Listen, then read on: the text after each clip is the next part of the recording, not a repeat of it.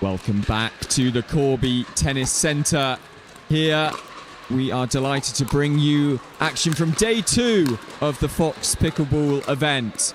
And we are focusing this morning on the mixed doubles open category.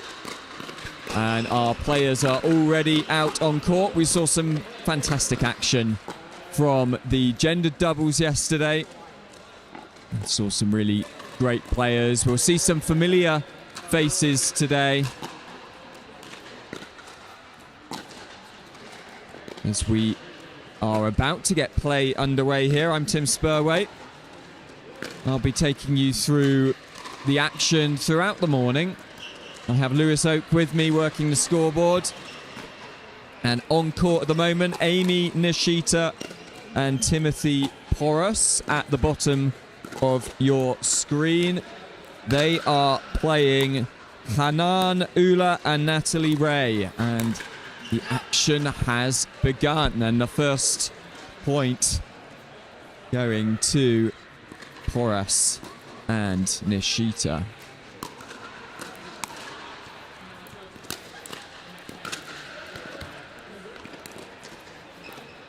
Porras and Nishita from the Peterborough area.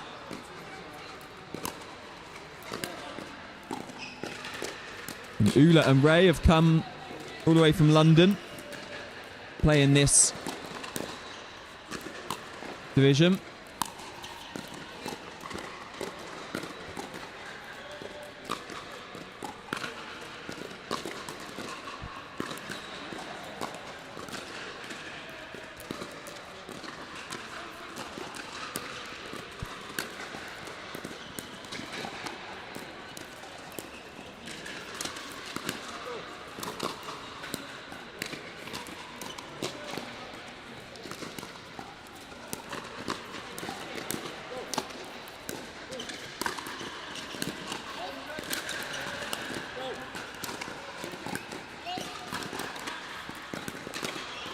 The rally we've got here. Oh, and the move there. Just slightly mistimed. It was the right move. Aim across. Hanan Ullah just unable to put that one away. And Hanan Ullah demonstrating a backhand slice serve. Not often seen in pickleball, but is often favoured by players that come from a badminton background. And I wonder if that's a hint, perhaps, as to Hanan's rackets background. A big drive from him down the middle.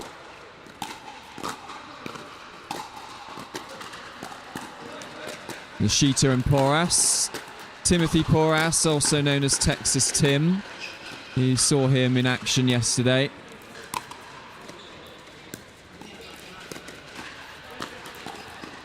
Apparently play together quite regularly. Nishita and Porras.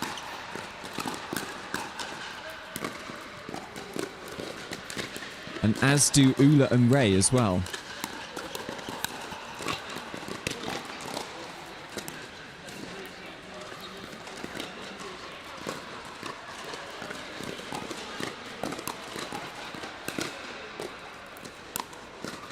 So mixed doubles action this morning will be followed by singles action later this afternoon, and some really quality singles players have entered this tournament in Corby. We're going to have another look at James Ling, another look at Tom Corfield in singles, Lewis Oak as well, of course, be fancying his chances. 3 groups, the singles, so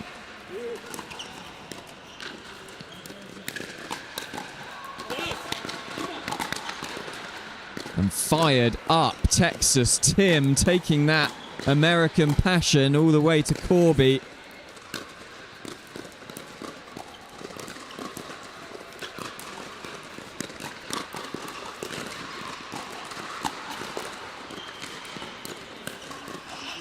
And the speed up successful. And these guys look pumped and fired up. They're ready to go. First thing, early morning here in Corby. A lovely day outside.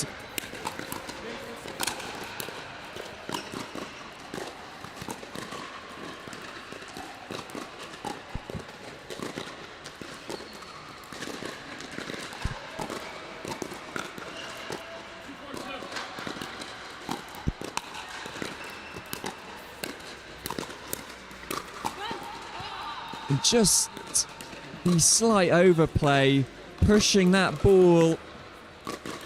She set up the opportunity, lovely Nishita, but unable to convert that opportunity, and the next point goes to Ullah and Wray as well, and they're holding a 3-point lead. And just a couple of missed opportunities so far for Nishita and Porras. They certainly not being outplayed in this game. They'll fancy their chances of coming back.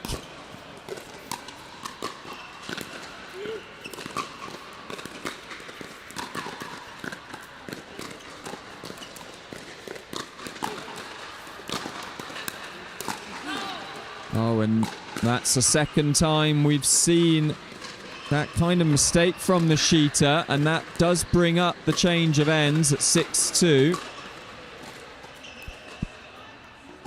And just a few mistakes, and I think it's going to be about cutting out those mistakes.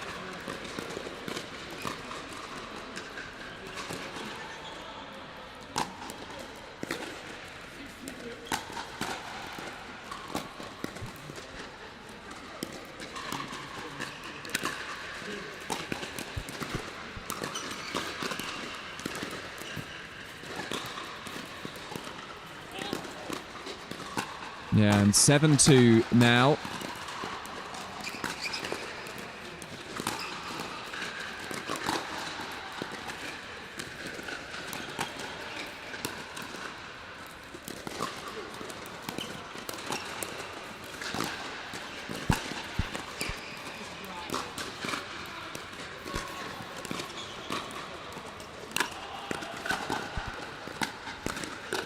Again, these longer rallies pretty much only all going the way of Ullah and Wray. And the heads of Nishita and Porras just dropping slightly after that last point.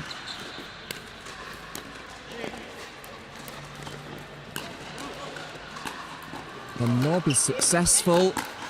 Great recovery.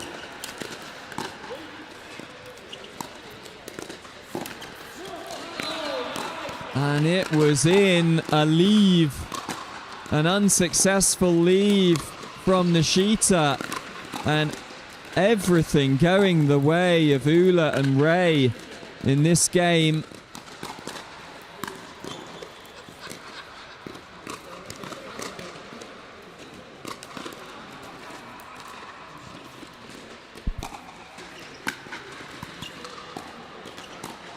So 4 teams in this group.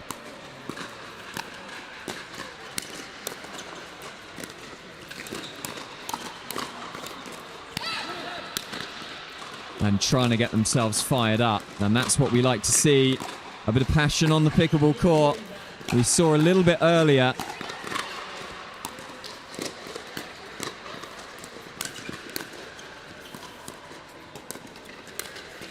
Timothy Porras, Texas Tim, showing his fire with a forehand down the middle, and that's 2 unanswered points. They're looking a lot more dangerous now.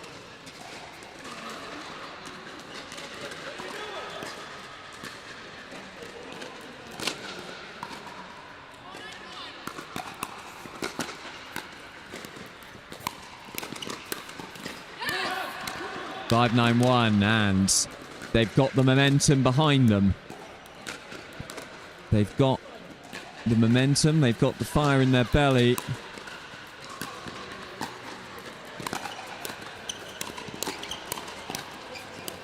Oh, and they managed to defend the fast hands. And that is a crucial point, you feel, for Ullah and Wray to win, break that run of points.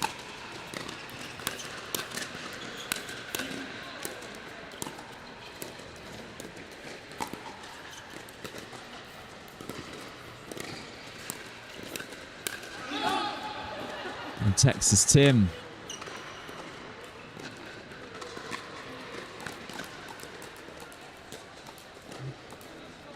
And that was a rush of blood to the head.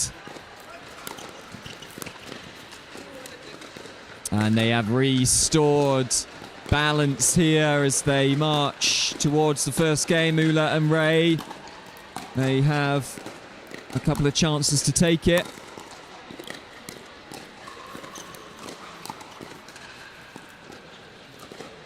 They're just caught in two minds there, Ullah.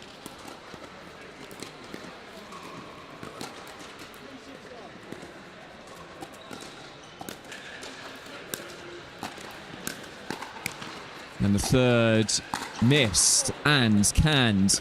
Can Nishita and Porras at the death make them work?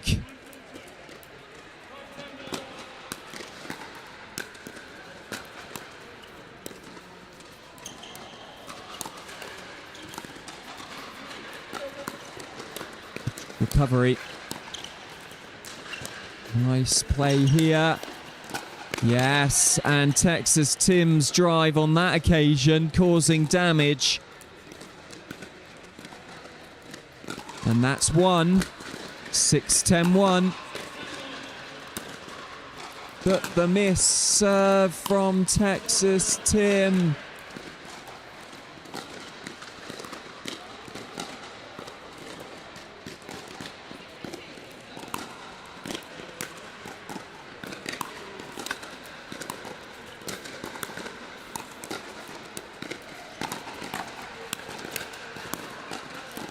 And that was a very good point from Nishita and Porras. That ball staying so low, so close to the net.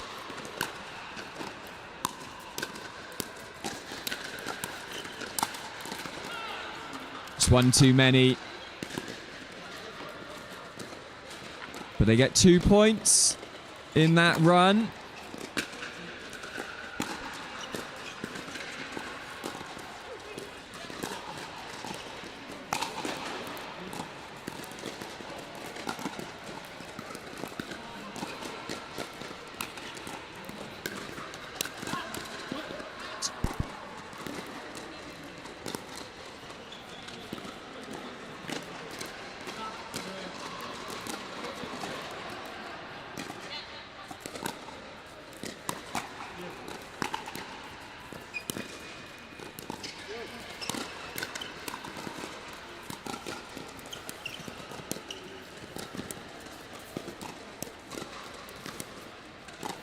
Defense from Porras.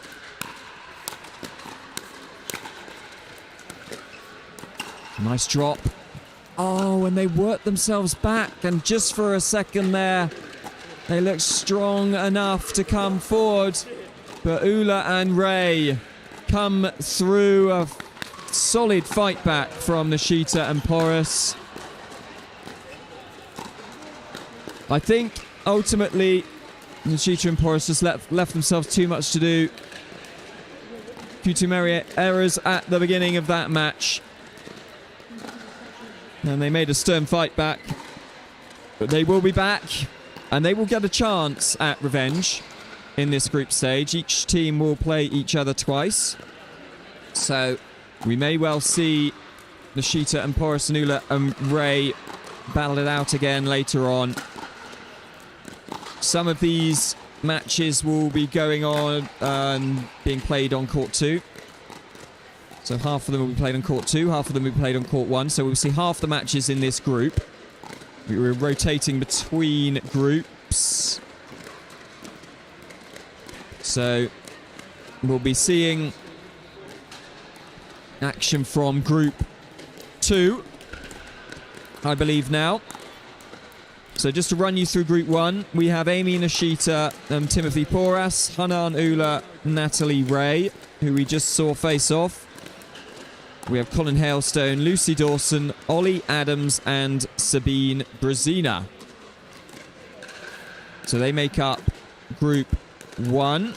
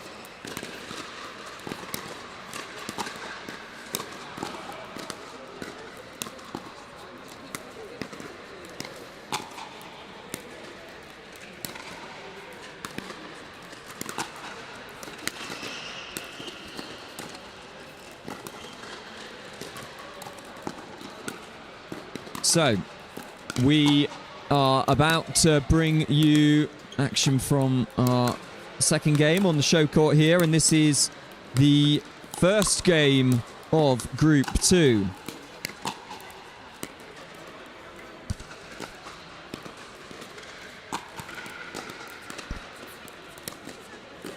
And the familiar faces of James Ling and Annalise Ling on the right-hand side of the court. You may have seen James Ling in action yesterday, winning the gold with Tom Corfield in the men's doubles open. A very tense encounter in that final. Just pipped out the partnership of Lewis Oak and Tim Spurway. A tense second game, though.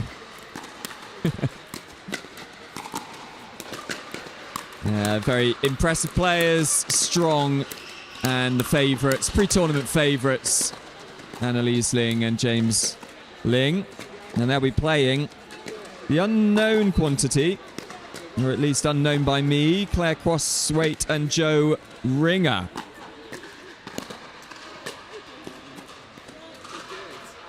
So not every day you have the opportunity to have a go, have a crack at players of high a caliber as James and Annalise Ling.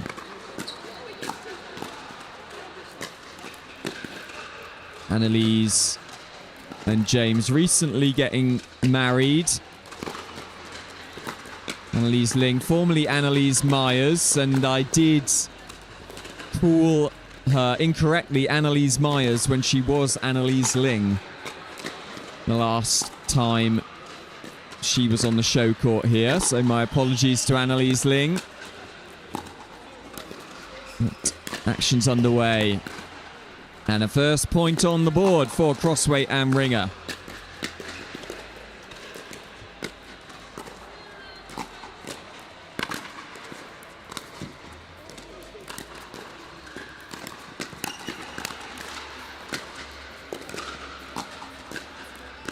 I wonder I wasn't able to have a talk with these guys before. Claire Crosswaite wearing the Norfolk Grizzlies t-shirt.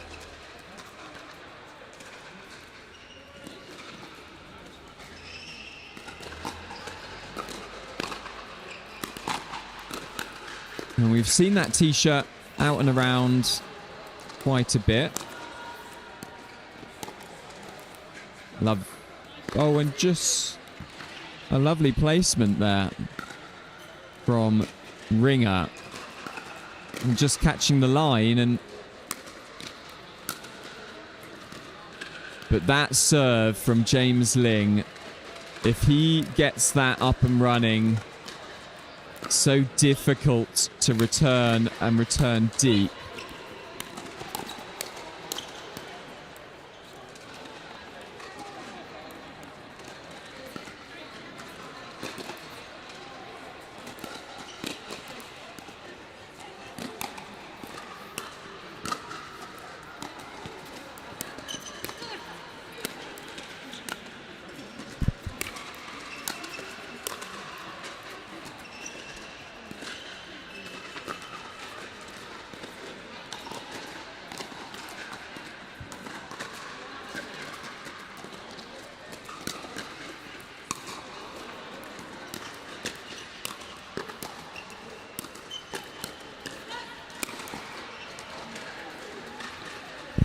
And the reach of James Ling there, not having to absolutely blast the ball. The placement more than good enough.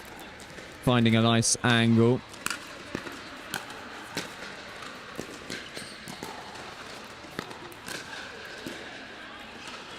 The edge ahead here. The Lings.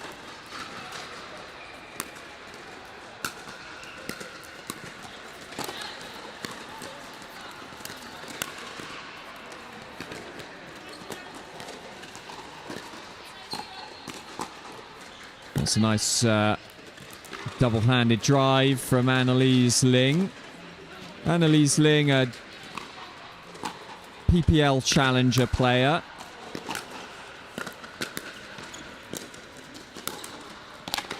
I think we'll be competing in the PPL coming up next weekend.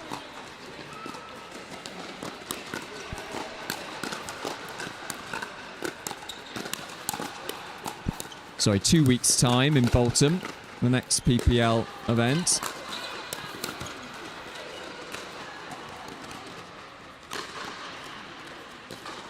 And James Ling, such a presence on the court.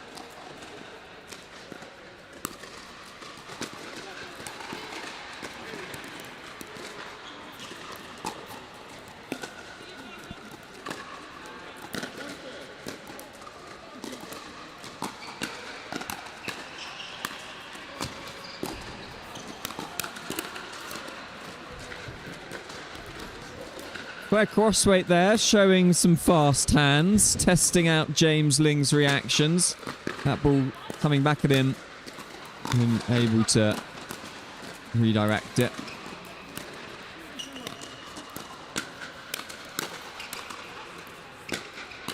And showing absolute pinpoint accuracy on the backhand.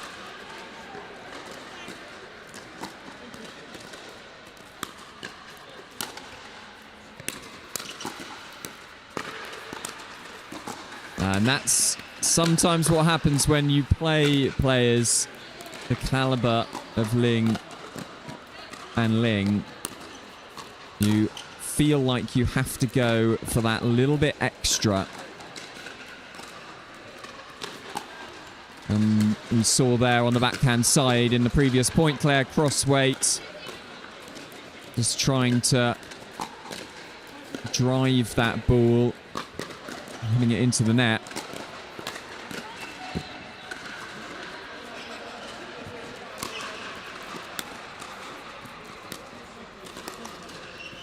And the spinny drop there from Ling. And Ling getting quite a few shots here.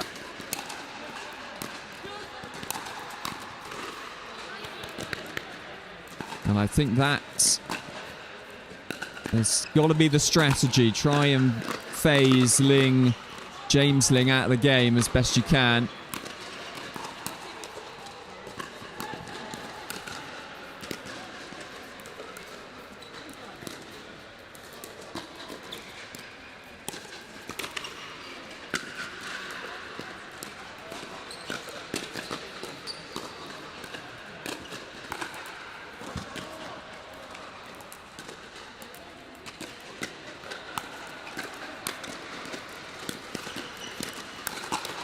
Oh, good play. Good cut across by Ringer. And best shot we've seen from him.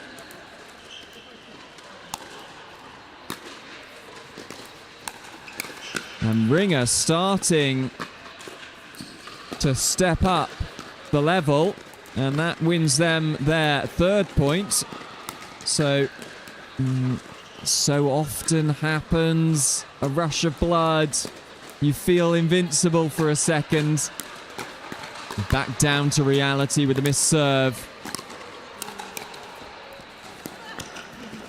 Oh, and Claire Crossweight goes down, takes a tumble, trying to cover for the moving figure of Ringer. Ringer making a nice move there, cutting across.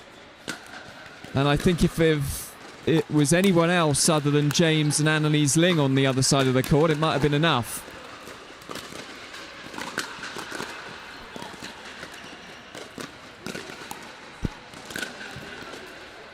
But there were.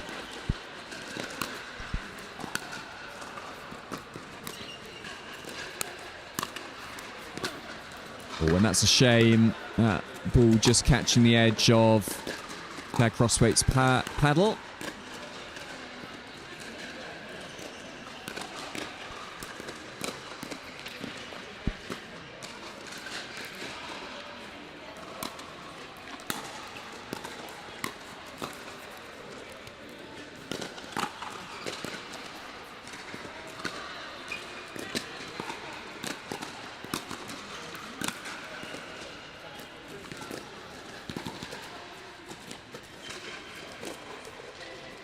So game point here for Ling and Ling.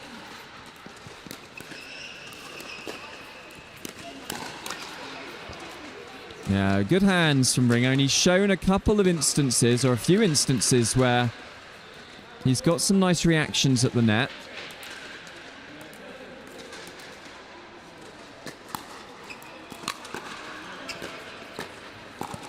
And they've earned their 4 points in this game.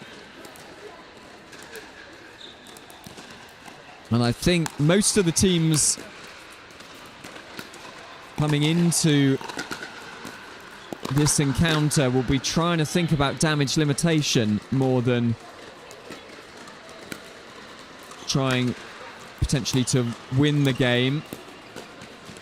James Ling, obviously a PPL Premier player, one of the top players in the UK. I'm delighted to have him and Annalise Ling at the Fox Pickleball Event in Corby this weekend. So we see 11-4 win. And Crossweight and Ringer showed some good skills in that game. They will probably be fairly happy with 4 points off Ling and Ling.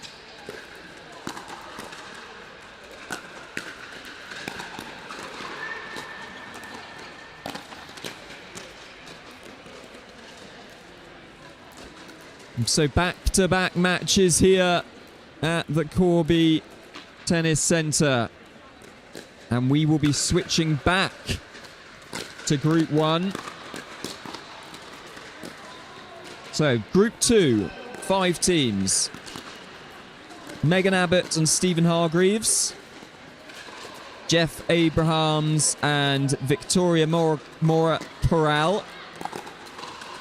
Claire Crossweight and Joe Ringer. James Ling and Annalise Ling, and Tommy Power and Paulina Utara. So each team will just play each other once.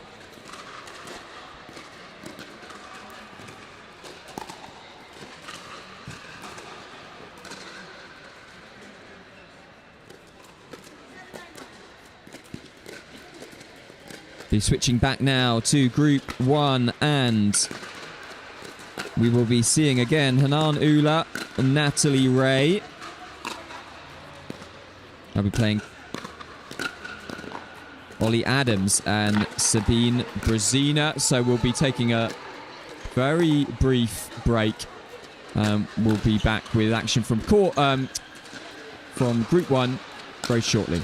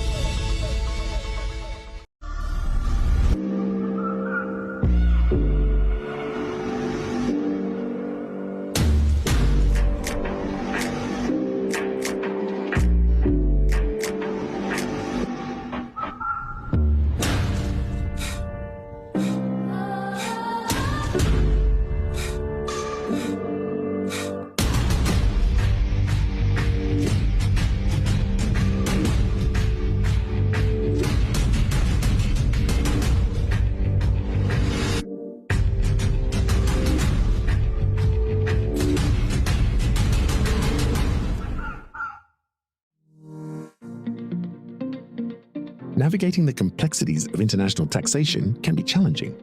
Partnering with a tax consultant from ICXO offers numerous benefits. Our experts provide tailored advice on corporate tax structures, intercompany financing, and tax-efficient cross-border transactions, ensuring compliance and optimal financial outcomes. Specializing in Middle East tax planning, we offer in-depth guidance on regional regulations and negotiations with tax authorities. Additionally, our team assists with transfer pricing policies, aligning with OECD and local regulations, and managing tax risks across multiple jurisdictions. Trust ICXO to navigate the complexities of international taxation effectively. ICXO Tax Less Taxing.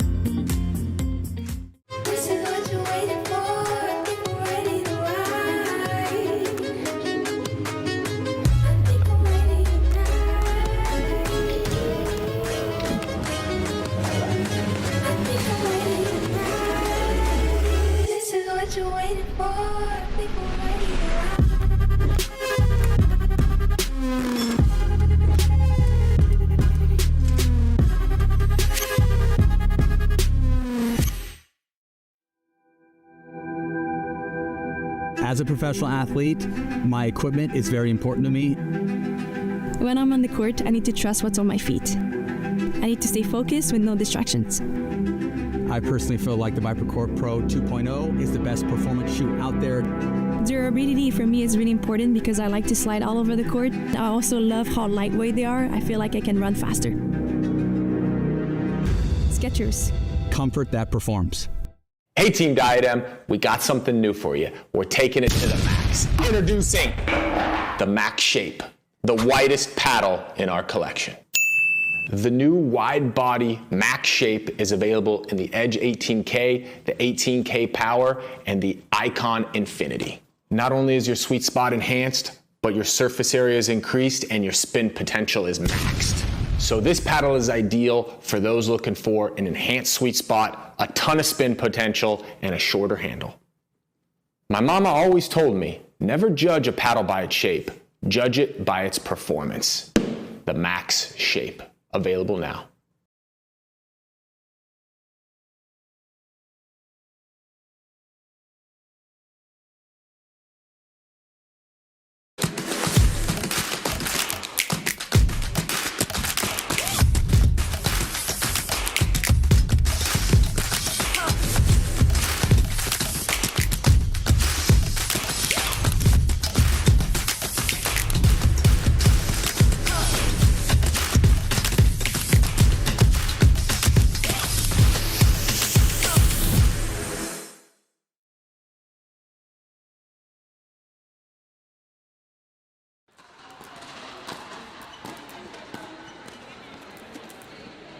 Welcome back, and we are here now for our second game in Group 1.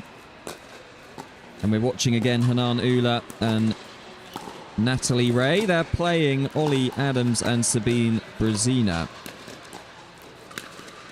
And a first look at Ollie Adams and Sabine Brezina.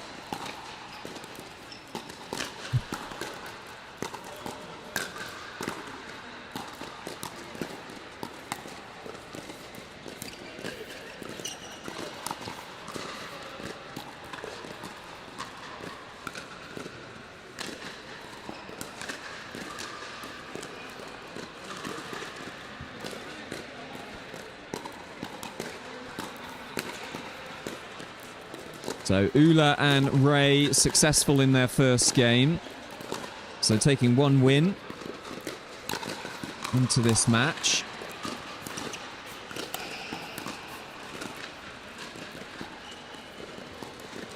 And Ollie Adams and Sabine Brezina losing their first one 11-3 to Colin Hailstone and Lucy Dawson. So they've got a point to prove here on the show court. They both look like strong players.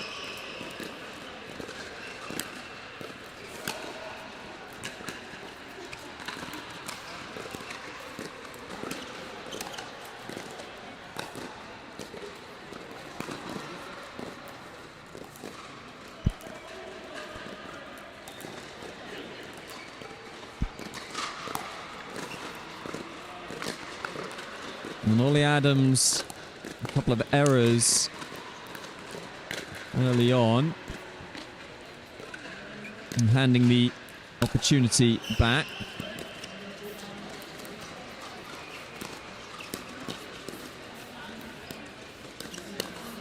Yeah, nice reaction there. Good hands from Brezina. And it will be an interesting game, this one.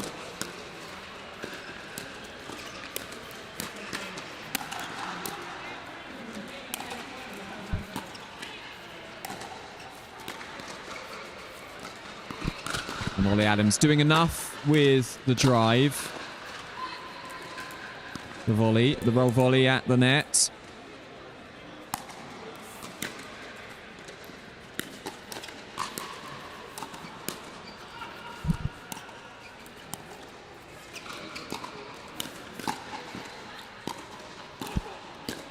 Yeah, nice play there. And Brezina really showing some lovely resets early on in this game. Taking the pace off that ball. She's very comfortable hitting those drops as well. Yeah, and working the point nicely. A really high quality pickleball point. The drop absolutely on point. The movement forward. So impressive play from Adams and Brezina.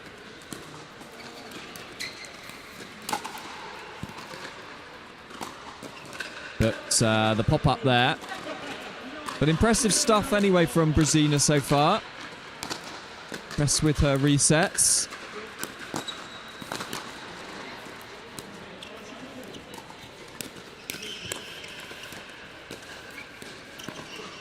And Adams coming across. It's causing some confusion. And Ullah and Wray win the serve back.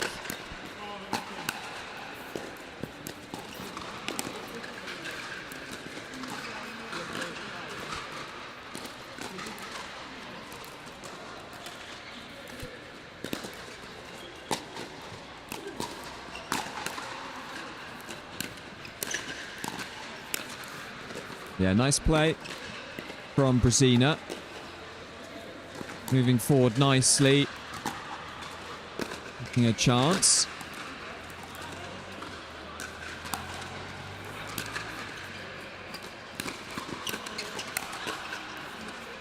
Yeah, good poach there from Adams as well. And it feels like they're picking up a bit of a head of steam here after a bit of a shaky start. And the good, powerful serve causing Ullah some problems. So Wray and Ullah falling 5-2 behind.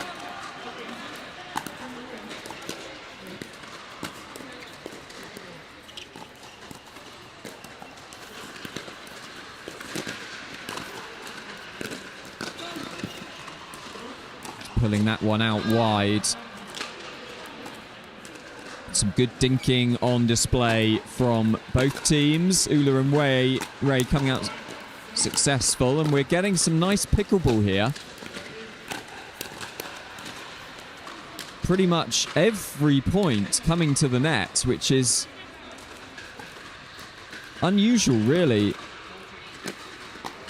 Very few drives from the back of the court. Both teams very comfortable coming forward.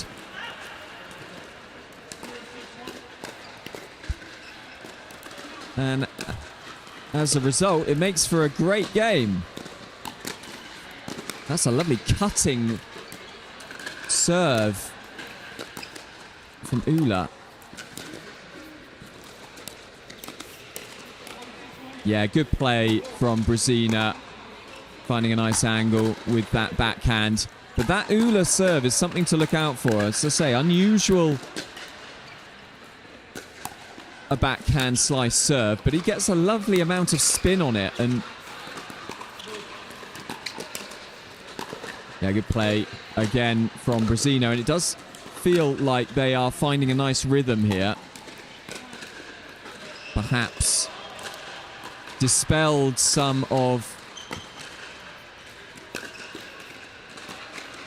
those mistakes early doors and playing some really good stuff. And Ullah and Wray have it all to do.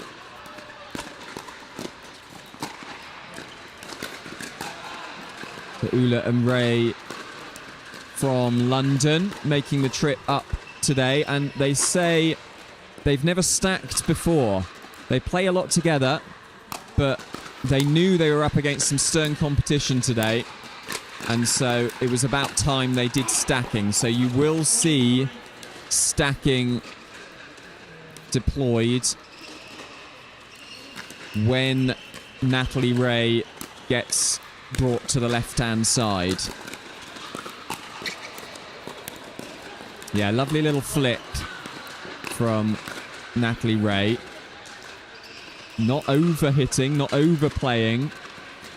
Just putting it in an awkward area.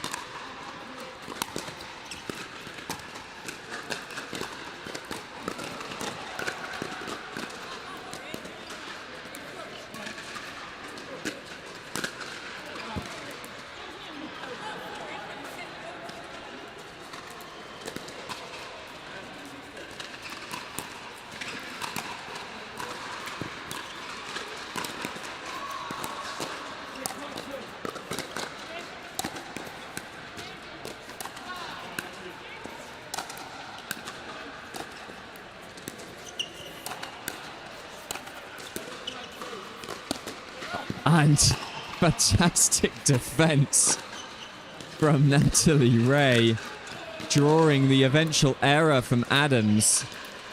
And Adams just hitting the top of his paddle.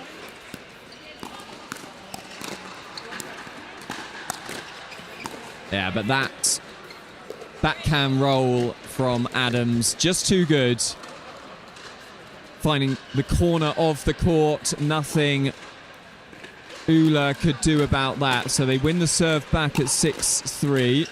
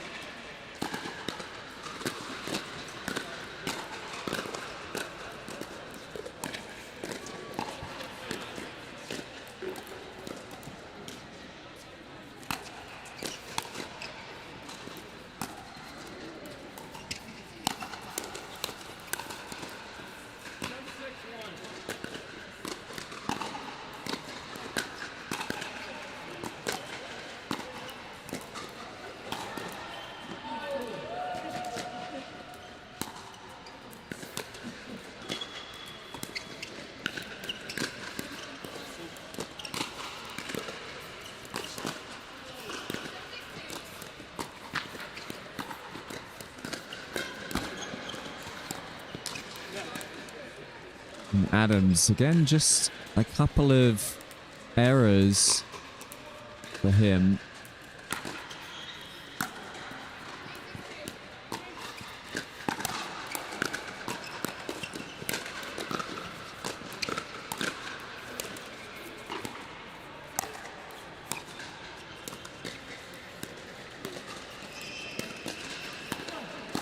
Yeah, good depth there from Wray. Clipping the line. Sorry, from Brezina.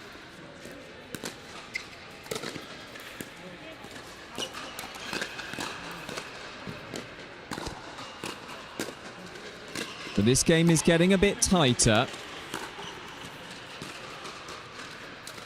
So Brezina to serve.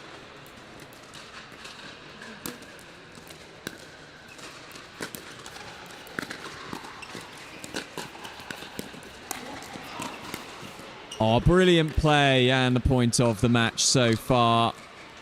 Cutting across nicely there. Adams. And an Ernie for him. First Ernie of the day here in the Corby Tennis Centre.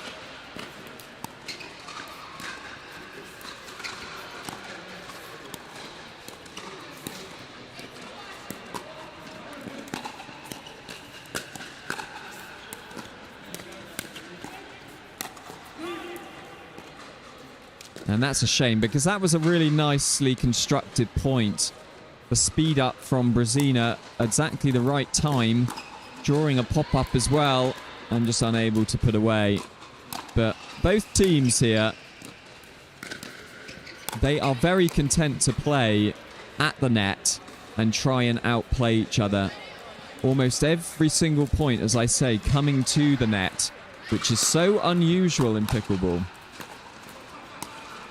Two teams playing in a very similar style. Resets, drops, consistency of the drops as well. Brilliant play by Brezina. Really impressive stuff from her. And she's coming into her own here. She's finding her form.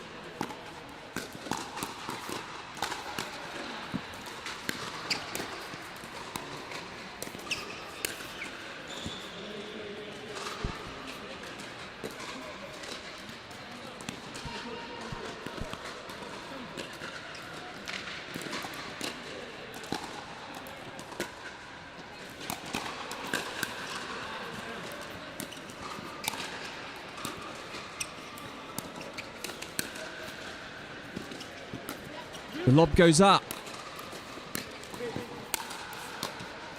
Oh, and unlucky. Brezina almost getting that one back. I don't know about you guys at home, but I'm really enjoying this one. This is a real enthralling encounter. Both teams playing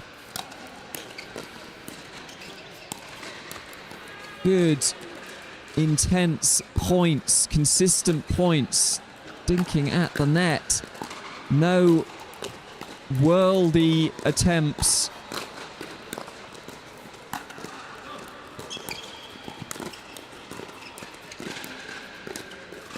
Early on in the points. There's some more dinking action here.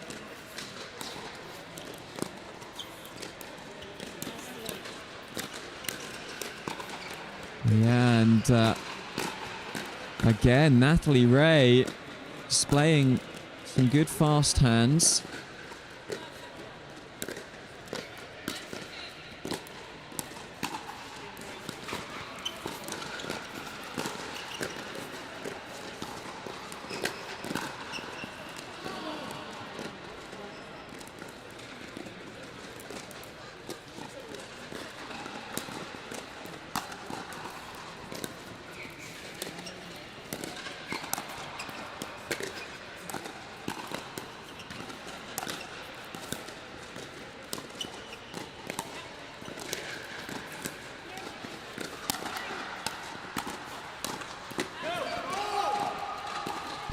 And both teams have been struggling ever so slightly to put these points away from advantageous positions. Again, a really nicely constructed point there from Brezina and Adams, working the point nicely, finding depth on the roll, and this one slipping away. Ullah and Wray. And that's a nervy hit from Brezina.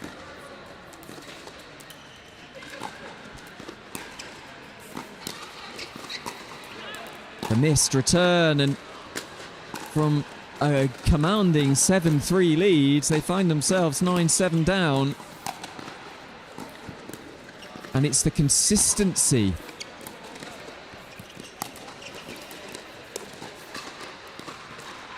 And another.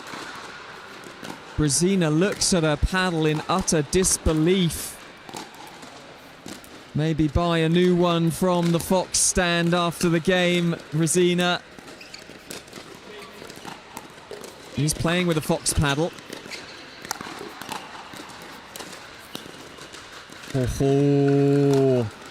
And the slicey smash, good enough with depth to fend off that game point. And what can Adams and Brezina do?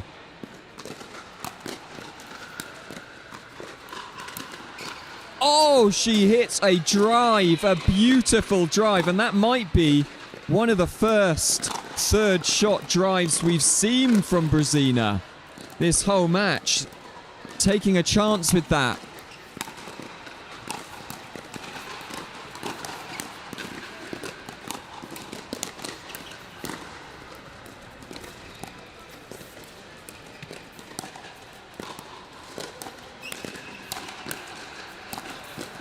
Unbelievable hands from Natalie Wray. It looked like Adams had that point sewn up, but not if Natalie Wray had anything to say about it. Brilliant defense from her. Second opportunity.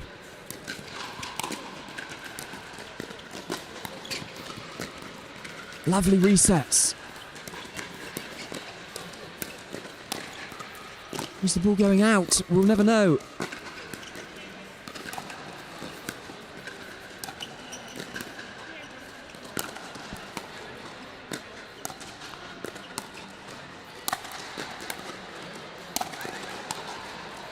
Defense, unbelievable. Good reset, net in play. Oh, an unbelievable point. Absolutely breathtaking stuff here from the Corby Tennis Centre. And what do Adams and Brezina have to do to win a point against Ullah and Wray?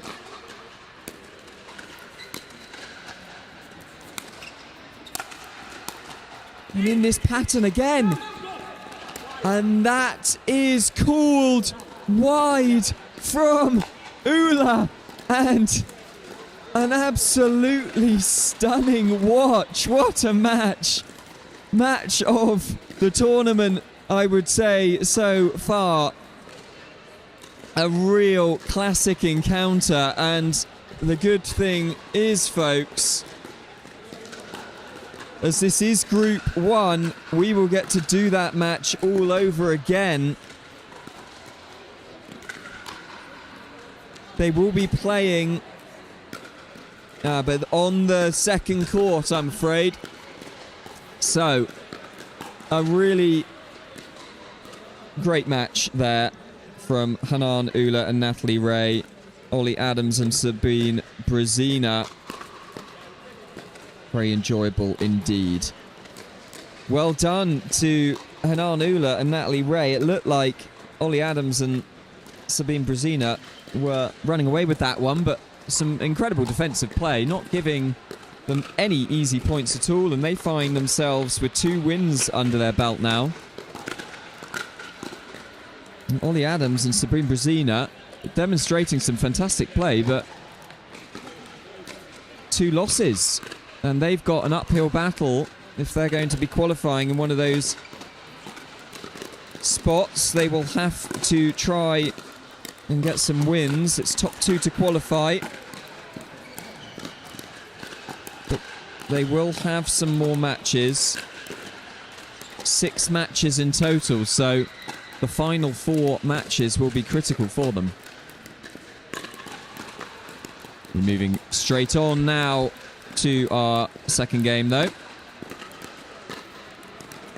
We've got Megan Abbott and Stephen Hargreaves on the left-hand side.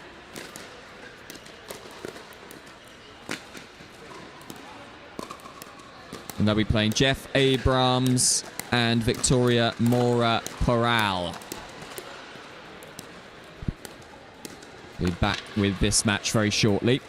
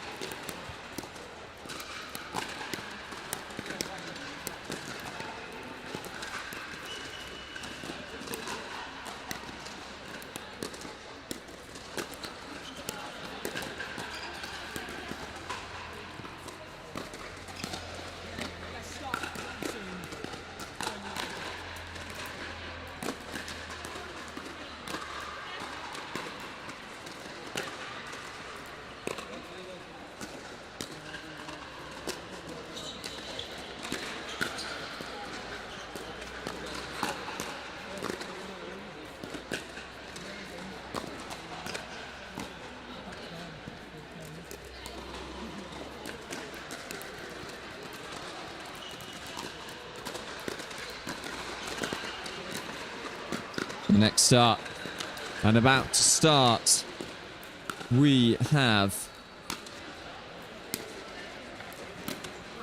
Jeff Abrams and Victoria Mora Corral.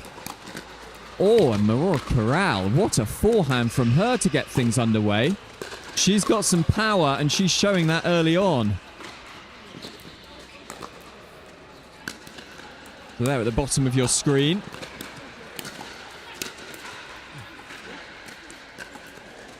boxed out.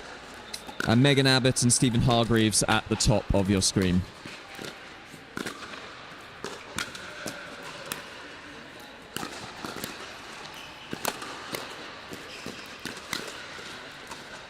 And this is going to be, I think, a different story altogether than our previous match. Drives from the back, power. And seeing some variation in the play.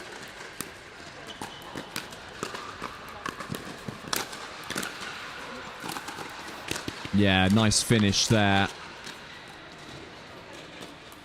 Maura Corral. Showing some good angle there as well. Stephen Hargreaves moving across, and the tag there. And Jeff Abrahams, a glancing blow for him.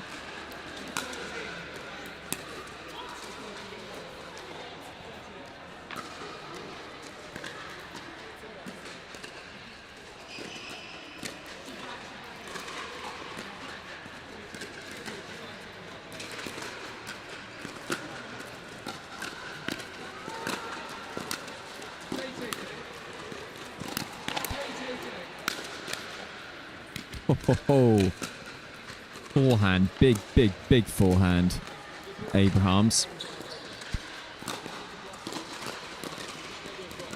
And they took a win in their first game. They played Tommy Power and Paulina Utara. Yet see on the show court. Seeing them later on.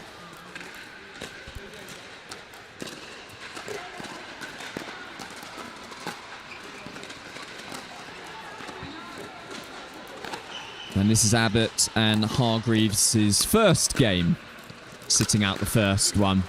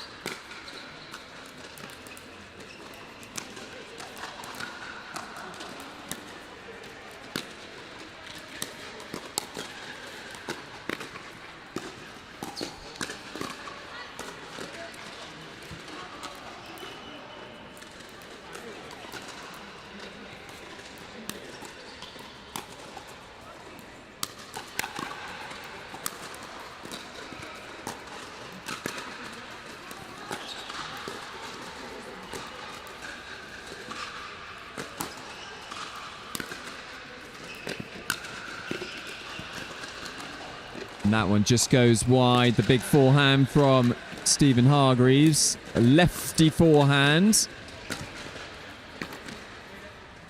And interestingly, deciding not to employ a stack.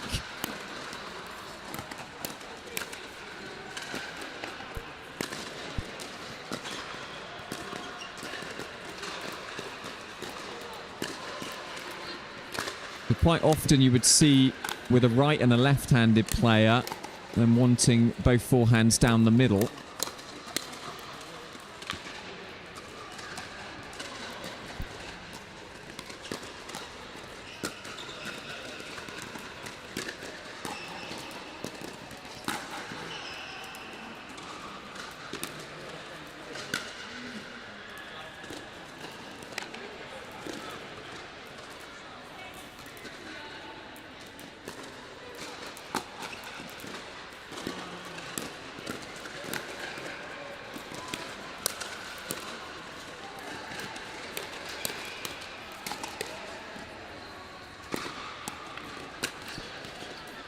And this time, Abbott and Hargreaves coming out on top in that exchange.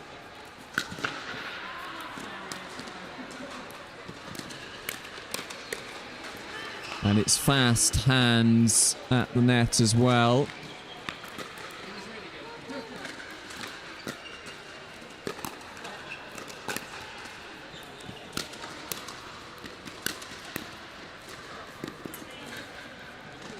Yeah, good defense from Hargreaves.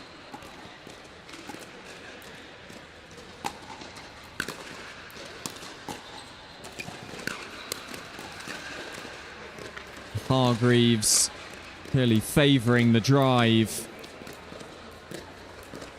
on the third.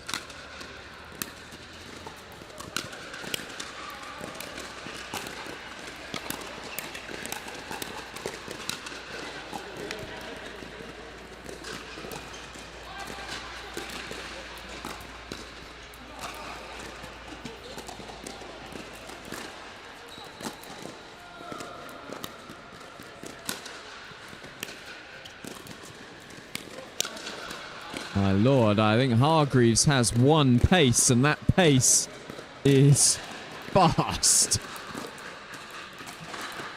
Firing that one out. Sorry, not Hargreaves, Abrams. Apologies, Hargreaves.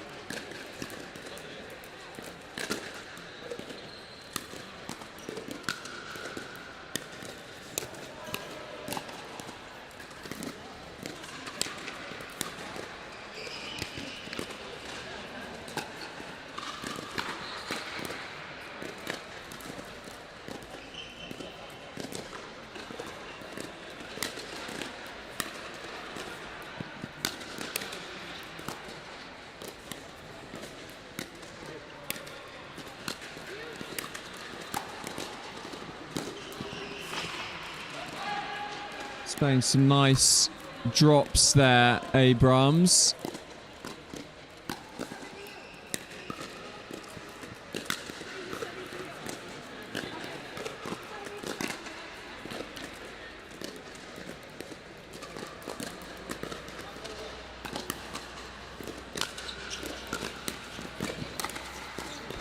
When the chance was there for Corral. Just firing into the net.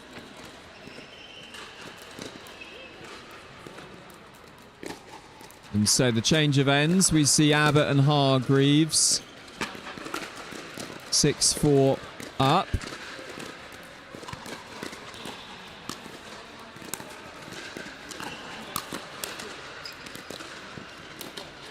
Yeah, but the fifth shot drop there. Just giving Hargreaves, giving Abrams a little bit too much height. Finding a nice angle there, Corral. And we've seen a couple of nice angles from her throughout this game. There's quick reactions and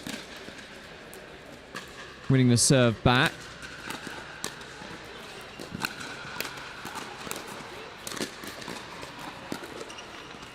The Scorpion on display from Hargreaves. Getting down low. Hitting the overhead.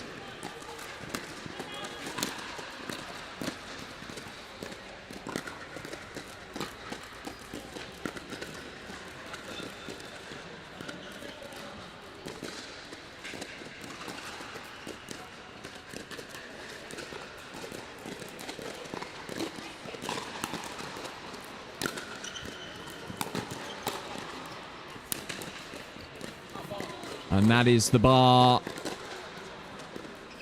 So it will be a let. And the big forehand again from Abrams. Just finding its way over. This defense from Megan Abbott. Again. But Hargreaves again getting down for that Scorpion. Just putting it wide and evening things up here. So a tight, tense game.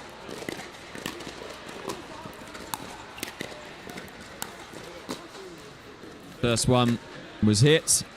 And it was going out. Second one left.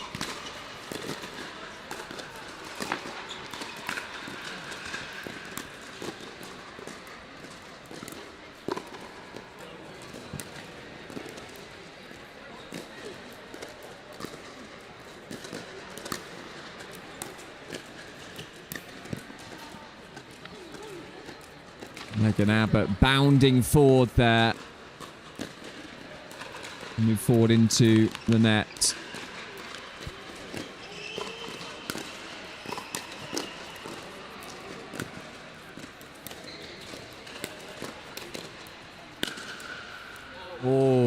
a backhand from Hargreaves. From Abrams, sorry. Single-handed.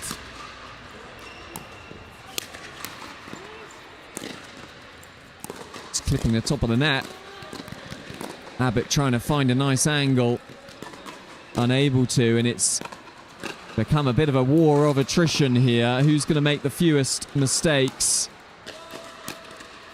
Who's going to keep the ball in play as much as they can? And we are at the net here.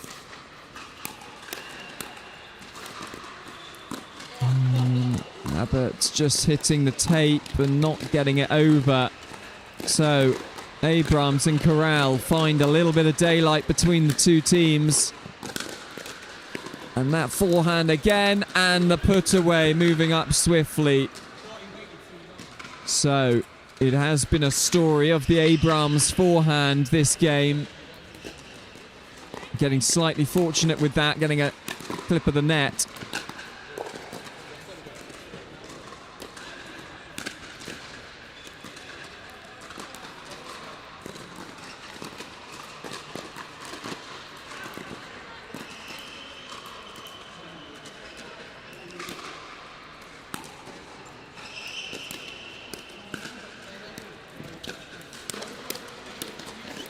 Oh, and Hargreaves. What a time to put your paddle out.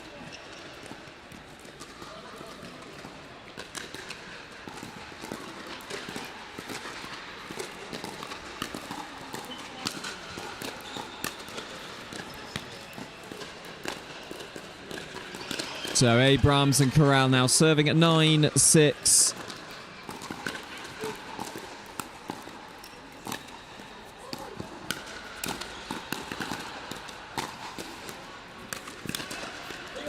Oh, and that's the second time that a ball going long wasn't left.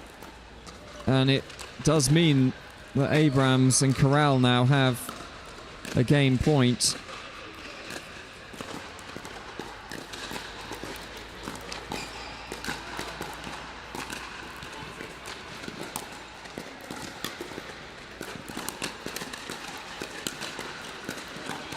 Leaving that one now.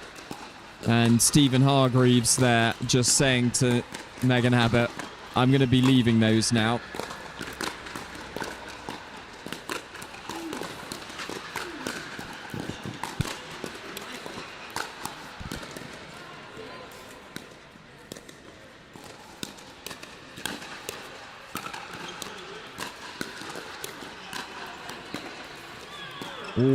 Oh. And the net having its say in this game as well.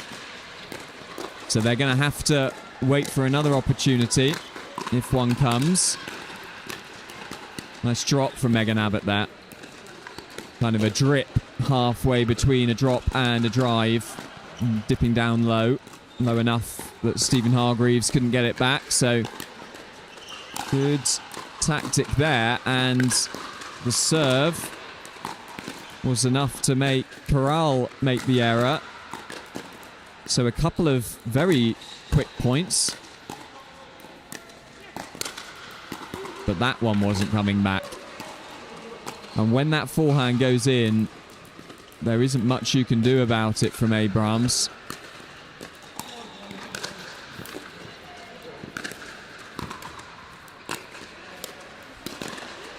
Oh, and some confusion down the middle. Not for the first time in this match. Abbott and Hargreaves leaving it for the other player to hit. So another opportunity does come their way to get their second win on the board. And that is a good leave. And I think they are now tuned in.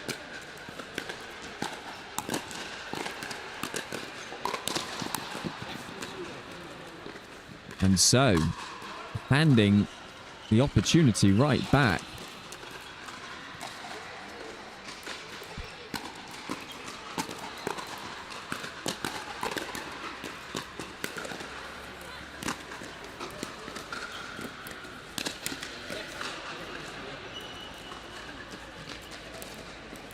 Another point brought back. Abbott and Hargreaves closing the gap. First to 11, of course, just one ahead.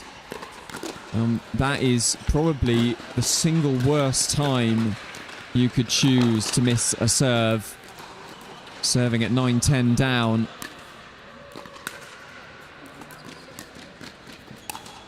But that has gone long as well. And this is a story of the ball going out and just slightly overhitting their shots.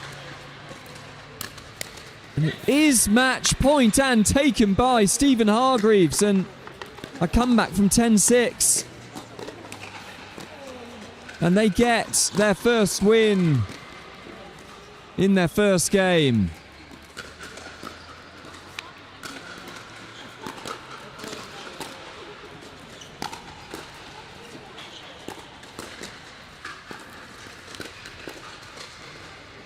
And so 11-10 thriller.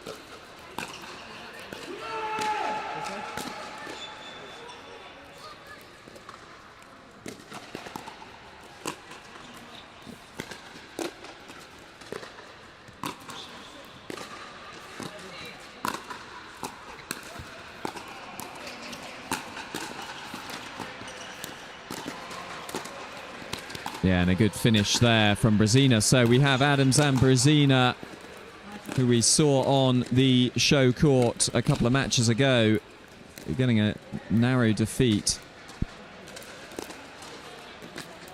And they will be looking to get some wins on the board.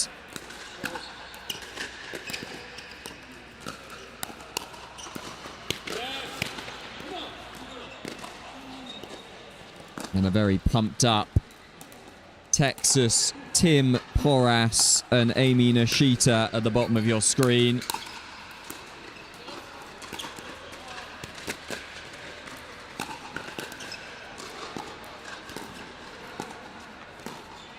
So this is their first match against each other. They will be playing each other again.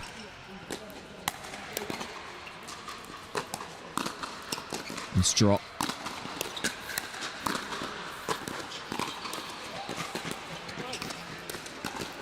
And just overhit by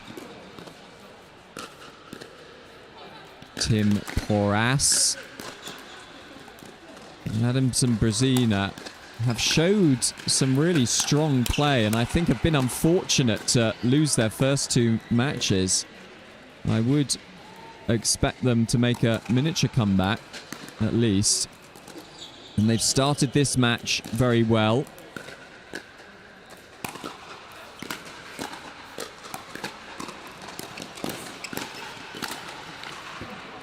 And an unusual decision there from Brezina to come across and try and poach on Adams' forehand with her backhand.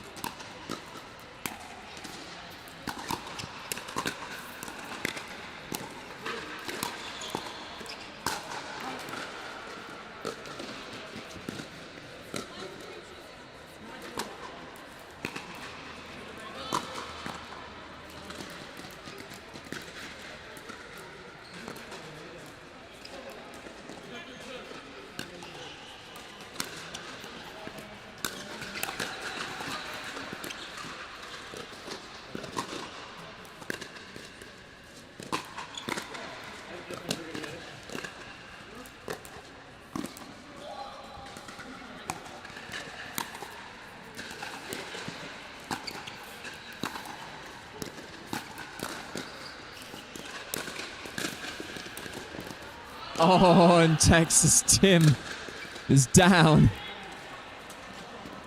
Making a dive, and Brezina showing her hand speed, and they have started this game very strong indeed. 4-0 up. Just the third missed from Adams. Wearing Fox Pickleball top. Fox, the lead sponsors, of course, of this event here.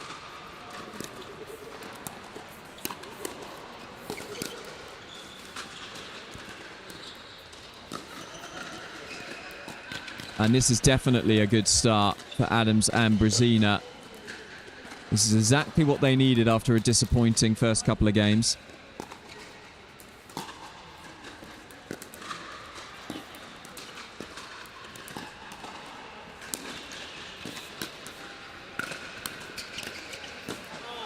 And the power from Brezina. And when she does drive that third, she does get a lot of success from it. I think her natural shot is the third shot drop. But able to mix things up every now and again and use that drive to good effect.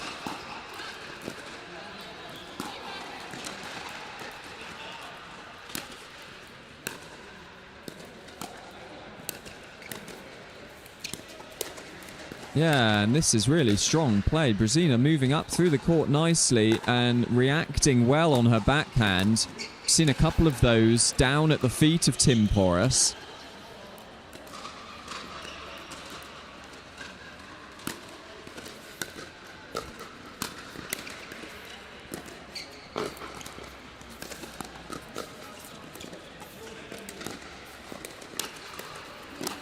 Yeah, and this is really strong pickleball from Adams and Brezina. And it feels like they are in absolute full flow. Nishita and Porras not having any answers to the fast hands and strong play. Brezina and Adams. And that one goes in. And it was going out the previous one. And Tim Porras flying around the court. And that is into the barriers. And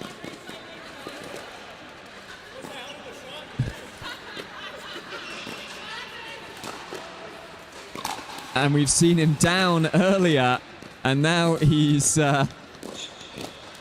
just damaging the equipment here in Corby as well. Steve Beale will be sending him a bill after the event.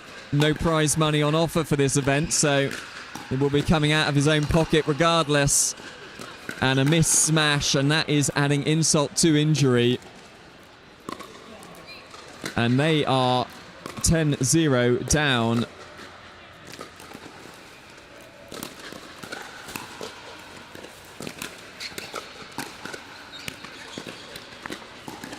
And so you have to feel it's about damage limitation for Nishita and Porras.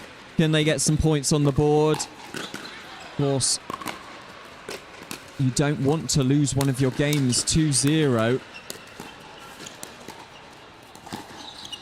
One for pride, and two because it might affect, if it does come down to points, if you have an equal number of wins, it would potentially mean that you wouldn't go through to the final stages. But Brezina shutting the door in impressive fashion.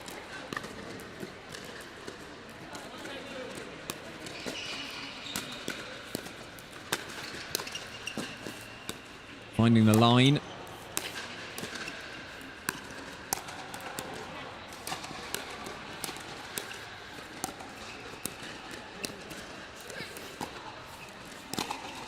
The lob goes up and it goes in. Nice shot from Adams. Yeah, brilliant play from Adams and Brezina as well, outlasting their opponents. And just a single point on the board for Nishita and Porras.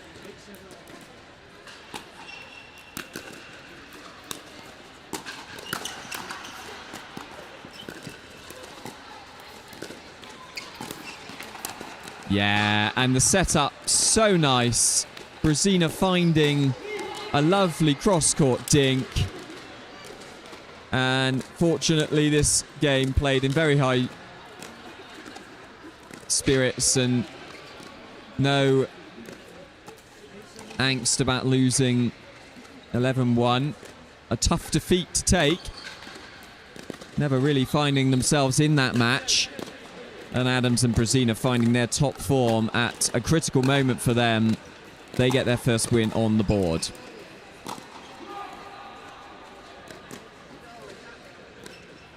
And we'll be quickly going to a short ad break.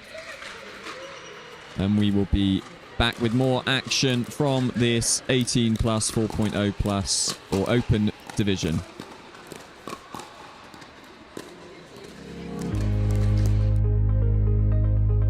Without a technical director, small and medium-sized enterprises, SMEs, encounter numerous challenges, including poor technology decisions, inefficiencies, and costly errors. Teams may lack direction, leading to delays and accumulating technical debt. Without strategic oversight, SMEs risk falling behind competitors and missing out on growth opportunities. To address these challenges, ICTO offers a fractional technical director service. This approach provides high-level technical leadership without the financial burden of a full-time hire.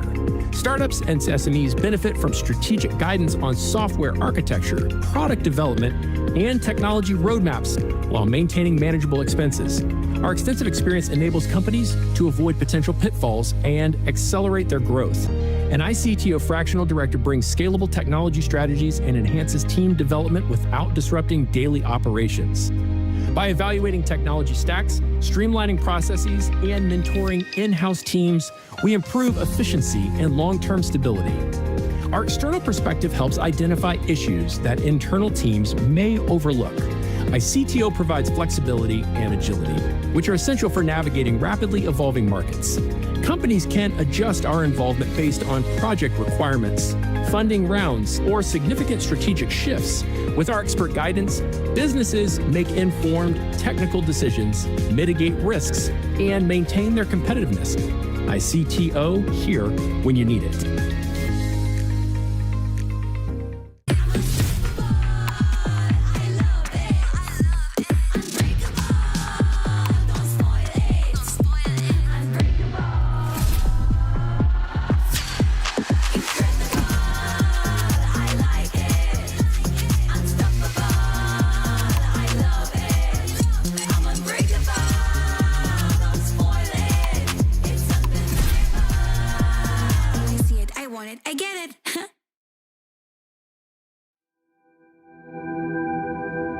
As a professional athlete, my equipment is very important to me. When I'm on the court, I need to trust what's on my feet. I need to stay focused with no distractions. I personally feel like the ViperCore Pro 2.0 is the best performance shoe out there. Durability for me is really important because I like to slide all over the court. I also love how lightweight they are. I feel like I can run faster. Skechers. Comfort that performs. Diadem began with a goal to develop a better tennis string, then a better racket, then a better ball. But it's transformed into a story beyond our wildest dreams. Out of our passion for racket sports grew a desire to innovate and redefine the game. Then came pickleball, a phenomenon that ignited our purpose. Shaping the industry became our mission, but it led to so much more. Diadem isn't just about redefining sports equipment, it's about empowering you, our players, to lead healthier lives, form friendships that transcend borders and backgrounds, and to get out and play. Pickleball enables us to do what we do best, innovate. But Diadem inspires much more because it's not about the brand, it's about the individuals who bring it to life. Our success isn't tallied in paddles and rackets sold, but in smiles brought to players' faces and the relentless pursuit of improvement. At Diadem, our purpose is simple. We live to unlock experiences. We live to compete not just against opponents, but against friends, families, rivals, and heroes alike. At Diadem, we live for one more game, one more shot, one more moment in the story we are writing together. Welcome to Diadem, where we live to play. Pro 4, I'm super excited to talk about this. This is my baby. 3S is and was a great paddle, but the 4 I think is even better. Our main focus going into the Pro 4 was fixing the overall solidity of the paddle, and so we added some supports near the throat area, and that has made the outside edge extremely consistent. Where you're going to see this really affect in real gameplay is you miss it, you don't hit it in the middle, and then it's extremely forgiving. You're really not going to make a lot of errors even when you miss hit it. It's a pleasure to play with, and I'm really excited for you guys to try this.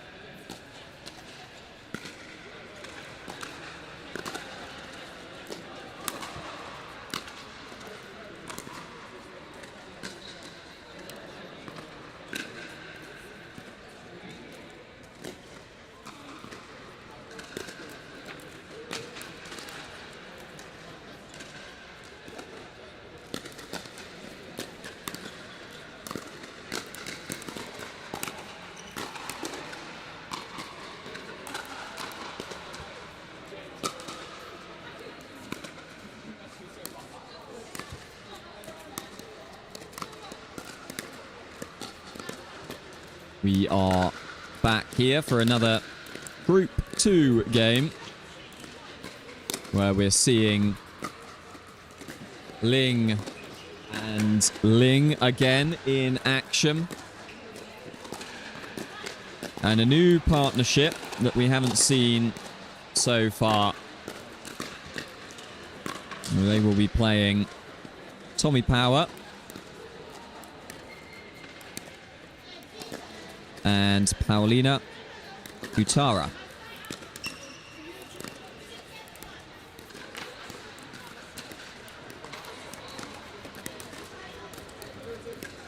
So a big ask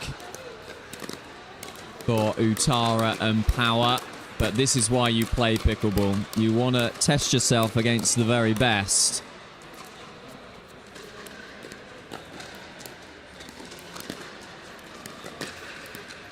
And I have played Tommy Power before, actually. I played him at the English National Singles earlier this year. And he...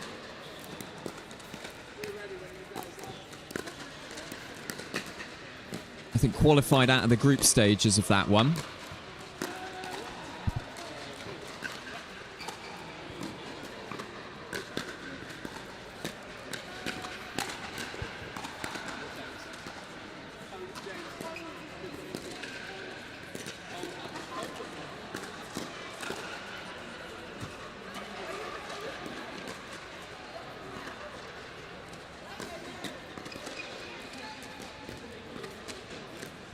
So first look at Power and Utara.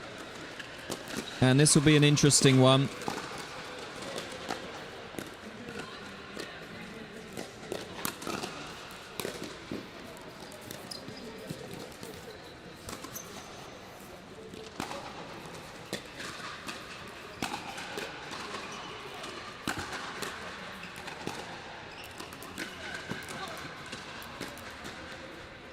So they have 1 win and 1 loss. Power and Utara, and Annalise and James Ling having a single win.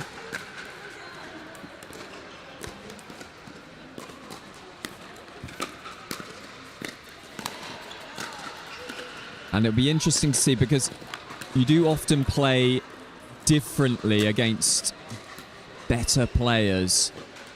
I feel like this desire to hit good shots all the time and not play on natural game. So I think it's about slightly trying to overcome that. Tommy Power trying to cover the middle of the court, come across and leaving that space for James Ling to just put that roll volley away into.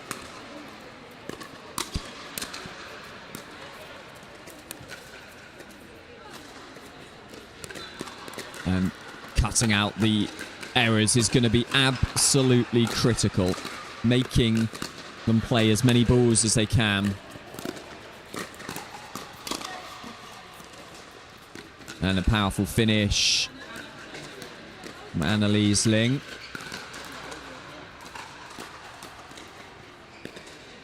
And Fox Pickleball is on display in their tops as well.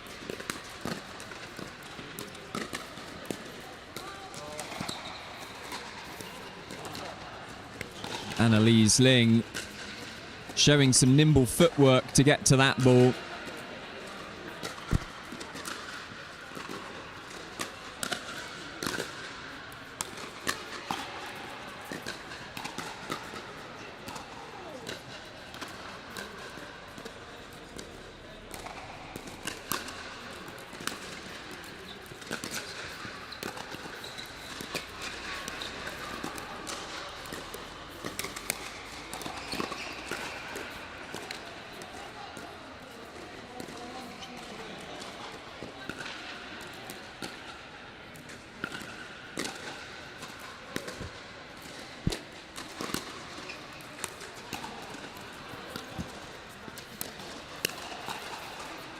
And that pattern of play, very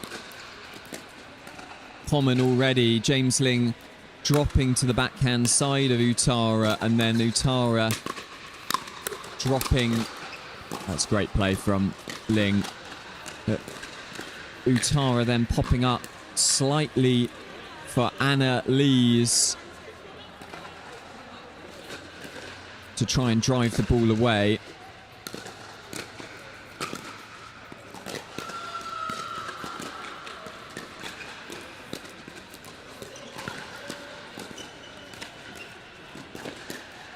So at the moment, it's one-way traffic.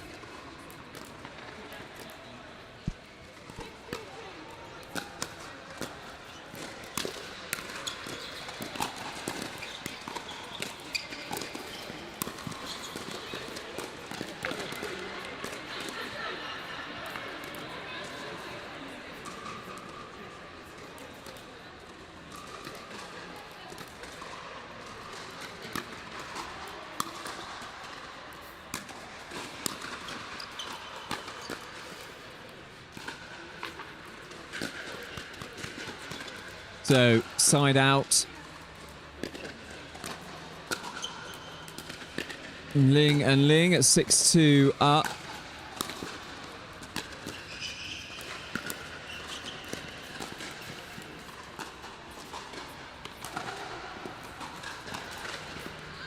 That's 7-2.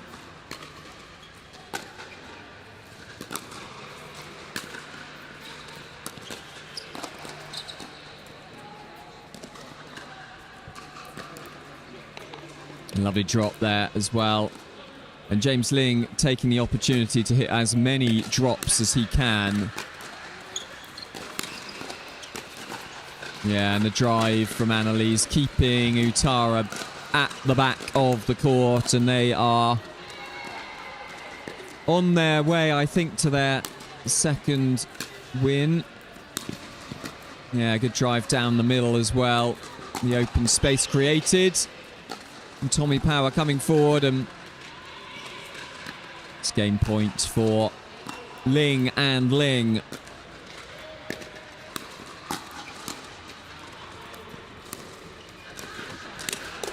Yeah, and that's lovely volley on the forehand side from Annalise Ling.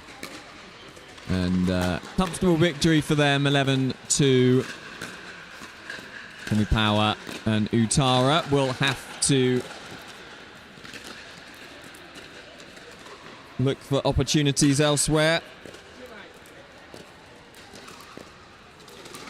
One more game for them, and they will be having a break.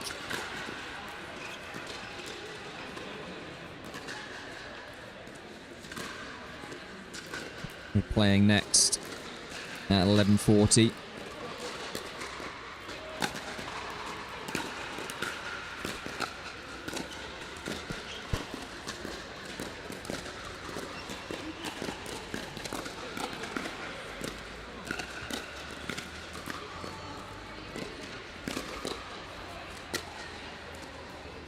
We'll be going on now at 10:40, our next match. We'll be heading back to Group 1.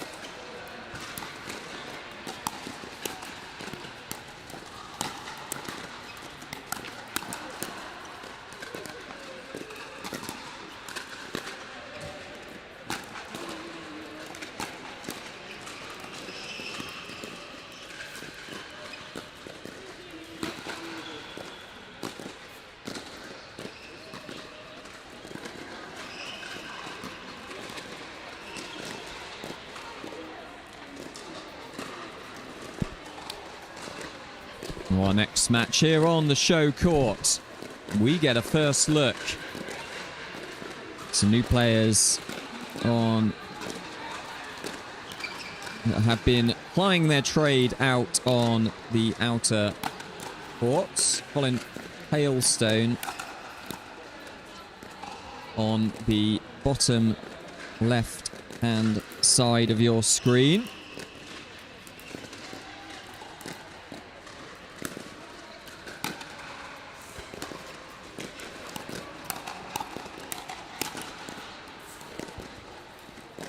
And he's partnering up Lucy Dawson on the bottom right-hand side.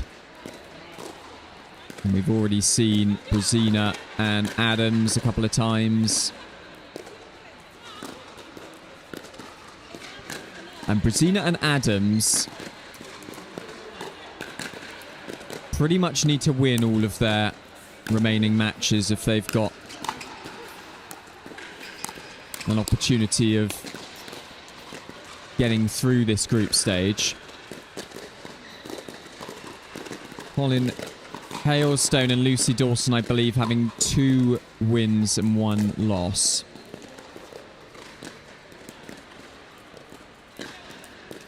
But 2 losses and 1 win for Brezina and Adams. So a must-win, really, for Brezina and Adams.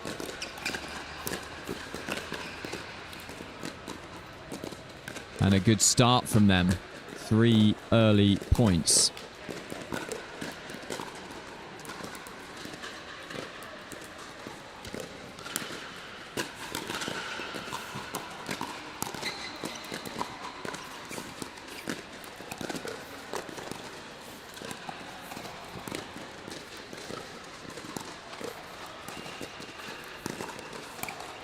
Yeah, tagged. And Adams has really stepped up his level. This change of direction. Lucy Dawson not anticipating that speed up. And that one just goes wide. And Adams and Brezina again racing to a 5-0 lead. They are not hanging around here.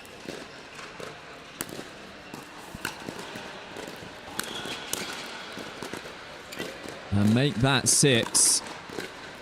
And the change of ends. That has happened in an absolute flash. Can they continue this momentum?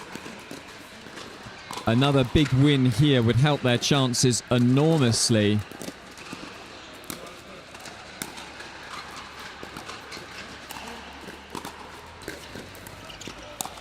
Oh, Adams, lovely drop from him. Colin Hailstone, a PPL challenger player for the Pickle Bros.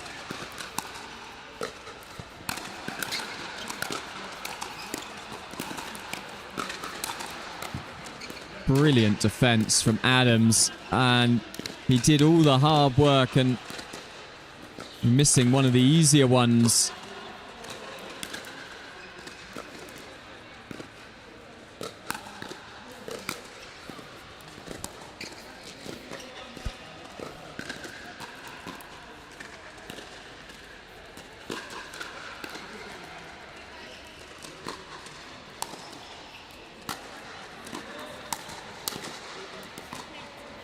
They've done such a good job of shutting the door. The other team serving Brezina in the last couple of matches. Brezina and Adams. In the Peterborough area. If there's any guys from Peterborough that play with these two, feel free to write something into the live chat and we can give you a shout out if you're supporting either pair here.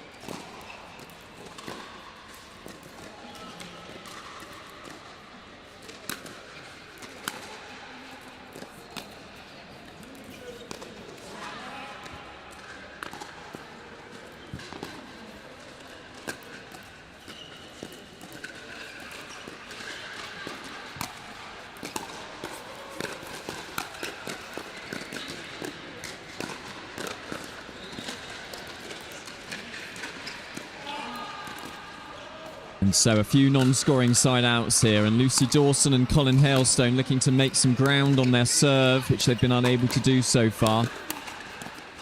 And Colin Hailstone with the backhand volley.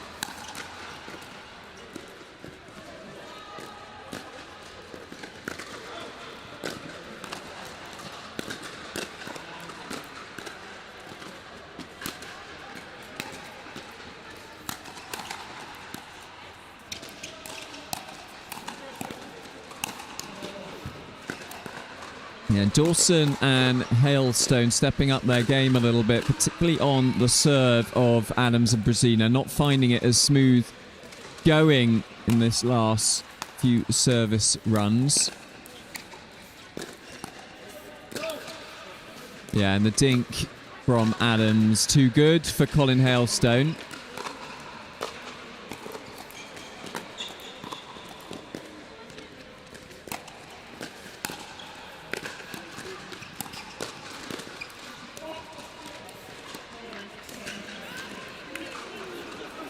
Brezina, I don't think, really knew what to do with that ball off the net.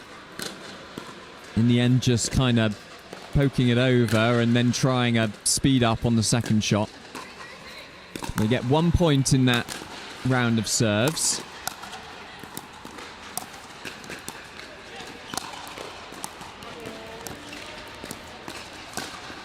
Brilliant play from Adams, down at the feet, most of those shots. Lucy Dawson and Colin Hailstone, so another impressive play from them.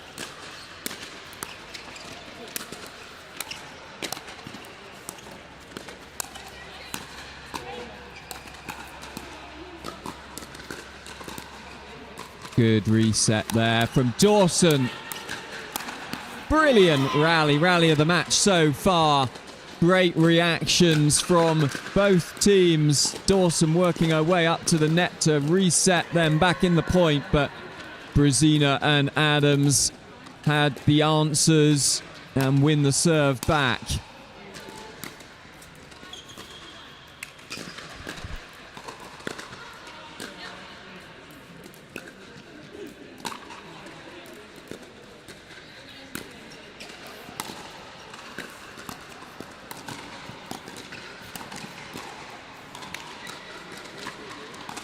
And a lovely composed roll volley finish on the backhand side. An impressive shot by Lucy Dawson. We've seen it a couple times in this match. And she plays with a casual air about her. Very impressive indeed.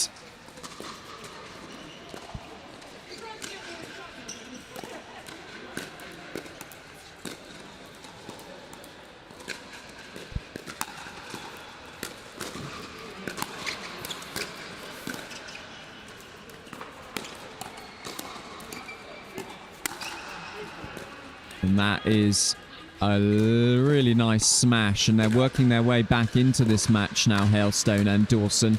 Helped along by some lovely play from Dawson.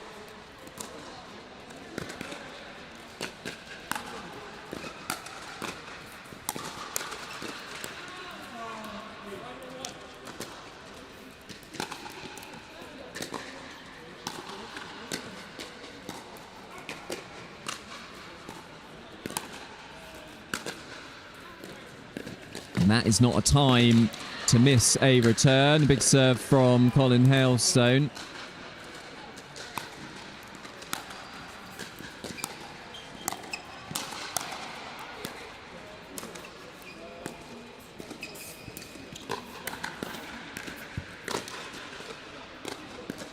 Colin Hailstone working his way nicely into that point, and the big backhand put away.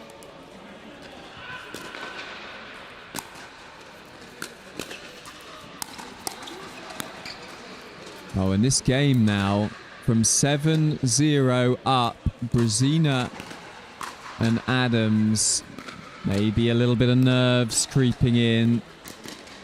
They know that this is such a critical game for them. If they're looking to progress, another loss would be a hammer blow to their hopes.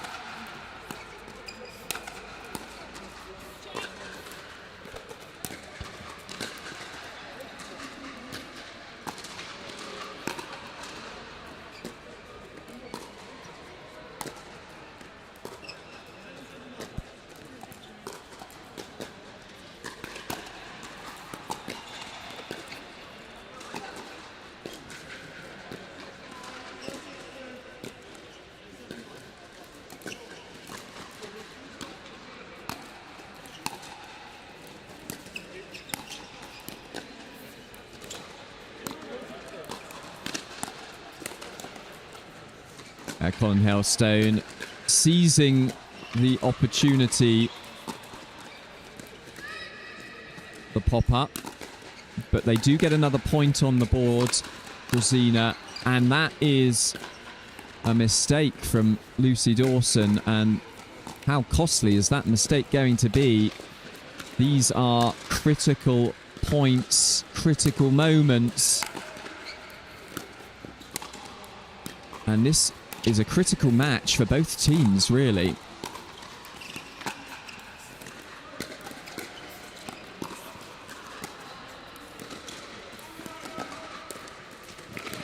Forcing Colin Hailstone back. Brezina.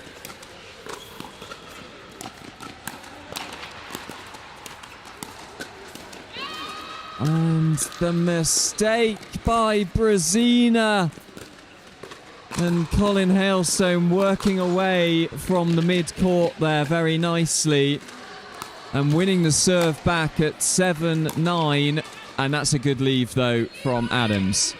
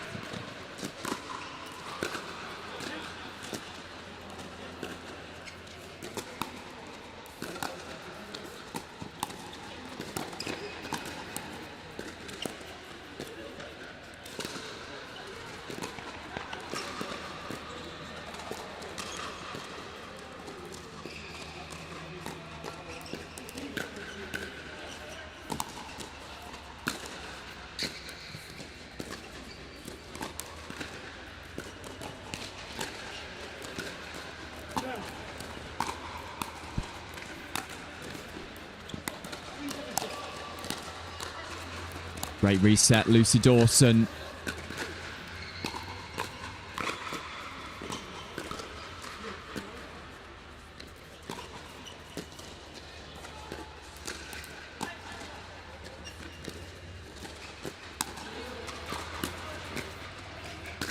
We are at 7-9-2. Defensive block from Brezina.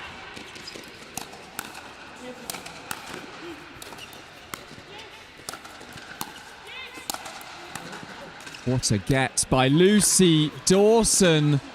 On the stretch, she has shown incredible ability to defend those shots. So impressive.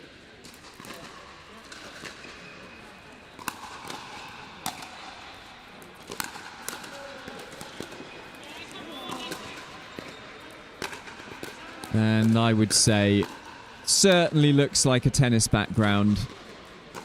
Lucy Dawson has that very casual air of playing her shots, but what a miss and what a time.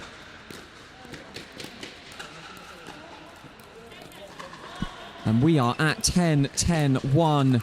They have fended off one match point. Great shot. Offensive shot. Great movement forward. The ball is up. And the put away from Adams. What a win for them. What a comeback from Hailstone and Dawson. Another cracking watch here on the show court at Corby. Adams and Brezina take 2 wins now out of the group stage after losing their first 2 games, and they are right back in the frame for qualification out of this group. Lucy Dawson and Colin Hailstone, 2 wins and 2 losses for them as well. So this is going to go down to the wire as to who's going to qualify. 2 more games to come for both teams in this Group 1, and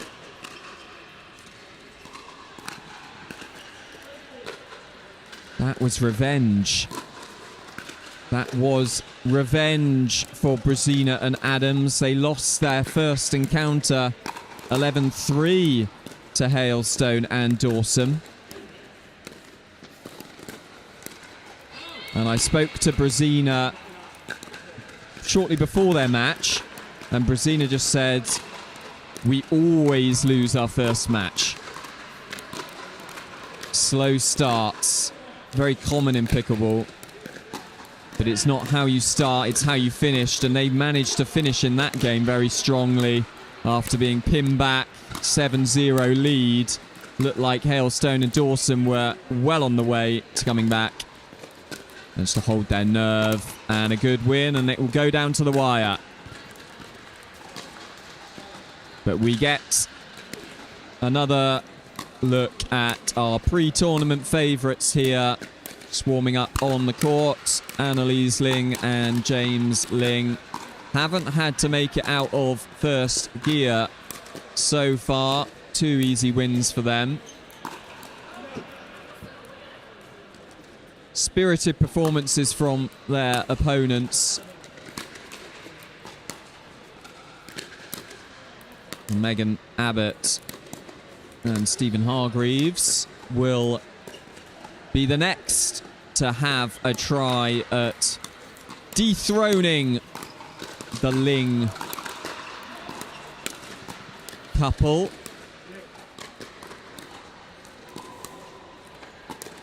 I've said it before, it's great to play players of this caliber because it really shows you how you are as a player, how strong you are. So we'll be bringing this match to you shortly.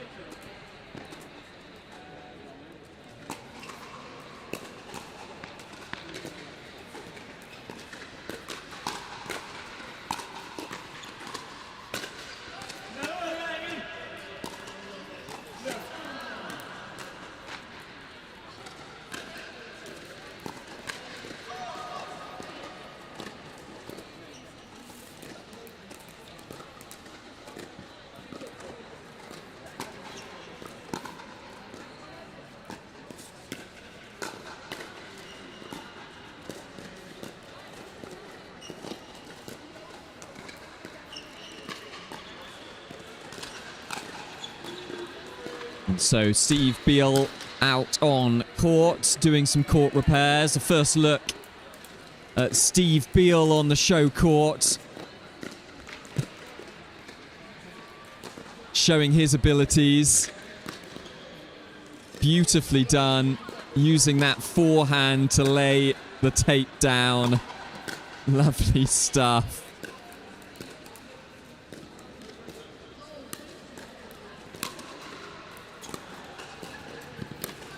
Oh, and we got an ATP to get us going. Annalise Ling taking the opportunity to hit an ATP on the very first point. And that caught us all out.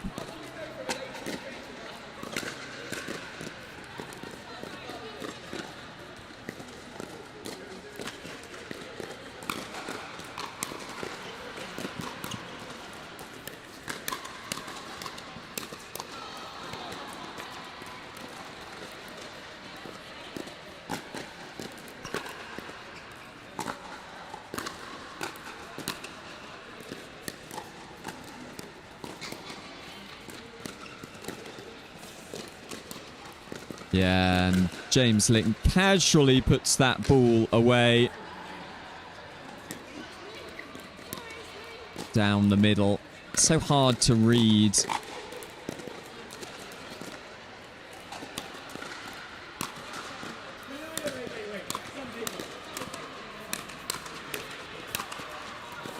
Good leave by Stephen Hargreaves. So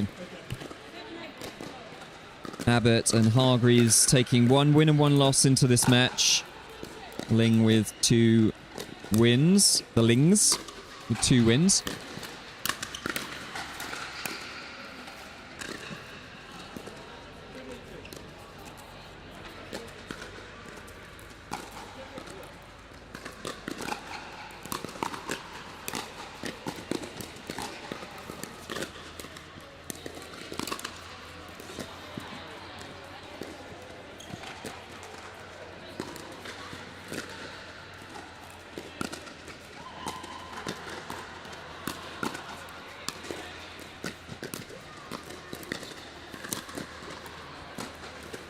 That one just going out.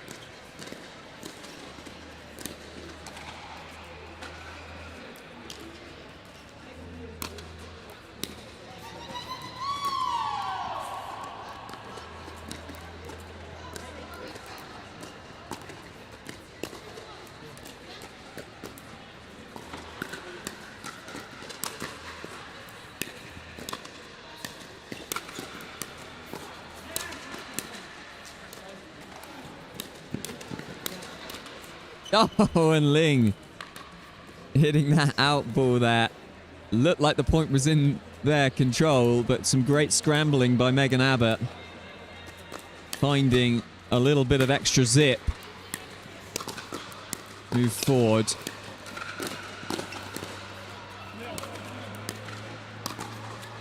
Yeah, nice shot down the middle. They find themselves trailing at 2-1. Ling and Ling, Abbott and Hargreaves causing some problems to them early on. Put the side out now.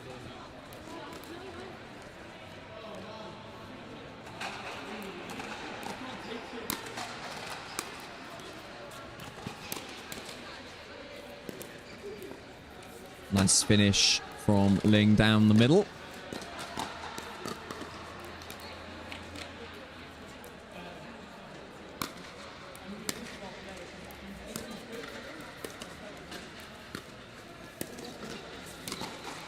Yeah.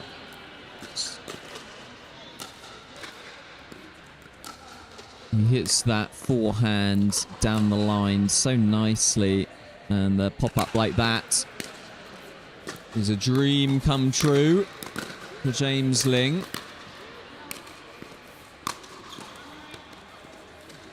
Hargreaves managing to keep them back on that point.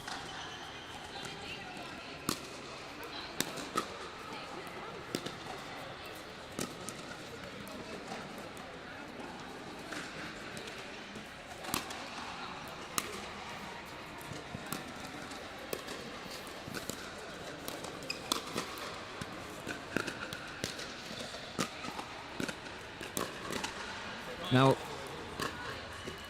some players, in order to be able to hit that hard, they would have to put all of their body weight behind the shot. James Ling there just looked like he was stroking a ball, but it flew off the paddle. Absolutely flew off the paddle.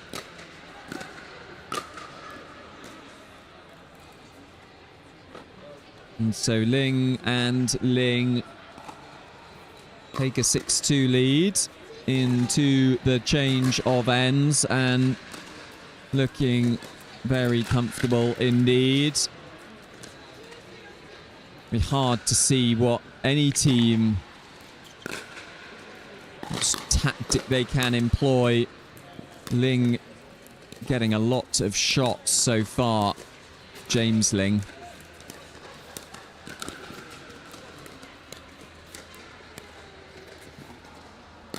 Megan Abbott doing well to defend the speed up.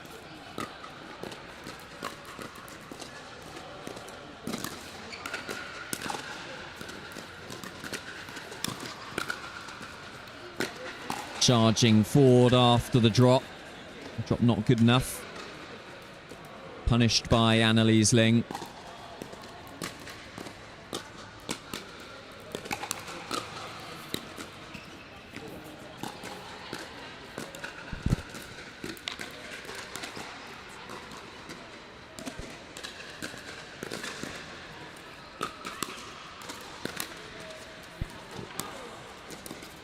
Yeah, and a good drop again. And Ling, James Ling is using every opportunity he can to work on his drops. Yeah, lovely move across from Annalise Ling. And a shake of the hand, very formal shake of the hand from the married couple there.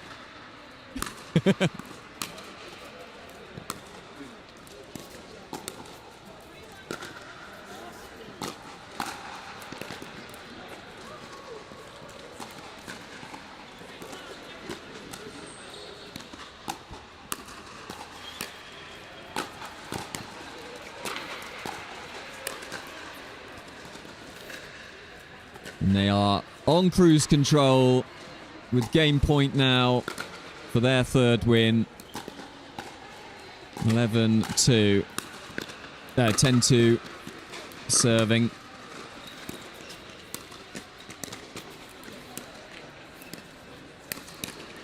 And that is all she wrote. 11-2.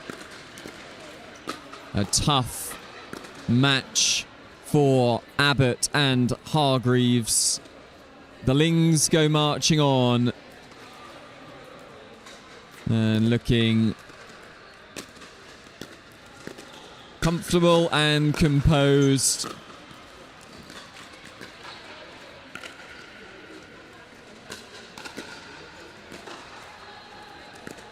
I think the main reason he's taking a little bit off James Ling is the thought of playing me in singles later. He needs to leave a little bit left in the tank for that. Doesn't want to overstretch himself.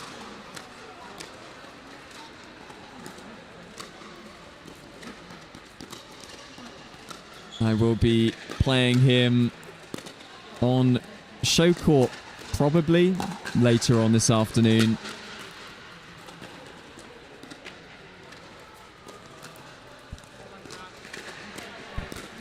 So we are slightly ahead of schedule here.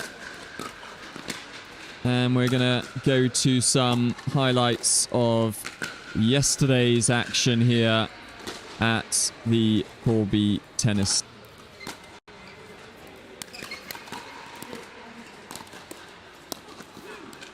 game as well, so the result of this won't change the outcome of the groups.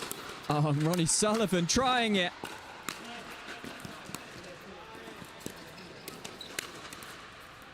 Yeah, it's a slightly different lens when there's a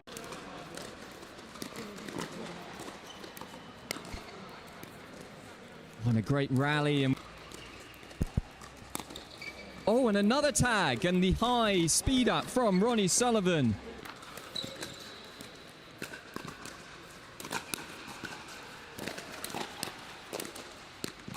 Started sprightly here. Oh, and he's hit an ATP.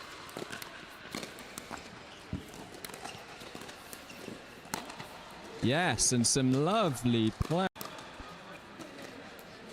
And that is a lovely lob.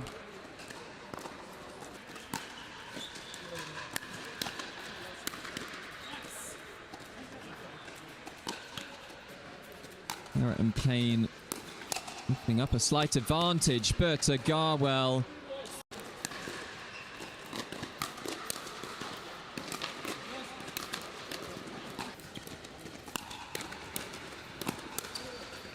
That was a lovely rally. Tom did so well.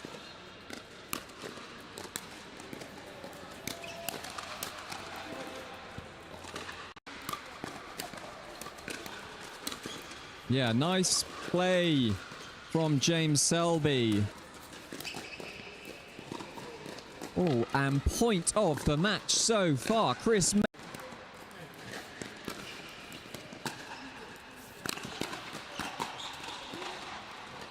The edge of the net.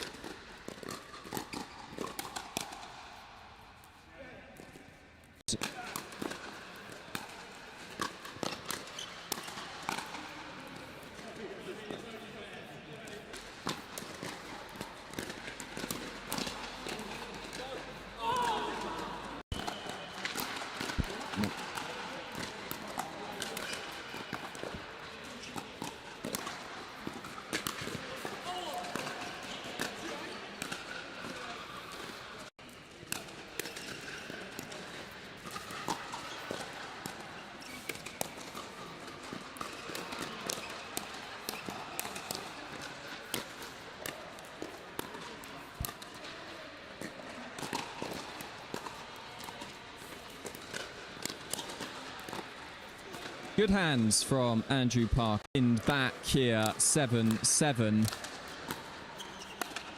Oh, and finding, I think, the edge of the paddle.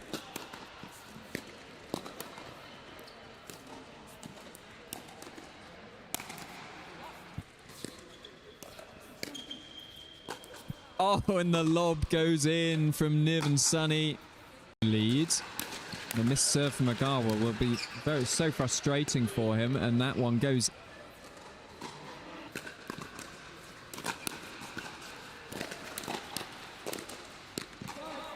Great rally there, James. What a lob and what a point we have here.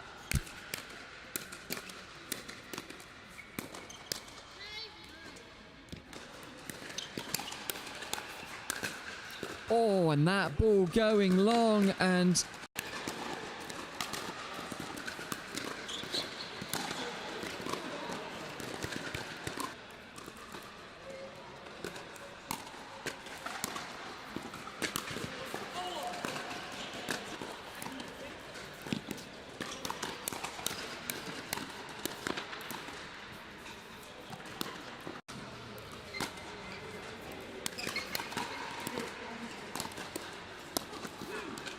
game as well, so the result of this won't change the outcome of the groups. Oh, Ronnie Sullivan trying it.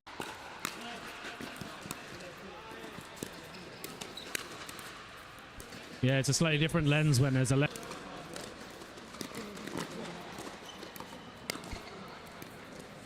On a great rally. And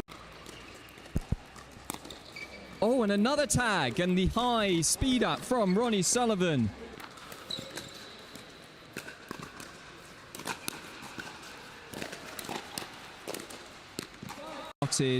Sprightly here. Oh, and he's hit an ATP.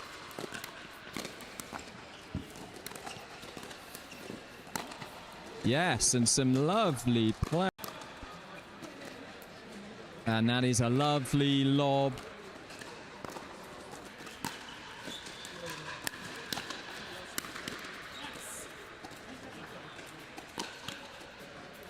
Merritt and Payne looking up a slight advantage, but Garwell.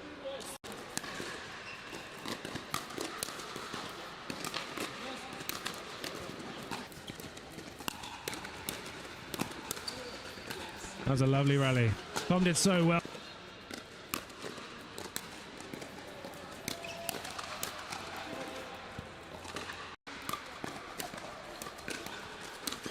Yeah, nice play from James Selby. Oh, and point of the match so far, Chris.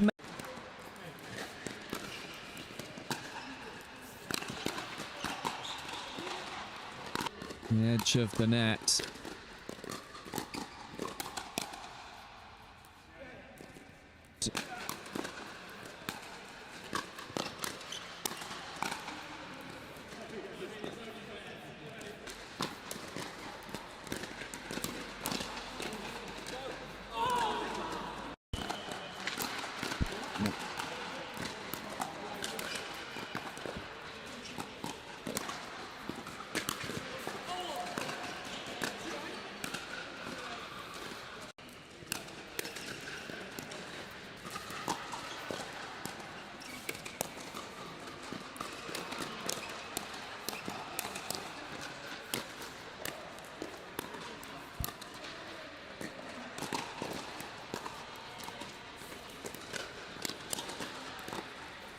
Good hands from Andrew Park. In back here, 7-7.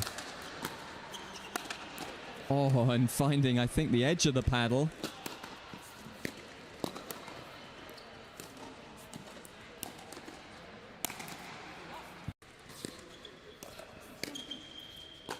Oh, and the lob goes in from Niv and Sunny. Lead. The missed serve from Agawa will be so frustrating for him, and that one goes.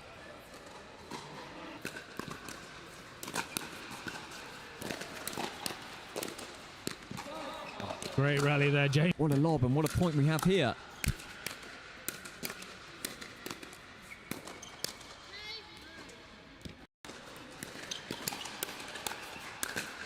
Oh, and that ball going long, and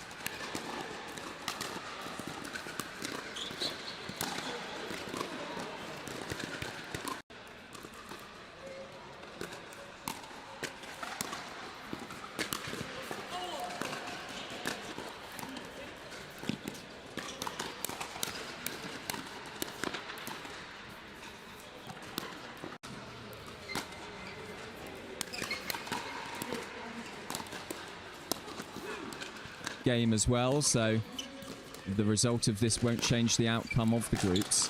Oh, and Ronnie Sullivan trying it.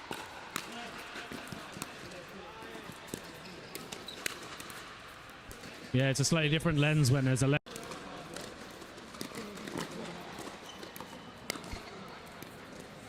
On a great rally. And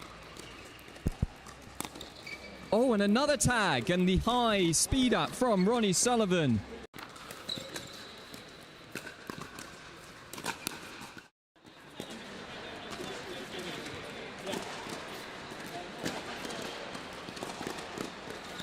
Ladies and gentlemen, we are back, and we are giving the fans what they want, because we have a rematch on our hands. Probably the match of one of the matches of the tournament in the first run. Hanan, Ullah and Natalie Wray playing Ollie Adams and Sabine Brezina.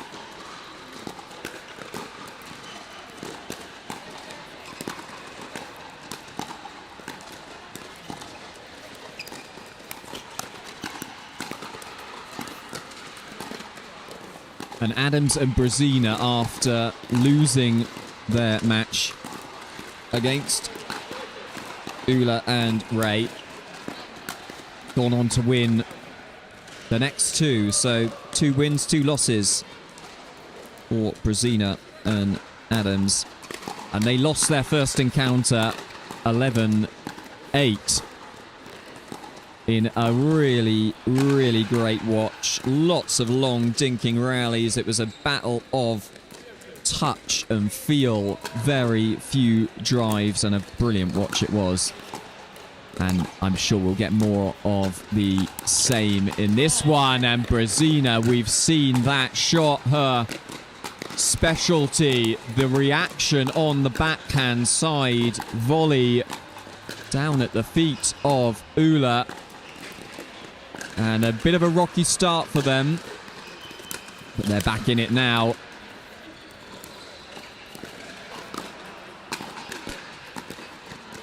And Adams and Brezina in the last two matches, they've raced to a comfortable lead. But this one pinned back 3-0. And Brezina midway up the net with that drive and unable to find their rhythm in the early stages in this critical match. Ullah and Wray, 3 wins and 1 loss.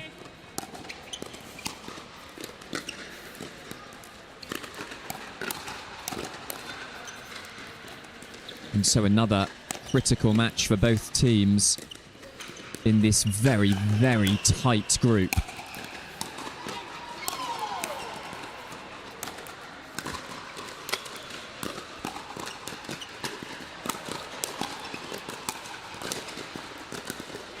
Blimey, O'Reilly. Has anybody ever seen such a ridiculous defensive display?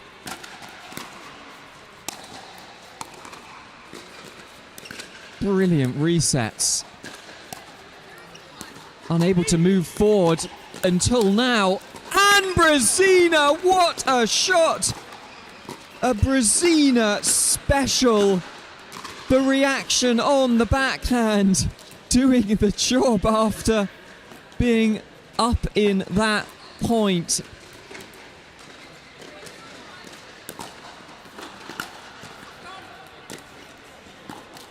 A missed return though. And another point on the board for Ullah and Wray.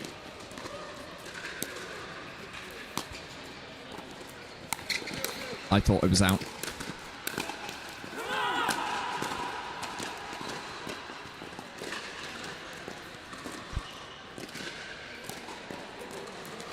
Close call there on serve. And Ullah and Wray, though, find themselves 5-0 up.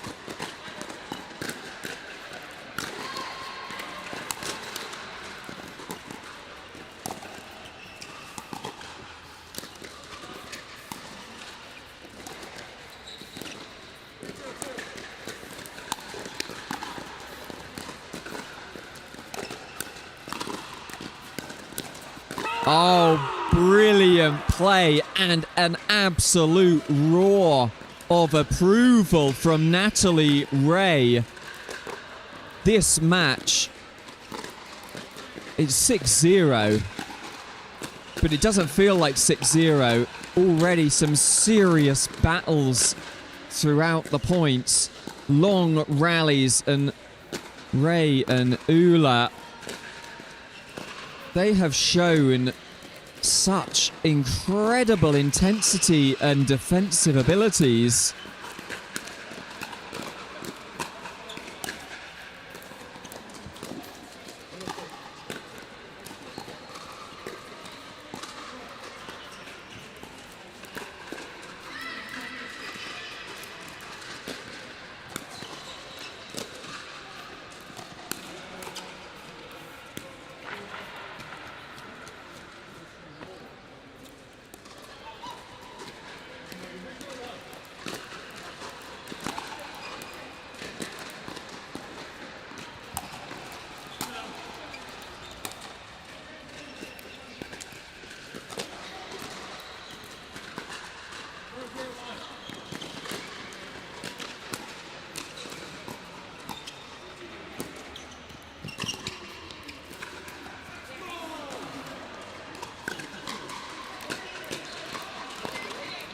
What have Adams and Brezina got left in the tank?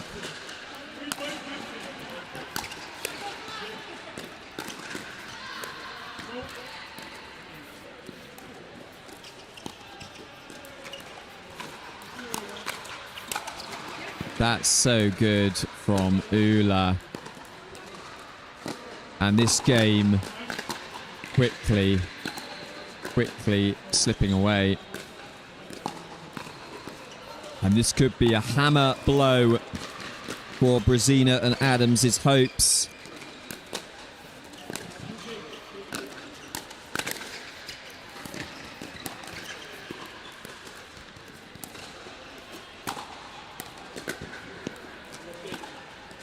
And the reset volley not working. Ullah and Wray well on their way. And I think this would more or less guarantee them a spot in the semi-finals. Top 2 teams to qualify.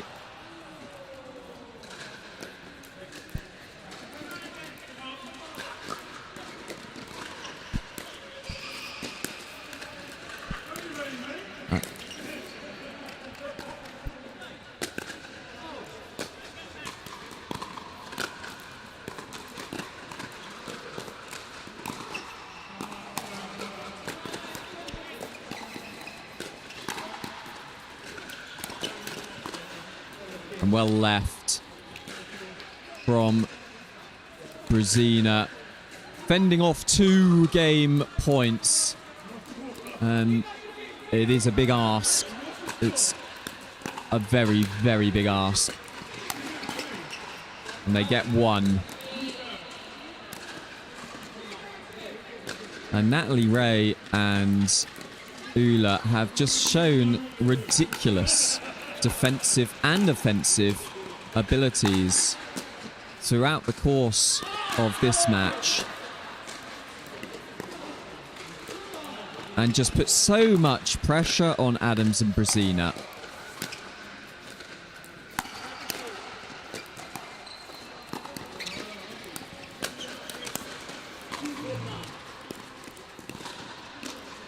Natalie Wray again there, finding a good forehand from the pop-up. And so another game point.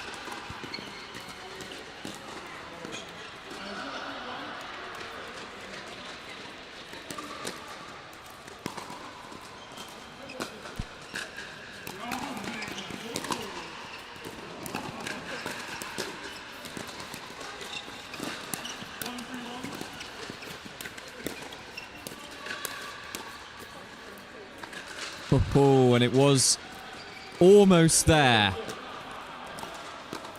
Almost there for Wray and Ullah. They're going to have to wait for another chance to fend off a set of serves from Adams and Brezina. Good serve from Adams. And what a shot. And that is some frustration loaded into that ball there as well. 2-10-1. Some additional pace on that.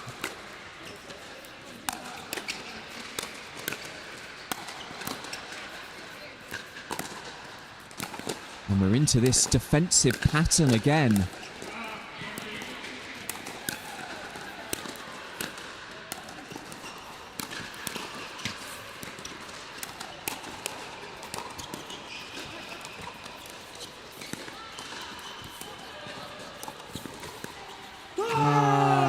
Ridiculous, just utterly ridiculous play. I mean, when they are on the defensive, Wray and Ullah, they just never look like they're going to miss, regardless of how fast that ball is coming at them, where it is in the court.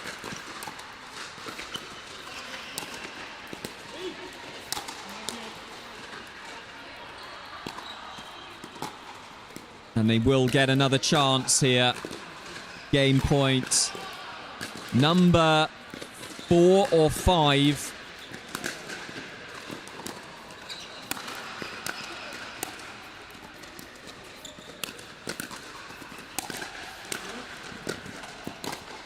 That one does go long. I mean, Natalie Wray has defended like an absolute beaver.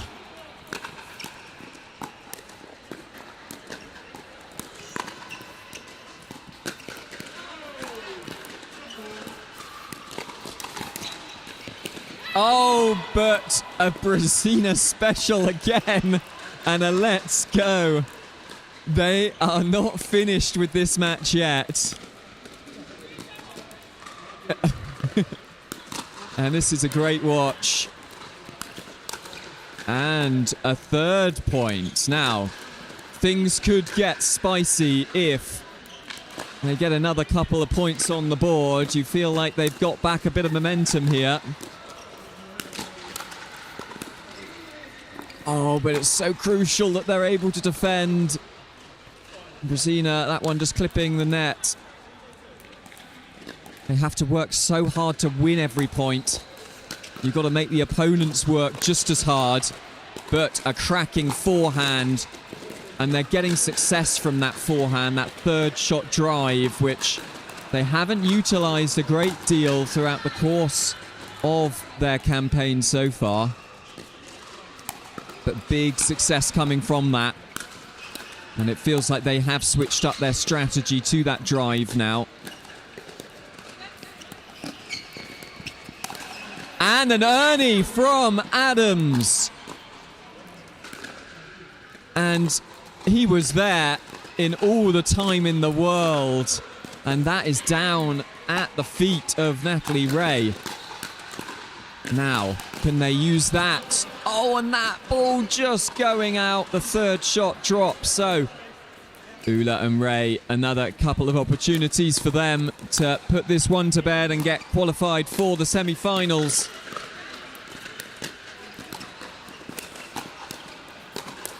And ultimately, it's the story of the match.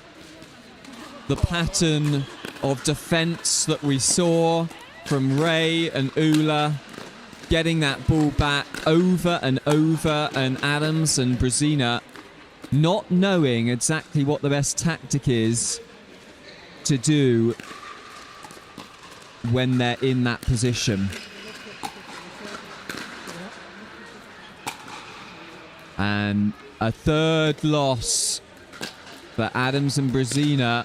They will have one more match, but it may well be out of their hands as to whether they're going to be able to qualify.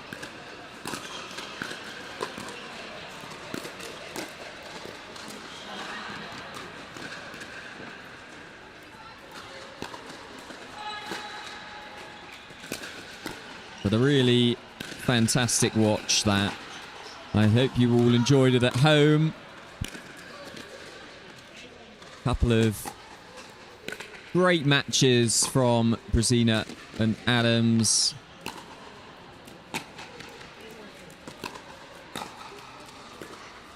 And Ullah and Wray. And we'll be seeing definitely more of Ullah and Wray in the knockout stages. Adams will be playing Nishita and Porras in their final match, but it will be out of their hands. If Colin Hailstone and Lucy Dawson win their last two matches, and they were playing, or they are playing, I can see on the outside court here. So we're going to try and zip to the action.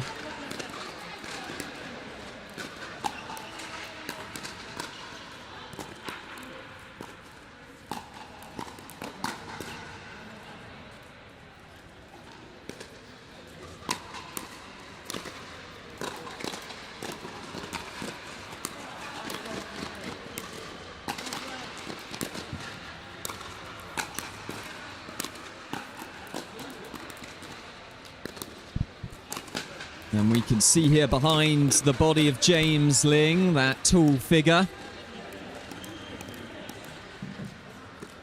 That critical match playing out in the same group.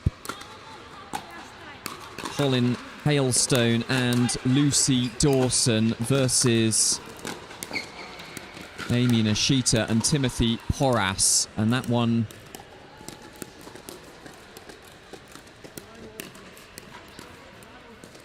We'll just try and watch the final stages to see who wins that one. Because if Timothy Porras and Amy Nishita win, they will have 2 wins under their belt, as will Adams and Brezina, and as will Hailstone and Dawson. So it will all come down to the final match. 3 teams, only 1 can qualify.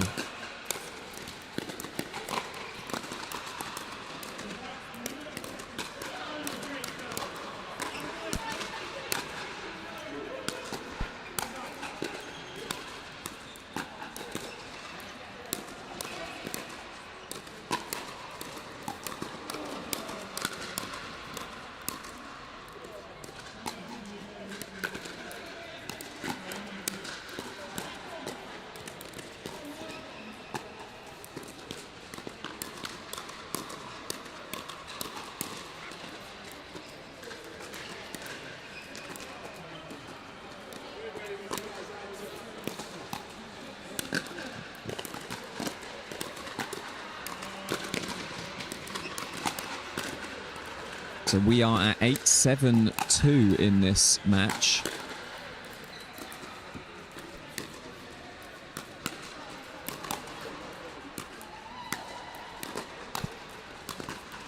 So 9-7-2, Hailstone and Dawson edging their way. Forehand by Hailstone.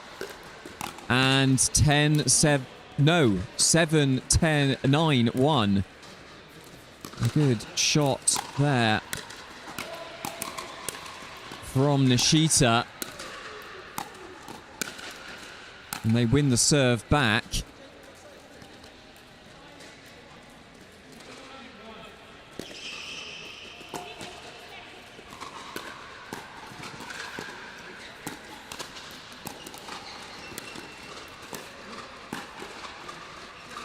So Adams and Brezina will really need Nishita and Porras to win this match.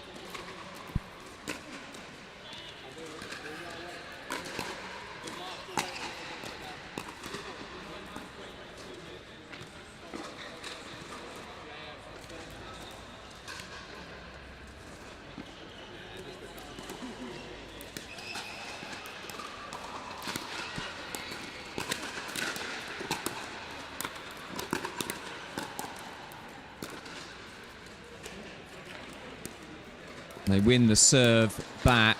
I believe it's 9-7-1 now. So Colin Hailstone to serve.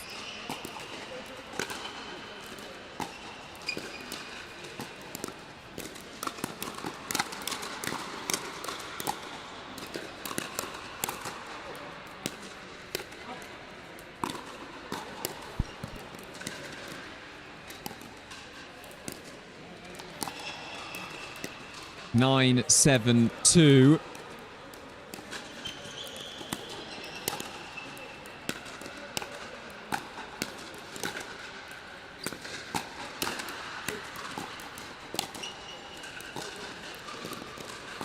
Lovely play by Texas Timothy Porras. They are fighting for their right to go through to the semi-final. Every point matters at this critical stage.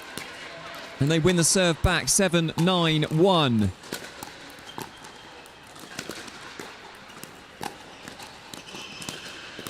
Oh, and pipe was on the paddle of Porras there. Unable to take advantage.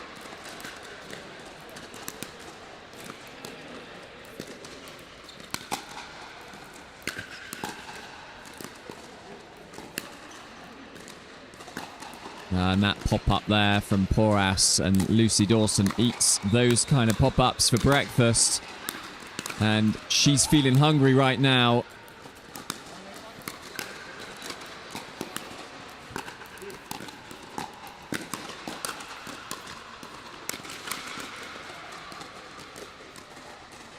And we will be shortly returning to action here on centre court. on the show court here. So we just watch the last couple of points here before we have to return. And what a point! What a shot by Lucy Dawson. Absolutely nailing that. And it is game point now. Dawson and Hailstone. And that is the game. Hailstone and Dawson do take the match. So we will be rejoining the action here on show court. And so that's 3 wins now for Hailstone and Dawson. They are, depending on the last match,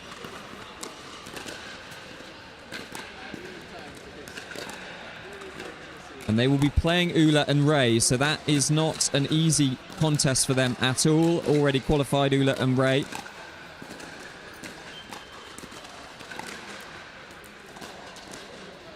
So, and I'm not good enough at maths to tell you what each team will need to qualify, but it's going to be down to the last match. But we are now rejoining action here on the show court and watching the Lings again as they continue their onslaught on this open category. No one's been able to touch them yet. And Abrams and Maura Corral will do their best. And that's some great defense there. Really good defense. And Abrams somehow worked his way into that point and had an opportunity.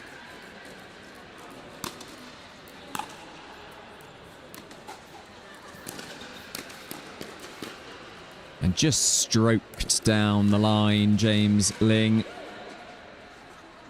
Such a joy to watch Annalise and James Ling, where they play the game, always look in control and playing within themselves.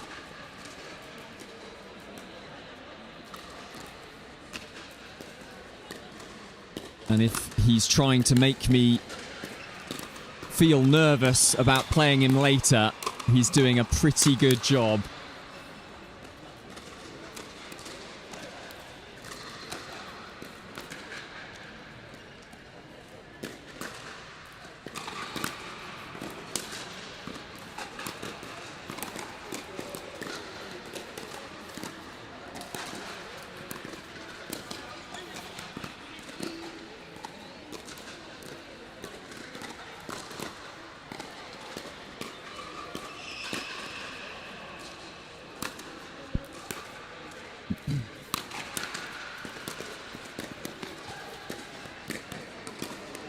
It's on the overstretch there, and 4-point advantage for the Lings.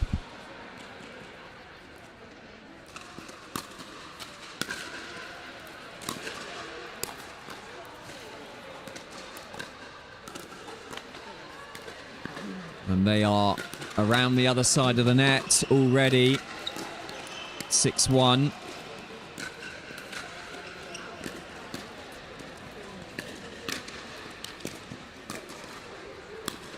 And a shout out to Darren Gregory, who's on the chat. And Gregory from Fox Pickleball, and pleased with the progress of the Fox Pickleball players so far.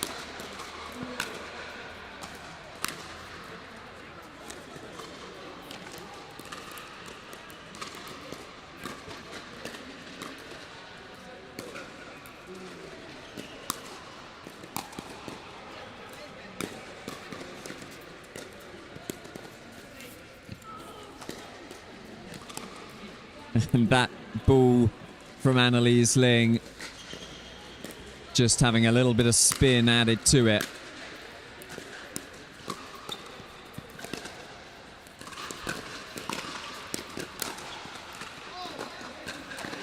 Ball in as well. And they are marching towards automatic qualification themselves. One more game to come after this, I believe. I'll have to double check.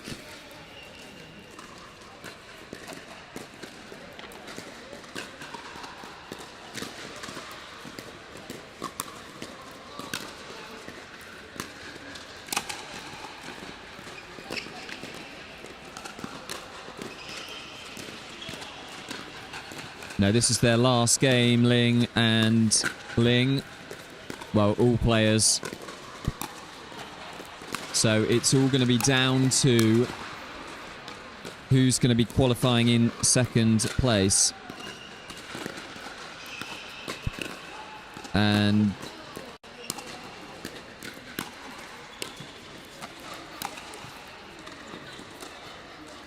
we'll hopefully be able to provide you with updates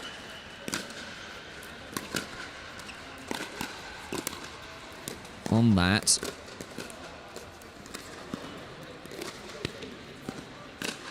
A very, very close group, this one.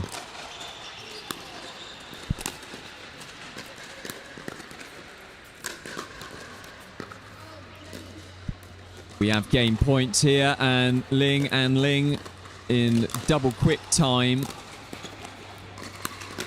have raced to a 10-2 lead, and that is that. And another win to add to their growing collection of wins today for the Lings. And will anyone be able to put up a fight? I'm going to go out on a limb and say no. They are a step above all of the competition, I would suggest. It's going to take an almighty effort, I think, even to challenge them in a single game. We shall see. But we're going to take a very short break here, as that game was done in speedy time.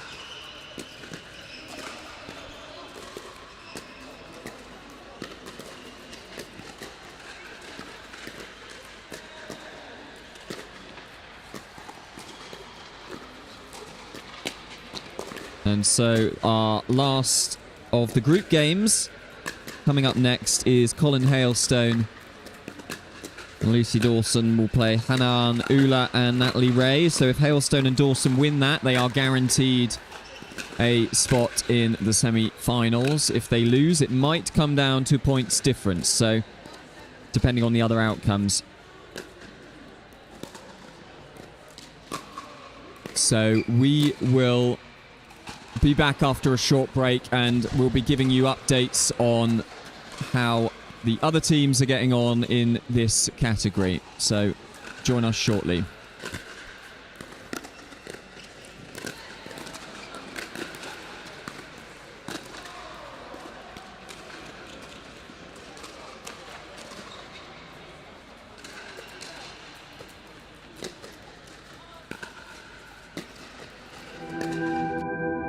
As a professional athlete, my equipment is very important to me.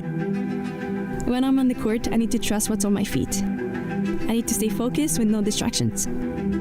I personally feel like the ViperCore Pro 2.0 is the best performance shoe out there. Durability for me is really important because I like to slide all over the court. I also love how lightweight they are. I feel like I can run faster. Skechers. Comfort that performs. Hey Team Diadem, we got something new for you. We're taking it to the max. Introducing the Max Shape, the widest paddle in our collection. The new wide body Max Shape is available in the Edge 18K, the 18K Power, and the Icon Infinity. Not only is your sweet spot enhanced, but your surface area is increased and your spin potential is maxed. So this paddle is ideal for those looking for an enhanced sweet spot, a ton of spin potential, and a shorter handle. My mama always told me, never judge a paddle by its shape, judge it by its performance. The Max Shape, available now.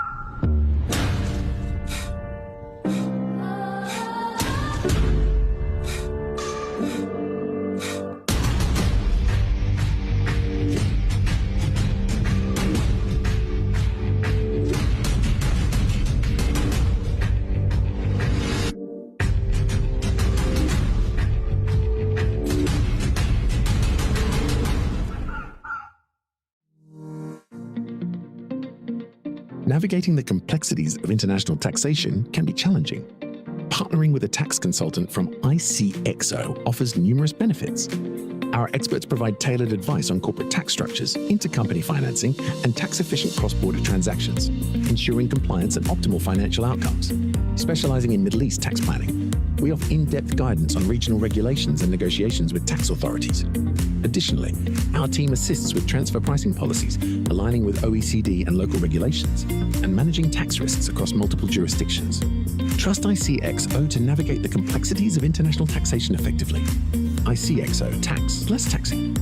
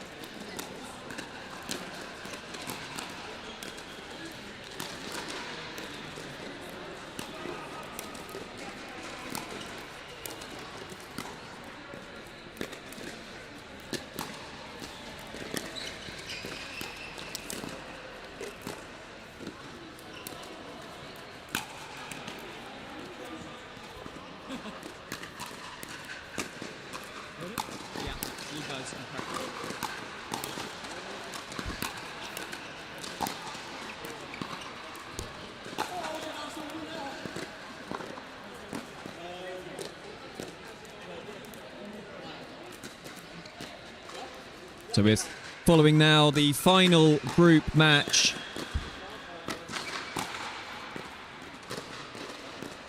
In Group 1.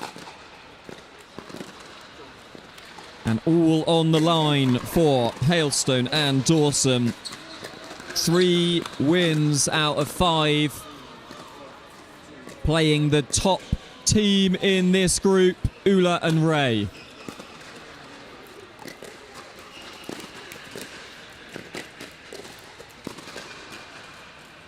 Lucy Dawson to get us underway.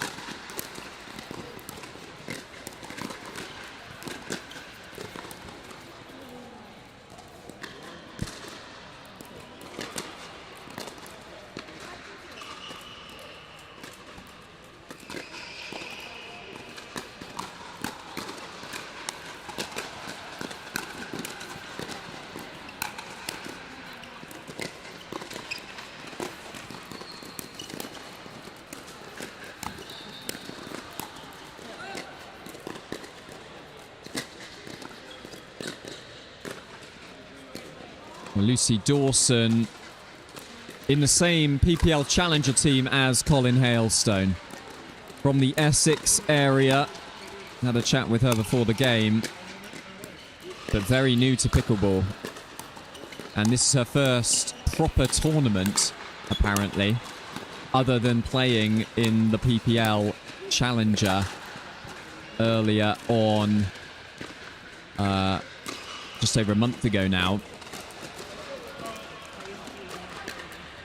But tennis background on the ITF Ladies Tour, but suffered a back injury and was unable to carry on playing tennis, so pickleball much easier on the body. So, as we suspected, a very high-level tennis background.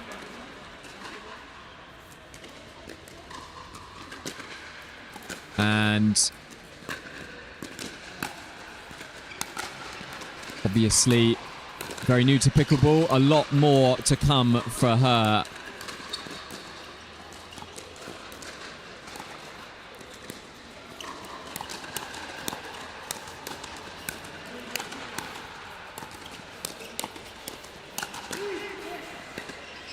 Some great fast hands action there. We can see on the replay.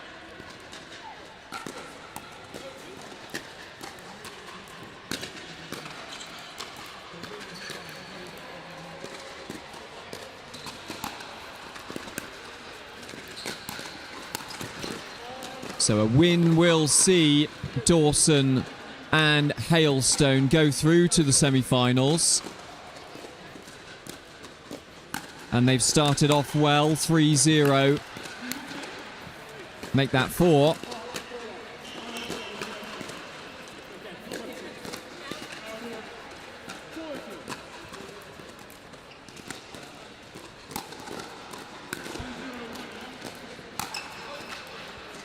That drive going out from Lucy Dawson.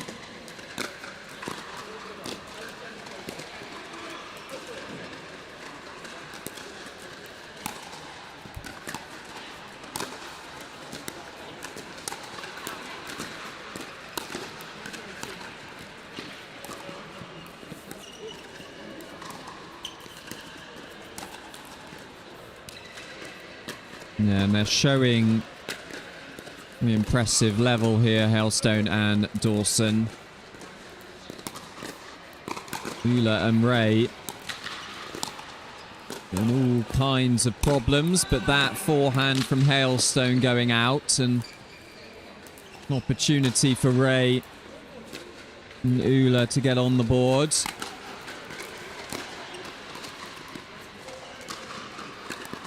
And they haven't been able to get in any kind of rhythm. Defending so well in their last outing, Ullah and Wray. Getting so many balls back in play.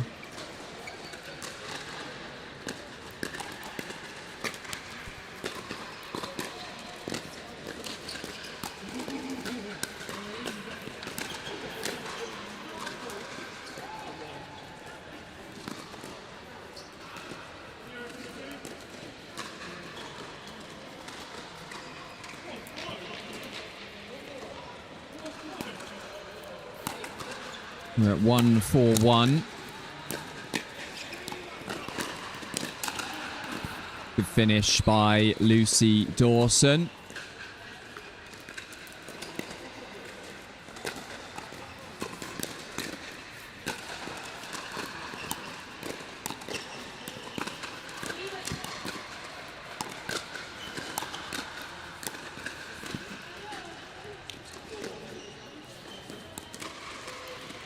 The serve goes back to Hailstone and Dawson.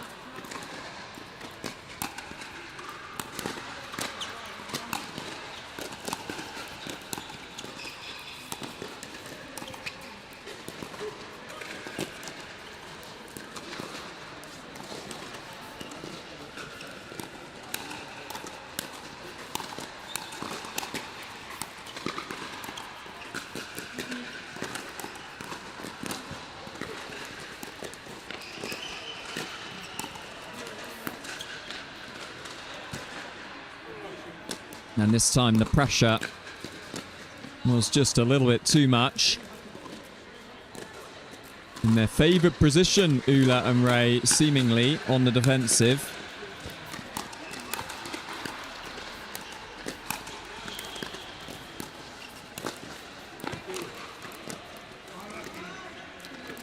They take a 6-1 advantage into the change of ends.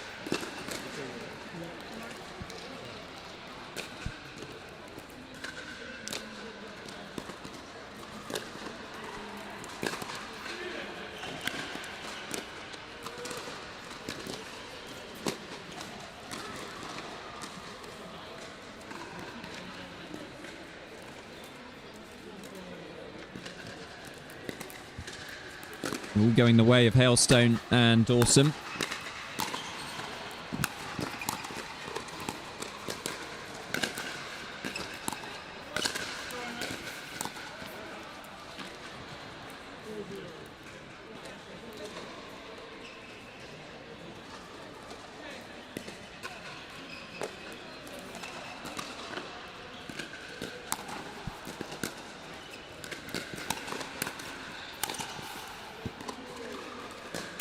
And that is power play from Lucy Dawson. Forehand. Honed in the tennis tour. Tennis's loss is pickleball's game.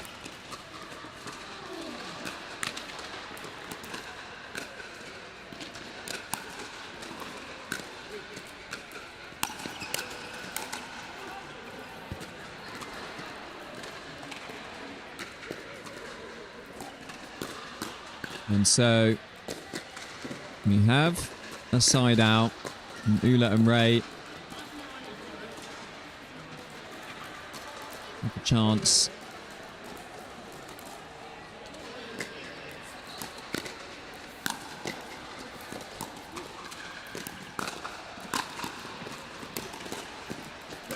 And goes out. And 2 now.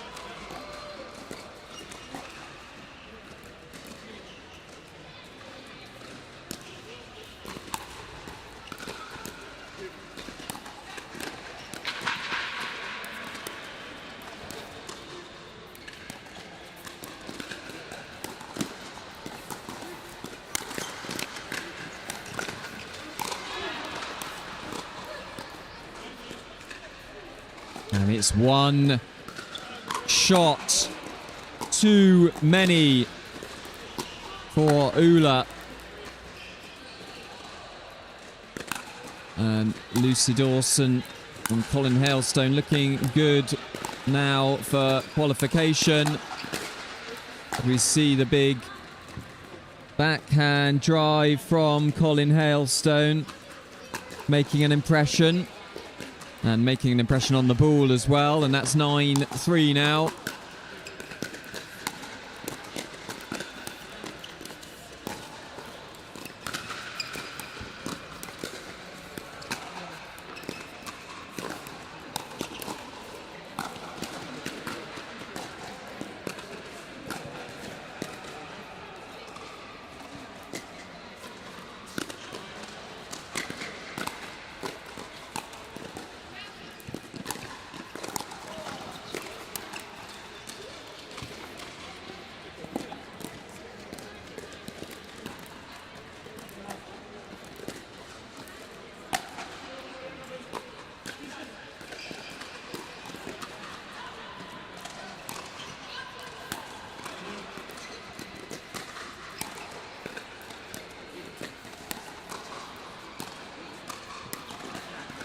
Yeah, good drops, and that is a position they do and have always felt comfortable in. Ullah and Wray, that defensive position, happy to stay back and hit those drops and resets until the opportunity comes up.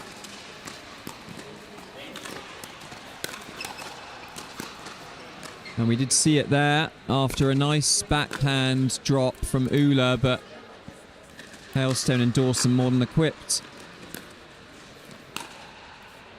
to put them under pressure again.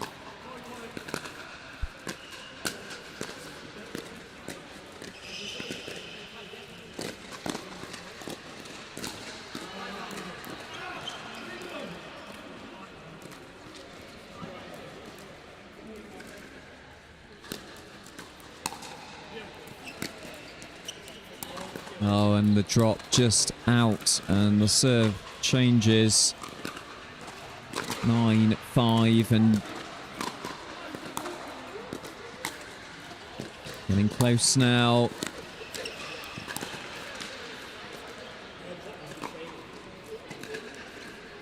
Ullah managing to deal with a very challenging drop, getting it back into play, and Lucy Dawson making the error. But the power of Lucy Dawson coming to bear. And that brings up game point.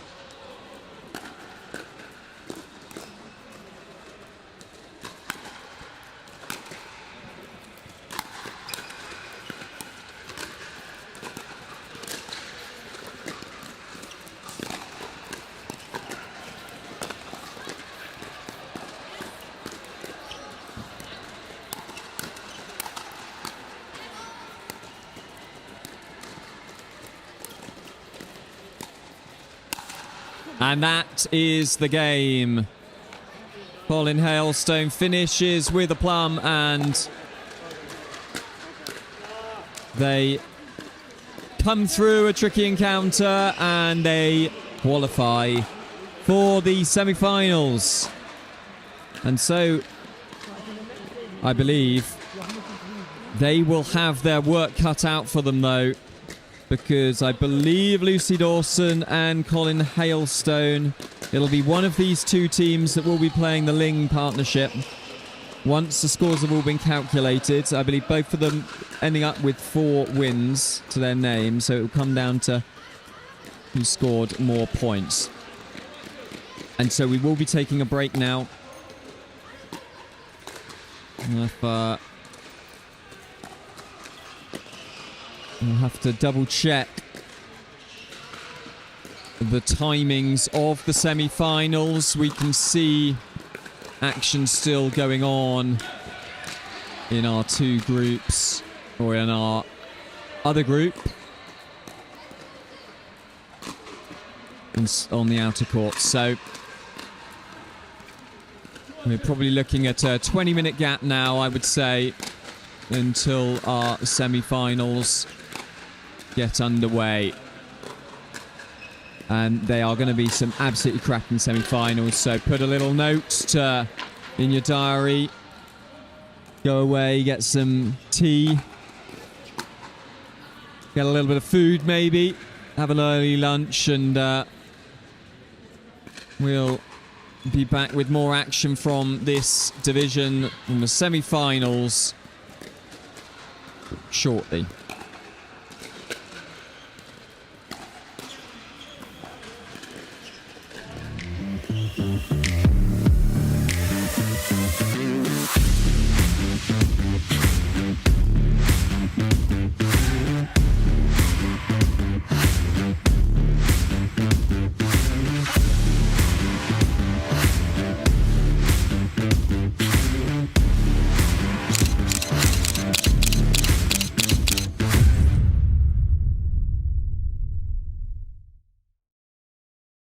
McGuffin here with Ullah Pickleball. This is the new Magnus Lion CAS paddle. Stands for carbon abrasion surface. Carbon abrasion on the surface here. It's a double frame carbon fiber construction. Great for performance, very durable, and it's edgeless, it's lightweight, it's aerodynamic, and it looks the part, I'll tell you what. It's the same elongated shape that I've been playing with since day one. Ullah did a great job with really making the hitting zone very forgiving, has a ton of pop, and it just seems like the hitting zone is very consistent. This paddle is going to take your game to the next level. Go Ullah.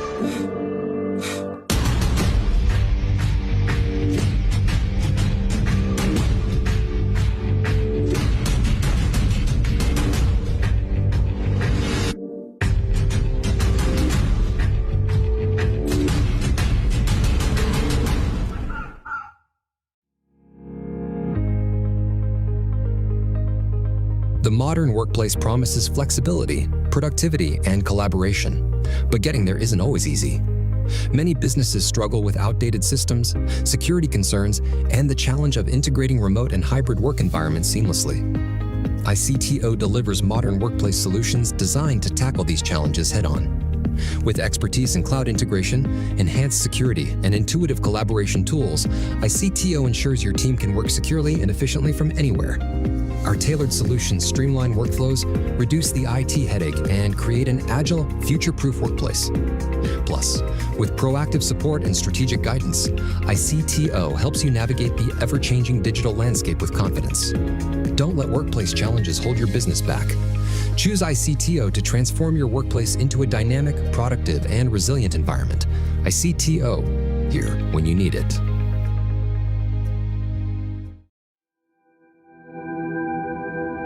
As a professional athlete, my equipment is very important to me.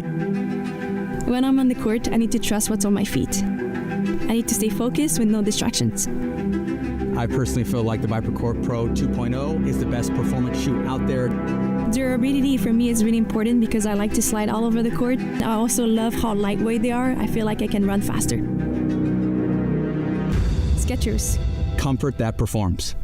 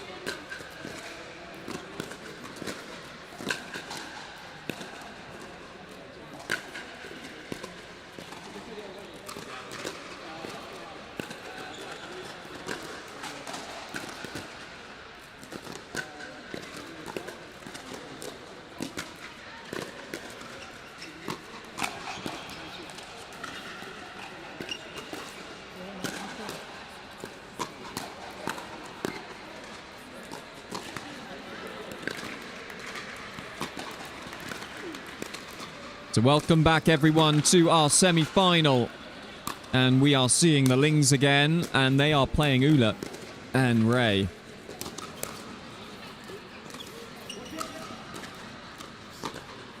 So first to 11, one ahead. I think that is a format that probably favours Ullah and Wray if they feel that they can get a few quick and easy points. I mean, there are no easy points against the Lings, but they get one there, and they are off the mark. And they just got pipped out in the top position in this group, so they would have been playing the other team had they topped the group. And we have a decision to replay the point, and I don't think that sits that well with James Ling giving a look of incredulation. But there you go.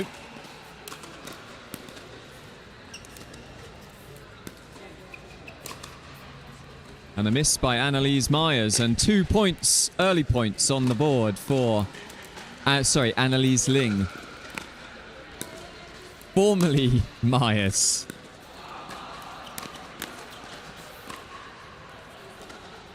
One goes out, and I think if there's anything that's going to focus the minds of the Lings, it will be an early deficit.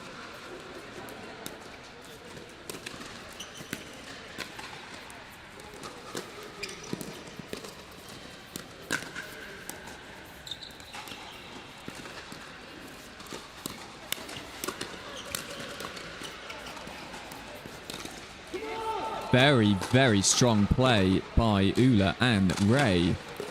And this is an interesting dynamic here, because Ullah and Wray have shown themselves to be incredibly competent defenders of the ball and able to move and reset nicely. And we saw that in that point. It's a different kettle of fish against the Lings. But if they're able to do that, they could cause the Lings some problems. And the overhead being called long as well, and some issues early stages here. 3-0 down, and Ullah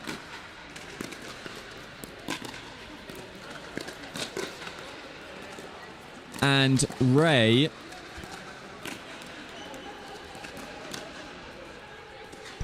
and they find themselves 4 points down. So work to do for the Lings. Oh, and now we're seeing the gears go up from the Lings, and this is fun to watch. It's fun to see.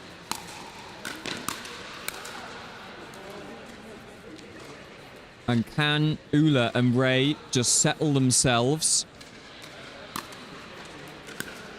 2 quick points.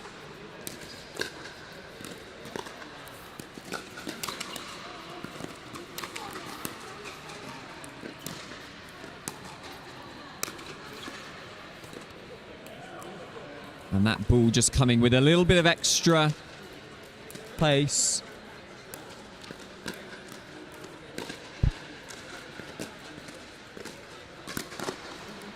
And so 3 now, 3-4.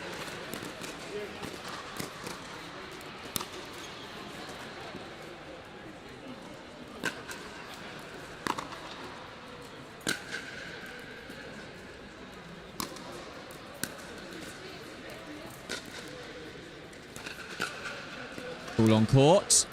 Replay the point.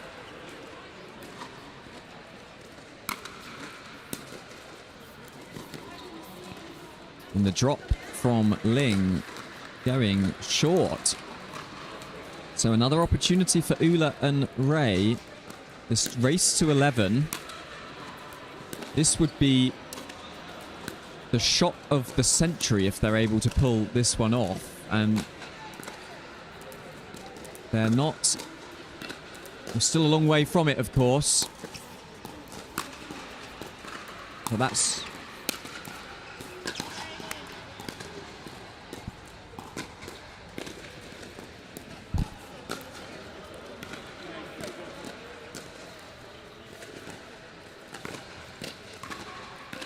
Three, four, one.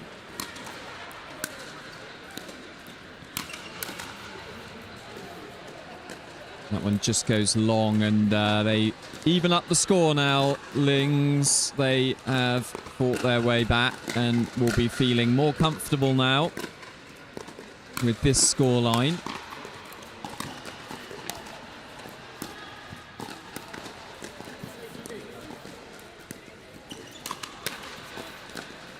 That one just goes long.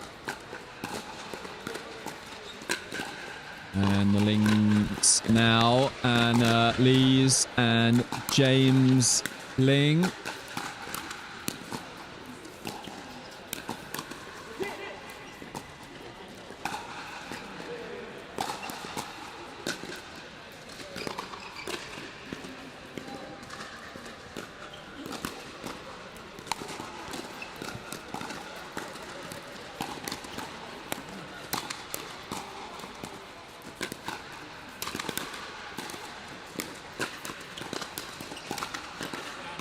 And it's the consistency of Ling and the ability to put just a little bit more pace, and defending so well Natalie Wray, as we've seen throughout this whole tournament. But James Ling able to hit those spots with more accuracy, more power than perhaps some of the other players she's been up against. Yeah, lovely play from Natalie Wray. Very nice indeed. So, still very much a match on our hands. 4-6-1.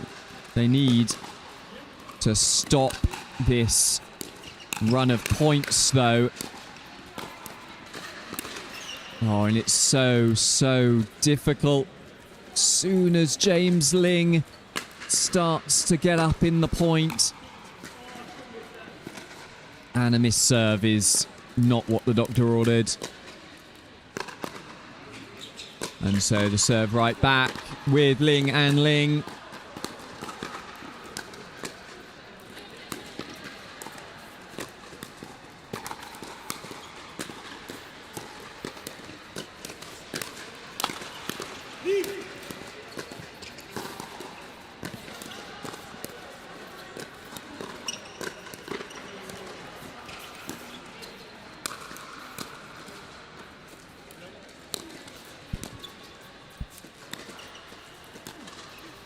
Incredible defense again. Oh, and that's just too good. That is just too good from James Ling. As casual as you like. And they are easing their way now past Ullah and Wray. 8-4 from 4 points down to 4 points up. 8 unanswered points.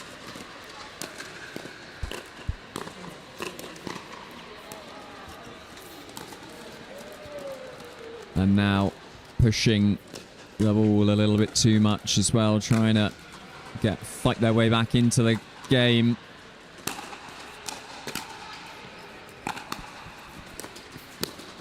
And that's beautiful. That is so nice from James Ling. You can see him there already on the move even before the ball was hit. And that's anticipation at a higher level.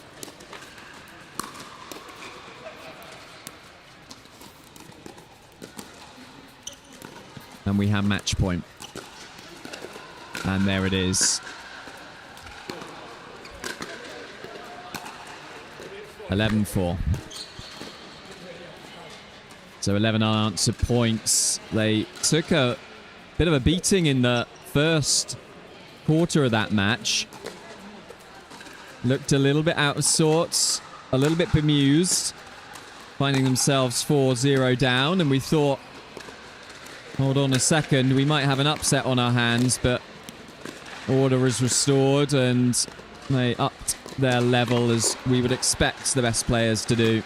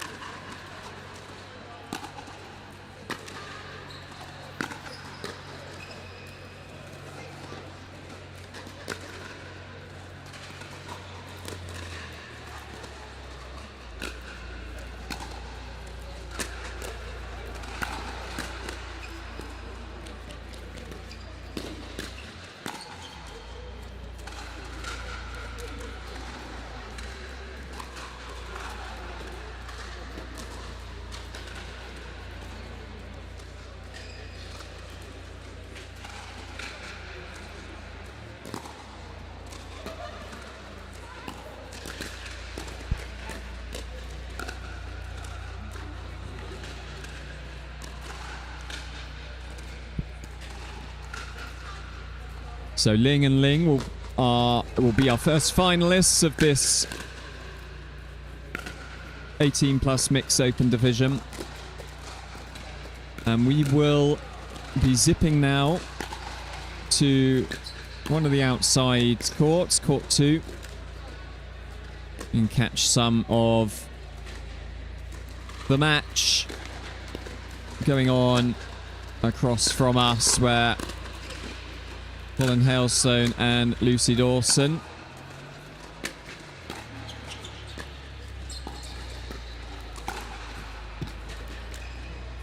are in action.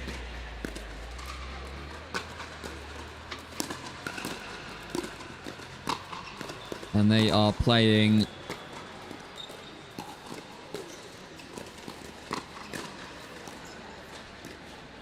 Tommy Power and Paulina Utara.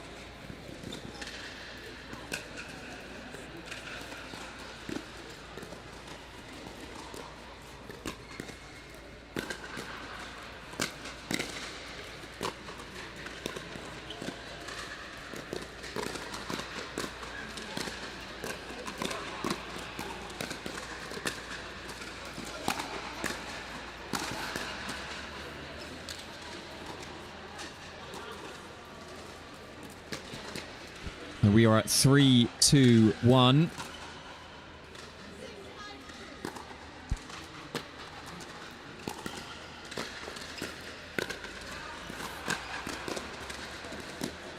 Four to 1 now to Hailstone and Dawson.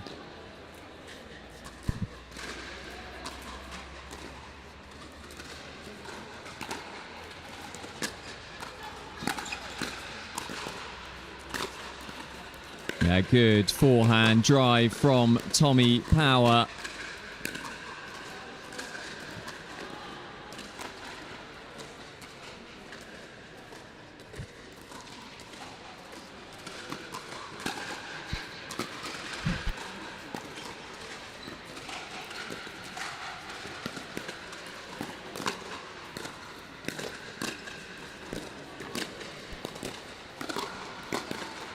And we are at 5-2-2.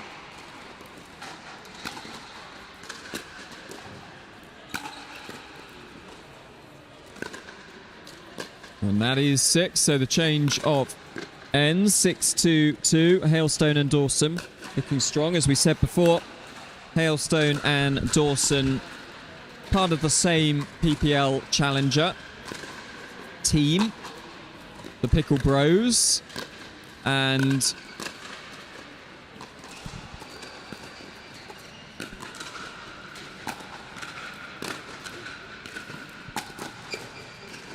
they will be playing in the PPL at Bolton in a couple of weeks' time, and they'll be playing the Pickle Bees Stingers. Playing our very own Lewis Oak.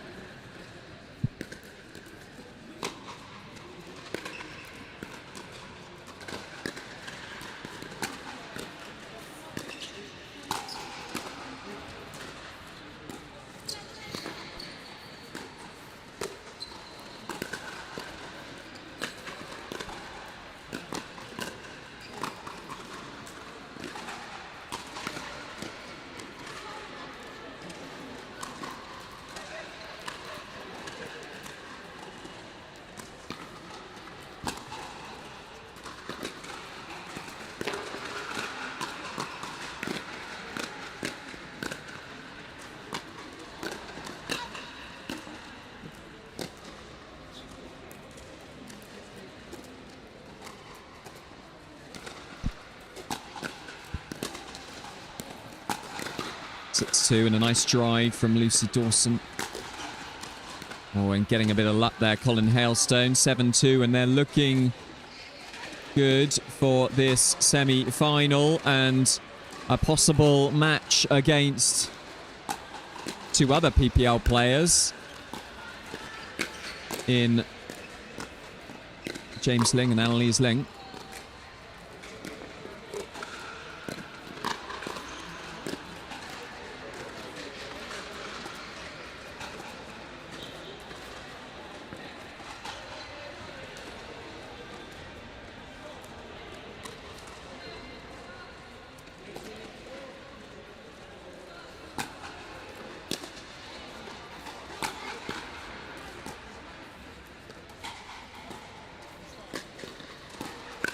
Yeah, lovely play from Lucy Dawson, punishing the pop-up as well.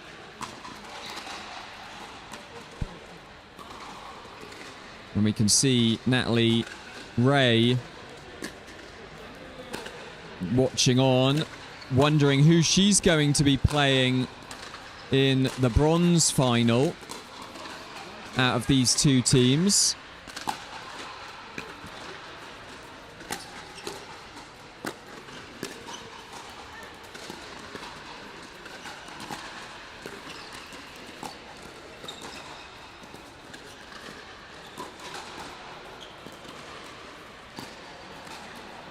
And Colin Hailstone just over playing on the forehand side.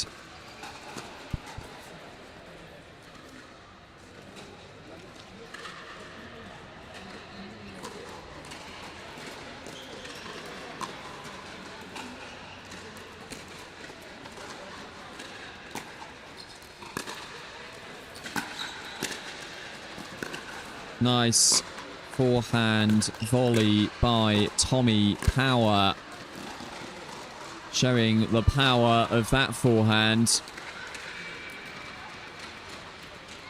But a long way to come back.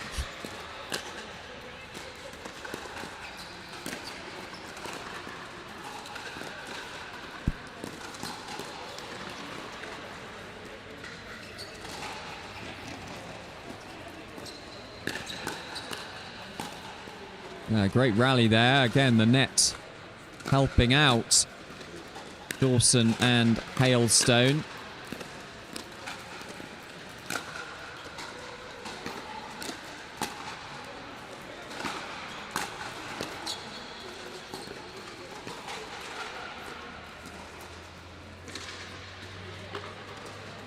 And so 9-3-1.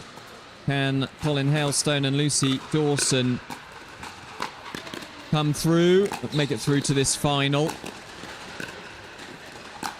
And what a stunning forehand by Lucy Dawson. And that is match point, and the match, the final spot goes to Hailstone and Dawson, so we will have an all PPL final here.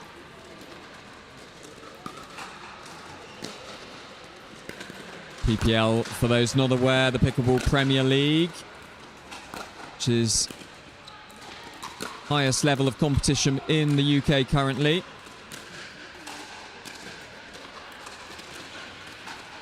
Players get selected from a draft.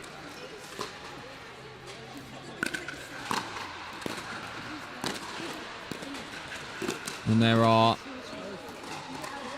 3 divisions in total. You have the Challengers, you have the Premier and the Masters. And Colin Hailstone and Lucy Dawson, part of the Pickle Bros Challenger team. And our very own Lewis Oak, part of the Picklebee Stingers.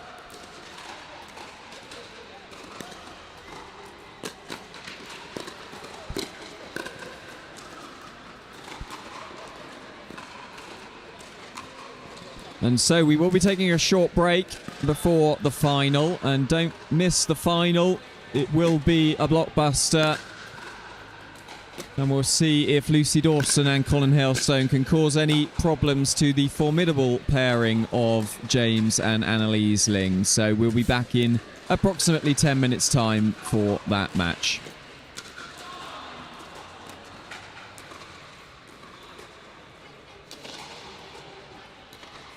Side of the court, it might have been enough.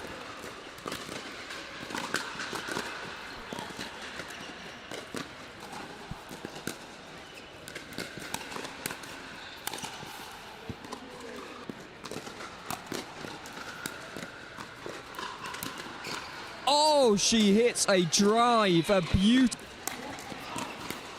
Oh, brilliant play and the point of the match so far. To G2 that drive now.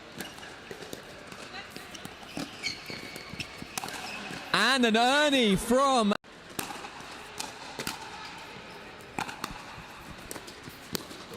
And that's beautiful. That is brilliant rally of the match so far. Great reactions from...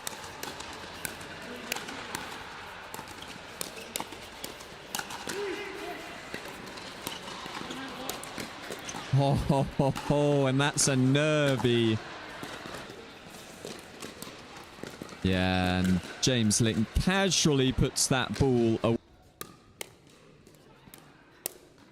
Oh, brilliant play. Oh, and we got an ATP to get us going. And incredible defense again. Oh, and that's just too good. That is just...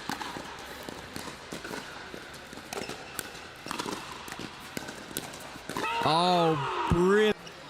Unable to move forward until now. And Brezina, what a shot!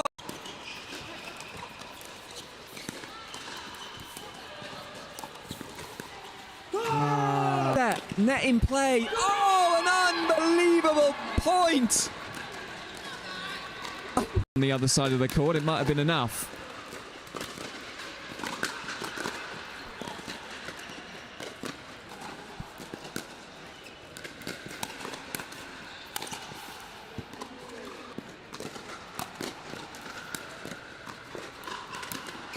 Oh, she hits a drive, a beauty. Oh, brilliant play and the point of the match so far. To G2 that drive now. And an Ernie from...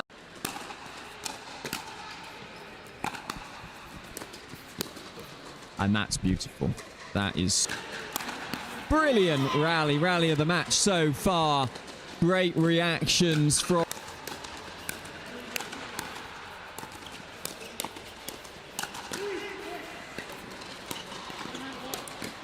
Oh, and that's a nervy.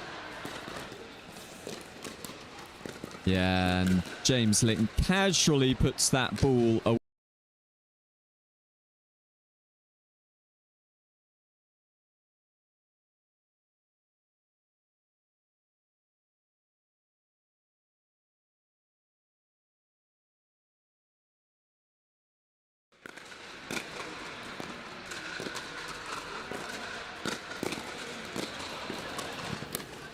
Oh, and we got an ATP to get us going.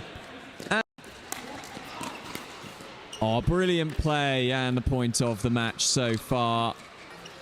Unable to move forward until now. And Brezina, what a shot! Brilliant rally of the match so far. Great reactions from...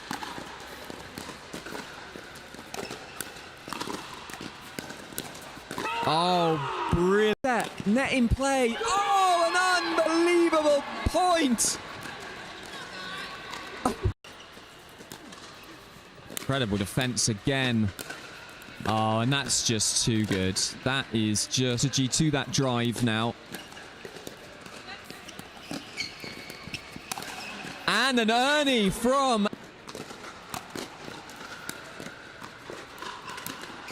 Oh, she hits a drive, a beauty.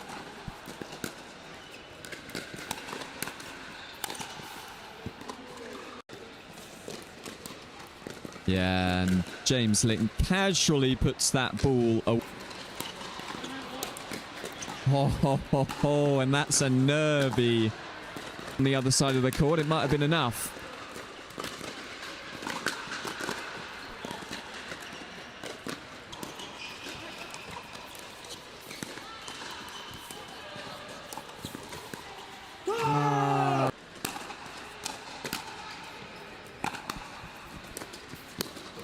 And that's beautiful. That is...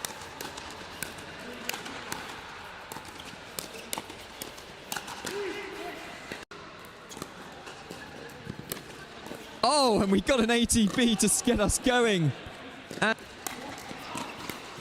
Oh, brilliant play and the point of the match so far. Unable to move forward until now. And Brezina, what a shot! Brilliant rally of the match so far. Great reactions from...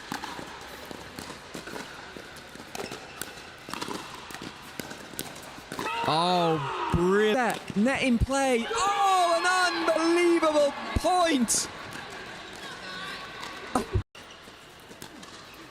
Incredible defense again. Oh, and that's just too good. That is just a G2 that drive now. And an Ernie from...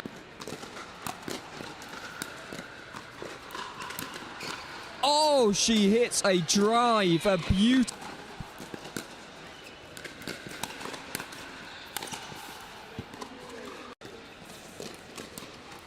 Yeah, and James Ling casually puts that ball away. And that's a nervy on the other side of the court. It might have been enough.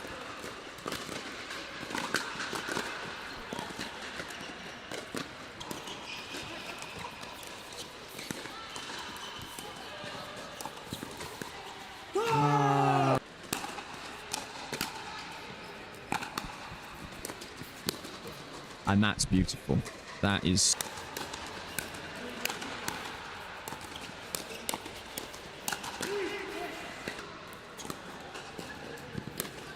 Oh, and we got an ATP to get us going. Oh, brilliant play and the point of the match so far. Unable to move forward until now. And Brezina, what a shot! Brilliant rally of the match so far. And here we are, folks. The final, the one we've all been waiting for. And the two strongest teams from this, the 18+ mixed doubles open division. Lucy Dawson and Colin Hailstone. They'll be starting on the far side by the looks of things. And Annalise Ling and James Ling will be starting on the near side. And nobody has really come close to Annalise and James Ling in the competition so far. They have been a step above all of the opposition.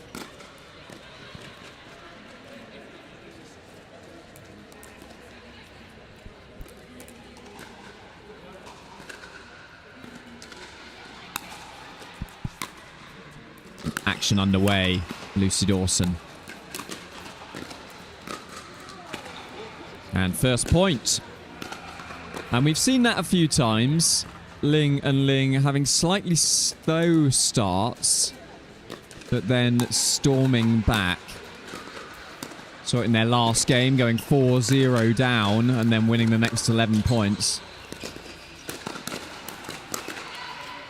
James Ling, hand speed. I think that's going to be critical and key for Hailstone and Dawson to try and keep it away as much as possible from the fast hands of James Ling, PPL Premier player.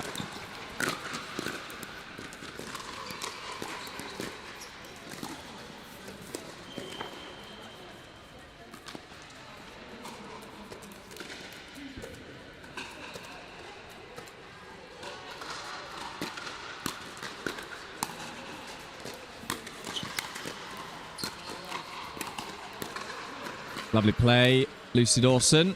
As we were saying before, Lucy Dawson, former ITF tennis player, making the switch over to pickleball from the Essex area, and the same PPL team as Colin Hailstone, the Pickle Bros.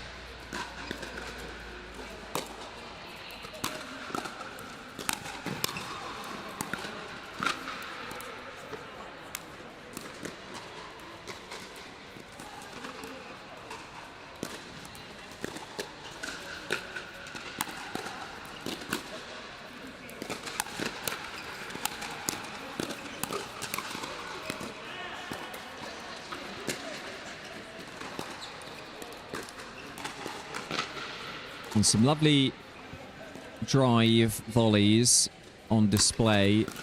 Early stages from Lucy Dawson.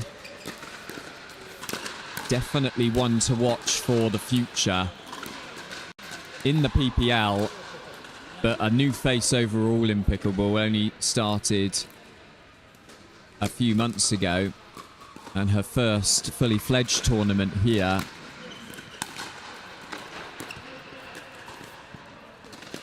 So it's not often you get a first-time pickleballer going straight into the top category and winning a silver medal, minimum. So she's certainly going to be one to watch for the future, and we look forward to seeing her on the show court many times, no doubt.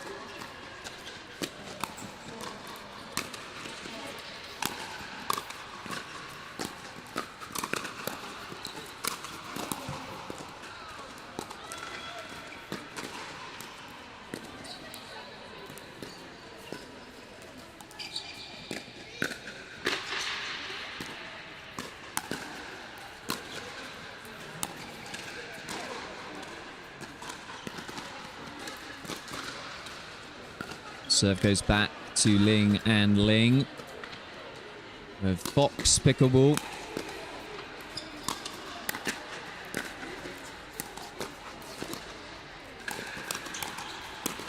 Yeah, just next level anticipation there from James Ling. You could see him moving across for that backhand. Saw Colin was likely to try and go into the open space. And James Ling again getting involved in the play. Probably too much for Hailstone and Dawson. And they take a 4-1 lead.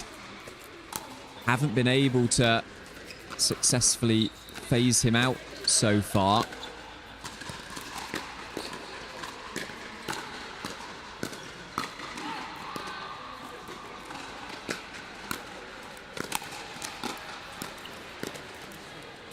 But a non-scoring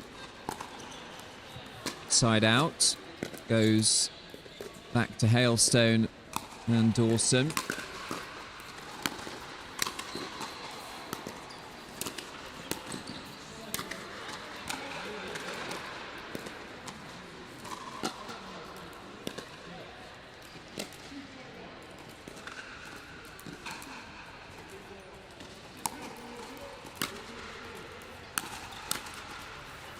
And another point. So 2 points the difference in this first game. Best of 3, first to 11.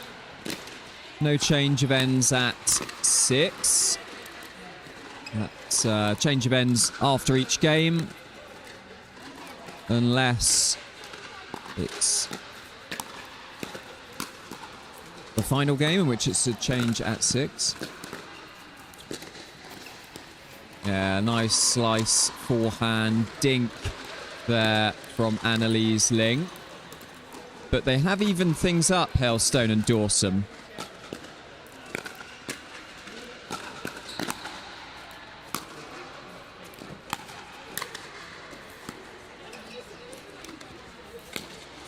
Yeah, nice top spin on that.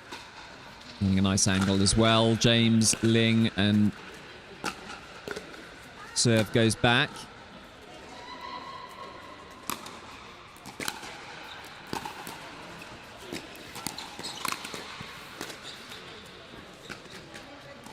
And a lovely deep return there from Lucy Dawson to the James Ling backhand.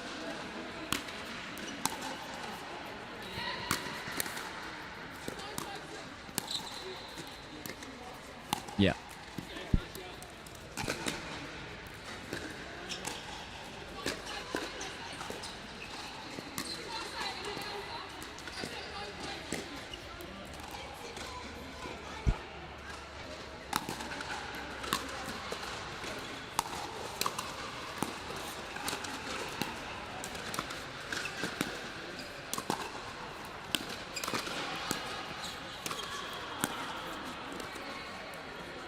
Beautiful play. Beautiful play, James Ling.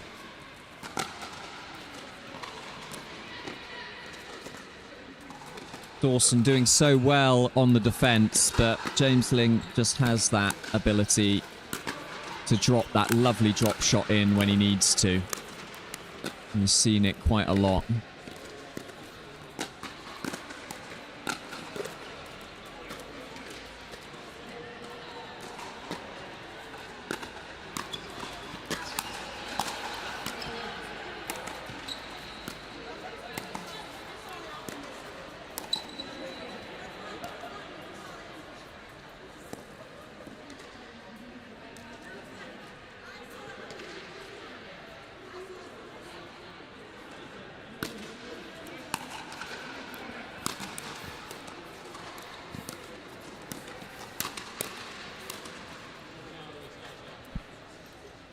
And that's 6-4.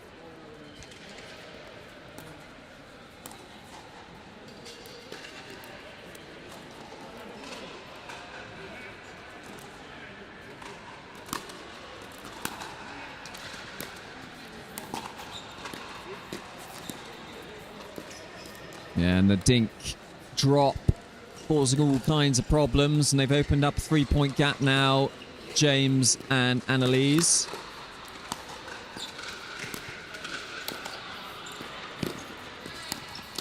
Oh, great get from James Ling, and he was flying. And the ball was on his paddle and just unable to execute that put away.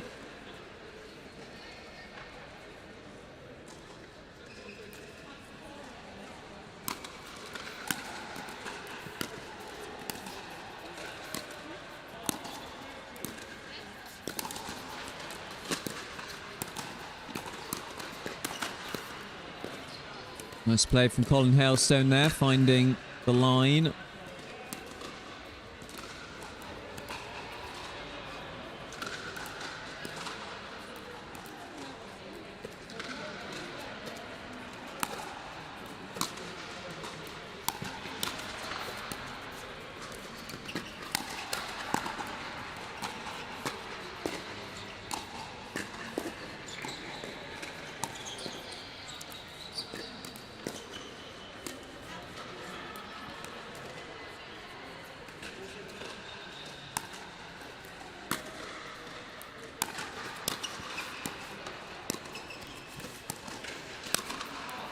Lovely double-handed backhand put away from Annalise Ling. And when that backhand is in full flow, it is a pleasure to watch.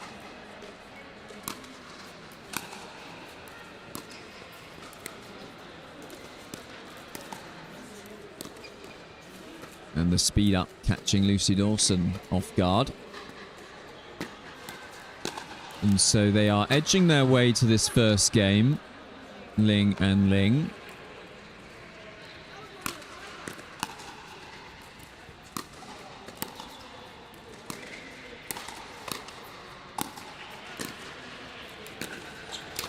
Yeah, lovely resets from Annalise Myers, and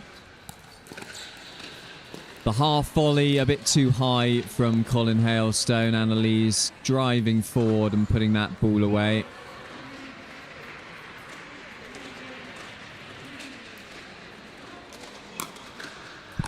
I just want to apologise to Annalise Ling. Somehow I've got her maiden name stuck in my head. I think it just has quite a nice ring to it. But an ATP from James Ling. And he's always going to go for that, and he finds it. Lovely stuff.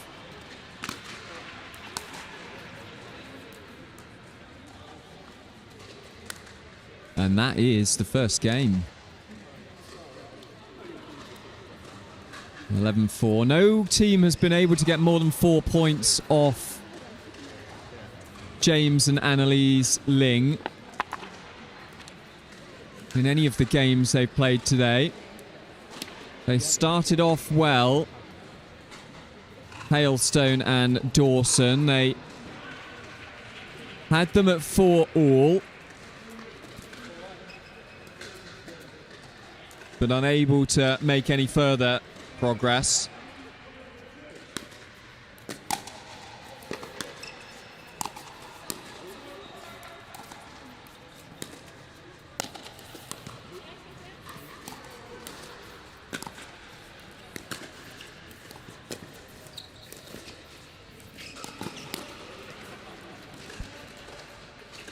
Nice play there from Colin Hailstone. And as in the first game, they get the first point on the board. And a good drive from Hailstone as well down at the feet of Annalise Ling.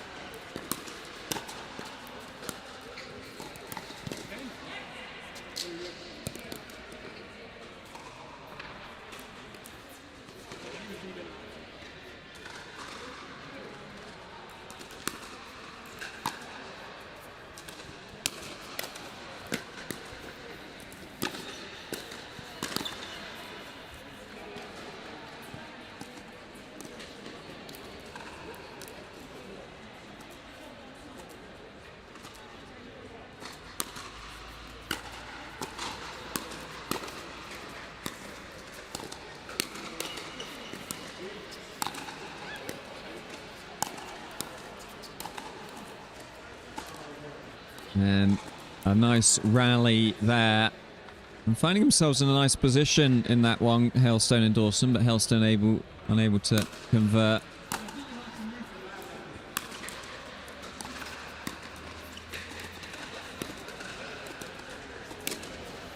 Oh, letting the forehand fly. Just a little touch too much.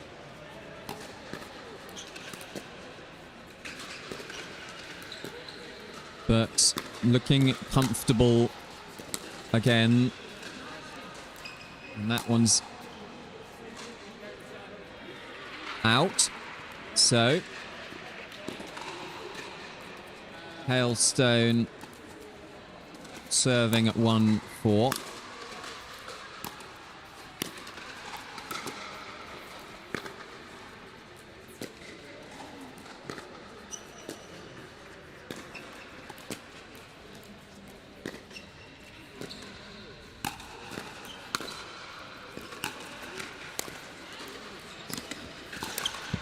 And finding the angle, Annalise Ling.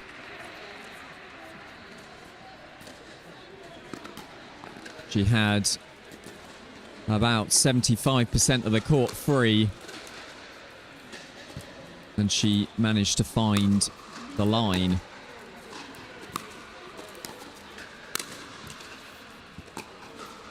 And they do look like they're easing their way now It's like they're feeling good. And some good pickleball.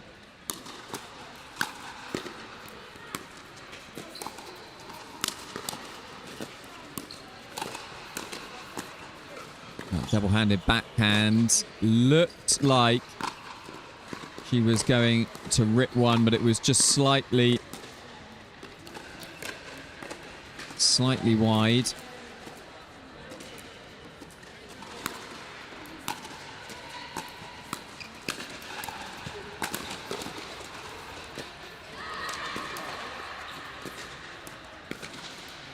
And it's a very nice thing to watch, that double-handed backhand. We see quite a few of them in the ladies' game.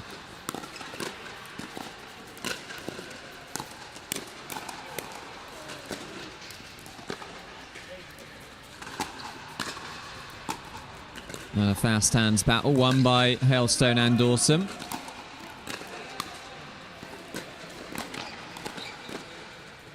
And them just getting in each other's way slightly there.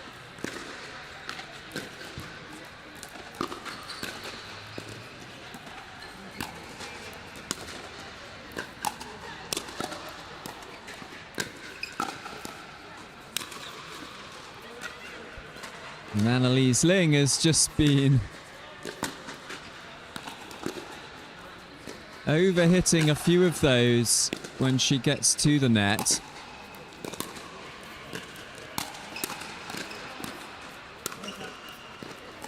It's that backhand down the line from James Ling. And it's so difficult. Doesn't look like he hits it with a lot of power, but it flies off the paddle. And he's always uncomfortable down at the feet.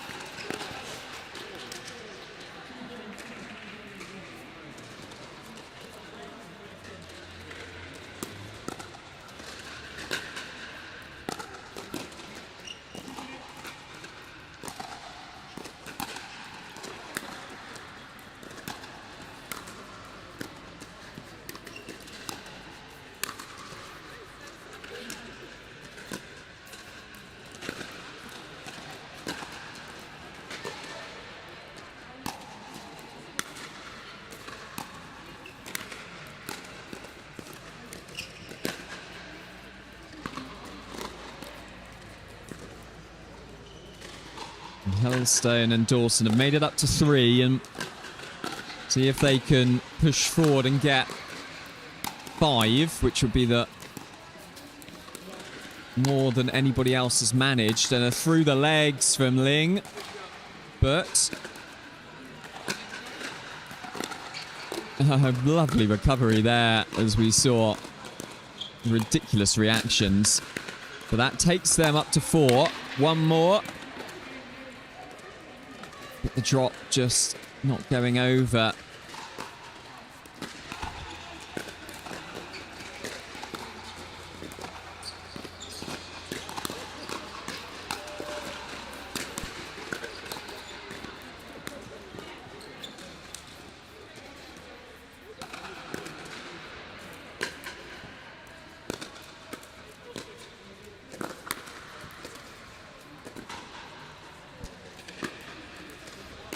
And that is a service ace.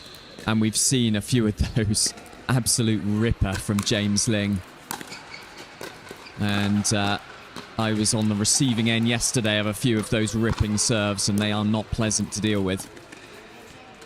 Lewis and I had the strategy of just trying to get through the James Ling serve. If you can get through the James Ling serve without getting too much damage done, you've done well. And we were at championship point. It goes begging, so Hailstone and Dawson will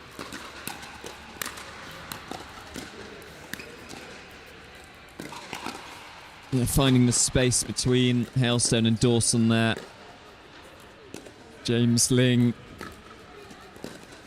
with that forehand.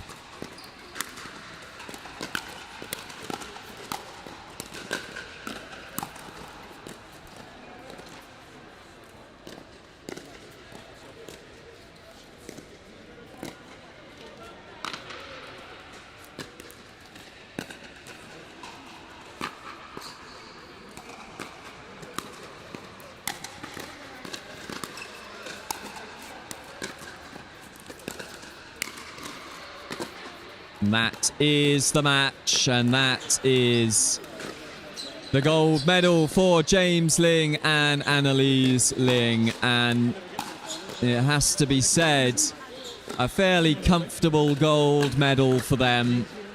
They showed their class and their quality. They were a step above the opposition today. And a deserved gold medal for them. Well done to Colin Hailstone and Lucy Dawson. We'll be seeing a lot more of both of them. Well, in a couple of weeks' time, we'll be seeing them on or at the PPL, Pickleball Premier League in Bolton. And they'll be playing, as I mentioned before, the Picklebee Stingers. So Lewis Oak, I've been seeing him take notes today on strengths and weaknesses. Making copious notes. He's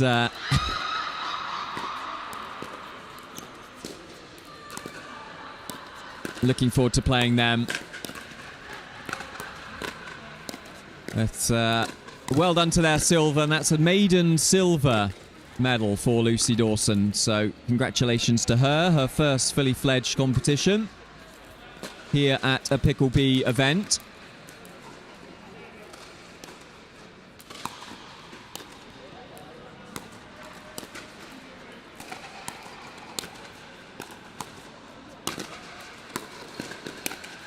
And that brings us to the end of the mixed open category division here.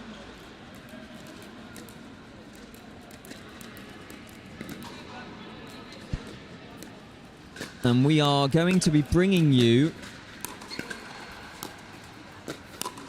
next up an 18 plus mixed 3.5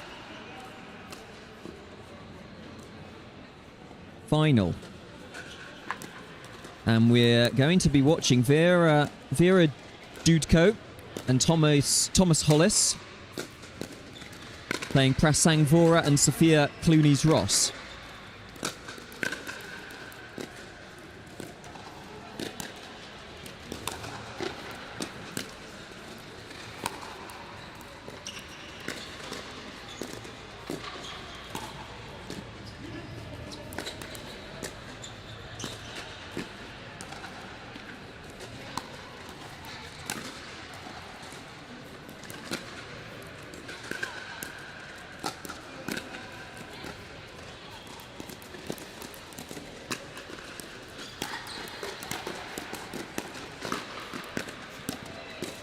So I'm going to be taking a break from the commentary booth to give my voice a bit of a rest.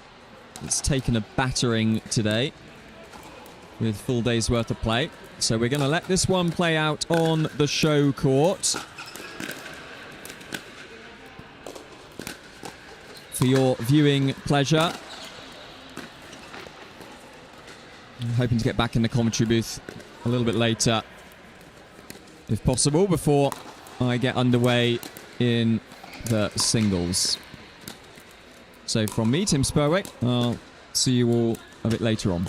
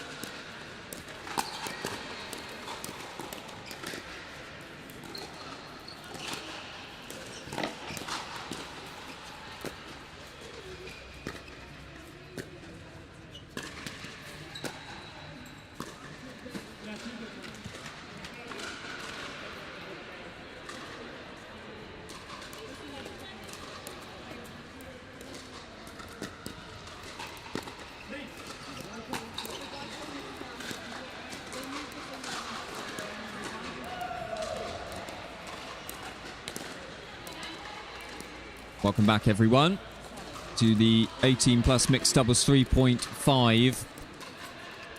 And this is the final.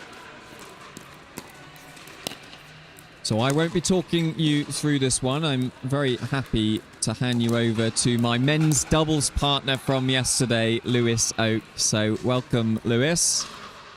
Thank you, Tim. And it was a joy to partner up yesterday. We had a very good final there, which I thoroughly enjoyed. Almost stealing the second game, taking it to a third. Yeah, it was great. It was a real proper pleasure playing with you as well, Lewis. I've said it a few times already. But your reactions at the net, well, it almost got us the second game. It was frustrating we didn't get it. I keep saying it as well. But it was we gave him a push, James Ling and Tom Corfield. Yeah, I fully agree. We made it a good final to watch. There were some cracking points there. And now we are moving on to the mixed doubles 3-5 final.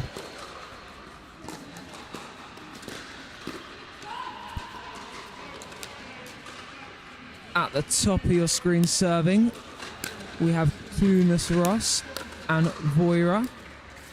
And at the bottom of your screen, we have Duco and Hollis. Hollis serving now. And an early error there. Smirking it off.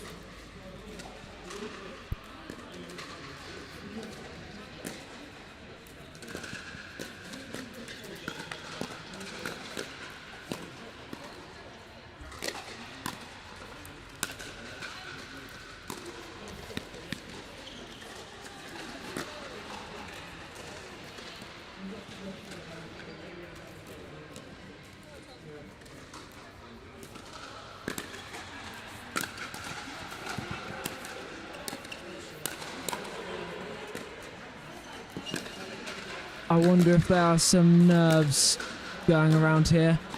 A few early mistakes from the players.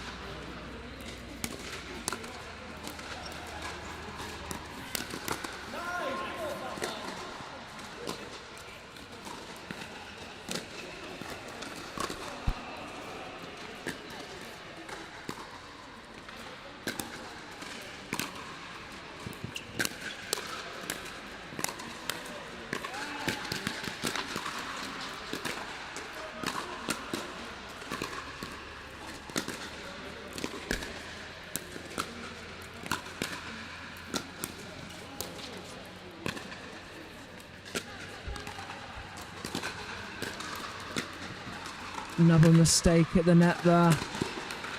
Just needs to forget about them and focus on the next points going forward.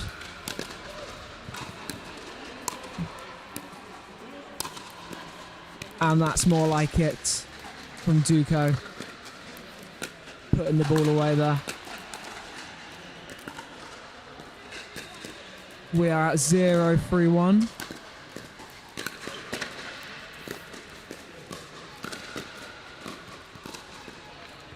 Little bit of anger showing here after a third shot dropping the net. Still waiting for their first points on the board. And again, just powering that ball out.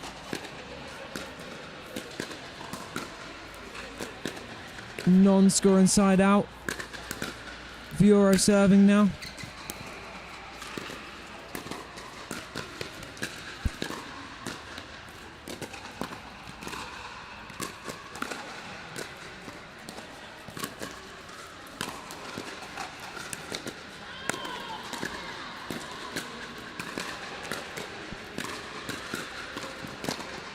We're seeing a lot of short points at the moment. A lot of rallies ending in mistakes.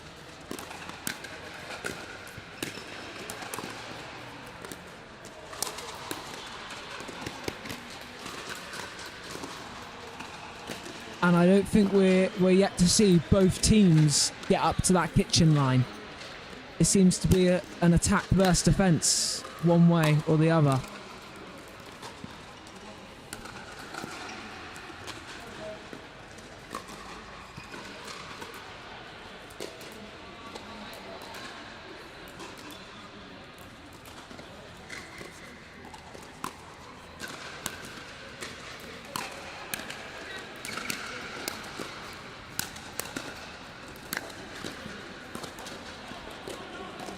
Another non-scoring side out there for Duca and Hollis. Back on the serve of Clunas Ross at 4-0-1.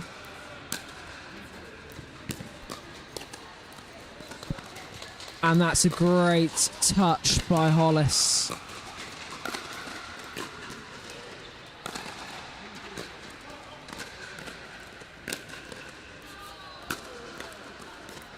Oh, a net roller. I think they wanted that. Back on serve now for them at 0-4-1. Can they get their first point on the board?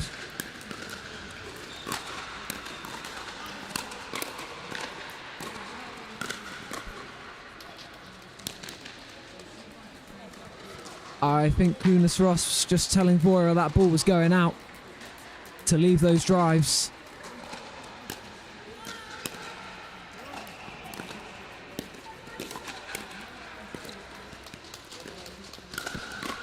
And that's a lot better from Duca and Hollis.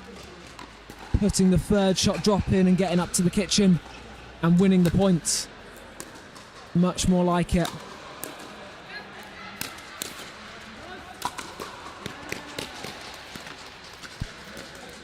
Three quick points to them now. Got the score back up to 3-4-2.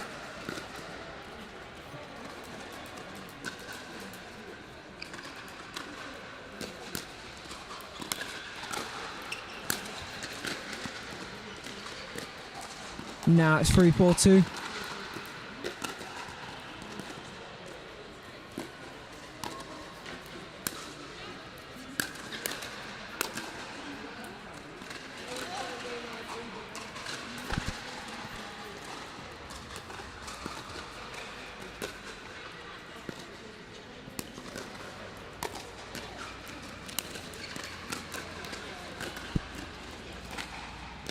A drive from Voira, just catching the tape. Hollis not being able to react in time. 2-point gap now for Voira and Clunas Ross. And that's a shot Hollis will be disappointed to miss.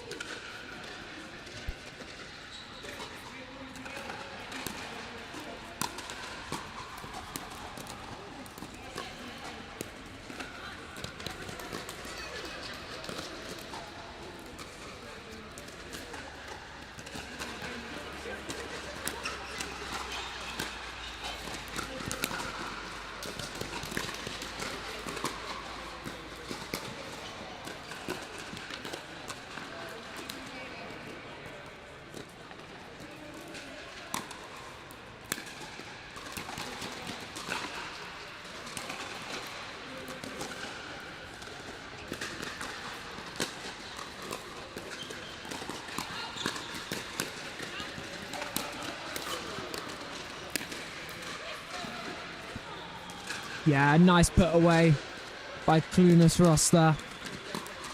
Great angle. A 2-point gap here at 4-6-2.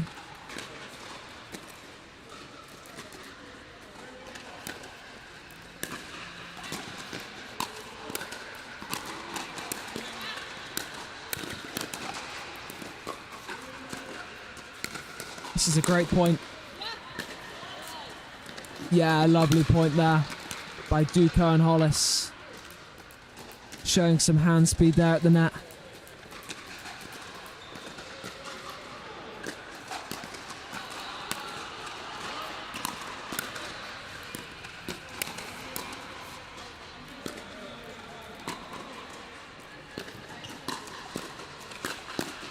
Side out now for Voira and Clunas Ross at 6-5.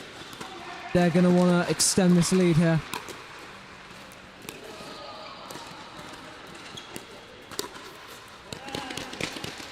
And a smash into the body of Voira.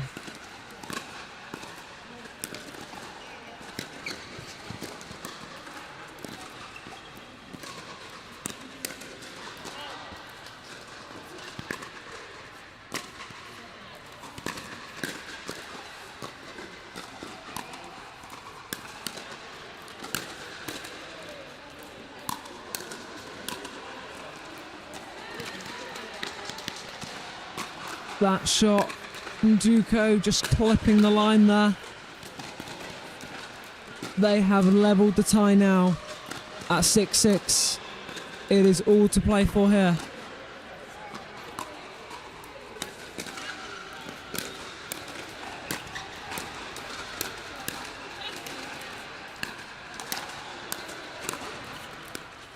Wow, that's a great point. Great play by Tom Hollis there, setting up that.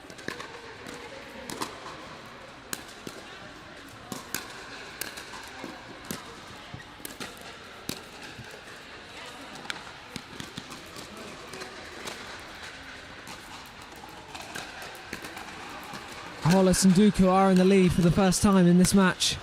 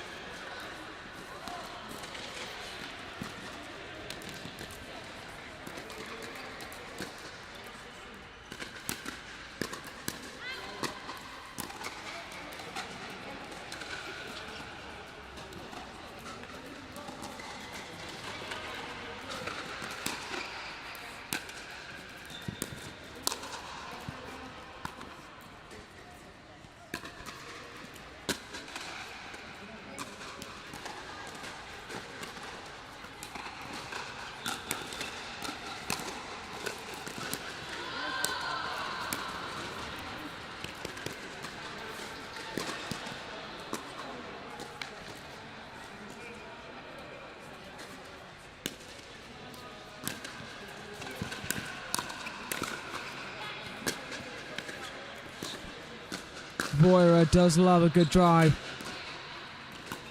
He'll drive most balls, and when he gets it perfect, it is a nice shot.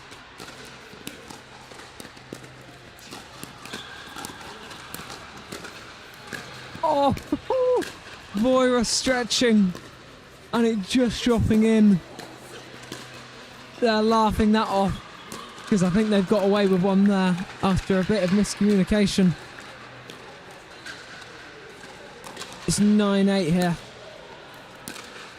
Big point. And there's that drive we were saying about from Voira. He will always have that one level of power.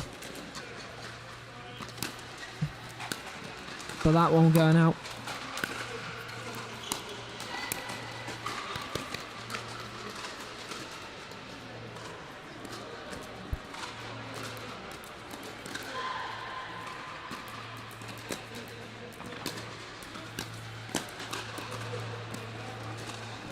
Hollis missed another serve. That is not a time to do that at 9-9.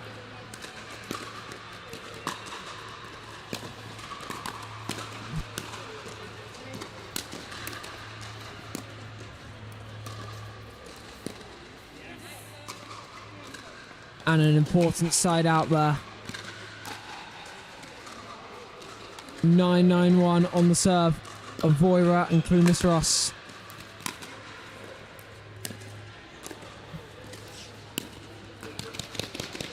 There's Voira driving that, but straight into the net.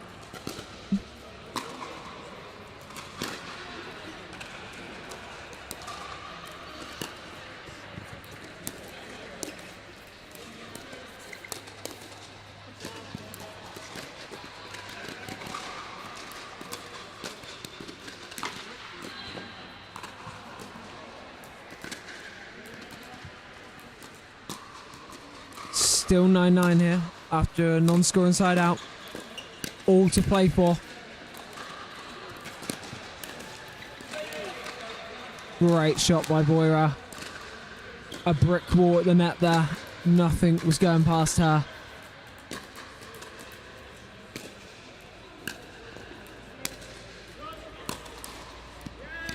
Oh, net roller to set up a game point. They were celebrating that net cord there. No sorries for that one. Can they take this? And they do. They take the first game. Dooku and Hollis 11-9. It is best of 3. So stick around as there is the second game to come.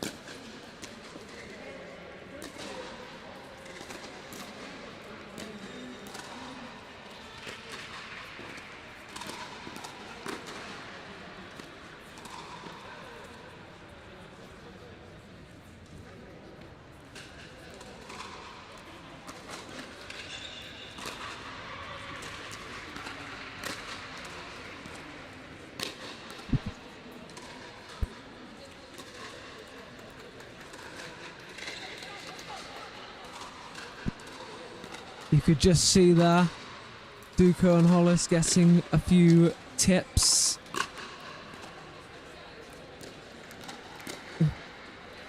They seem raring to go now after that game. It would be interesting to see how the second game plays out. You've got to wonder if anyone starts hitting some third shot drops instead of drives. Could that trouble the other team more? Because so far, a lot of third shots are drives. And it either going in the net or out, or the team is defending them well.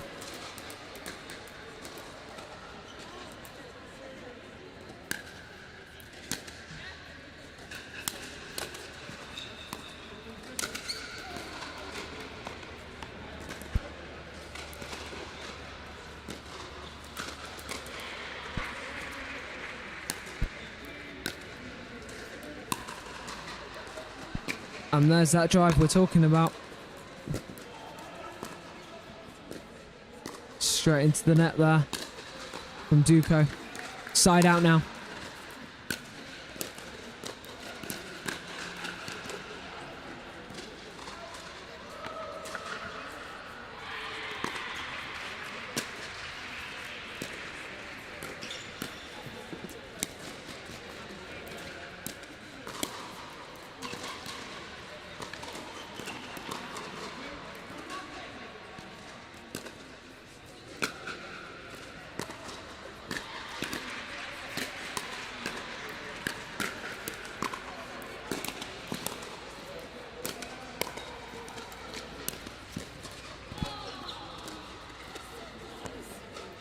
And that's that drive. Driving all those third balls and Duco defending them well. And then it goes out.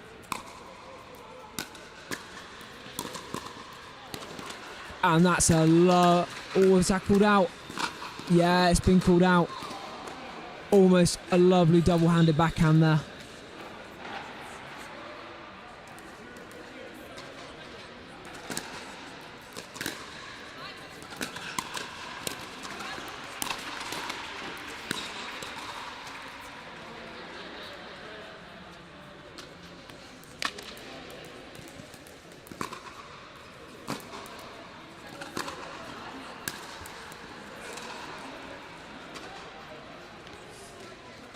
Can't keep giving away these cheap serves.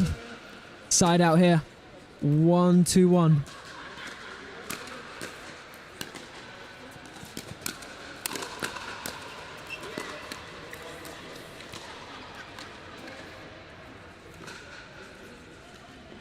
And Hollis not quite being able to reach that one. Just a little bit high.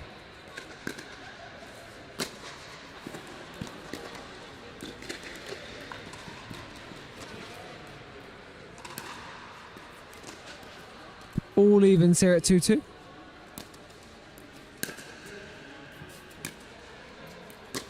Clip the tape, see the bounce. And great hands from Voira and Clunas Ross. Voira putting that ball away. Lovely shot.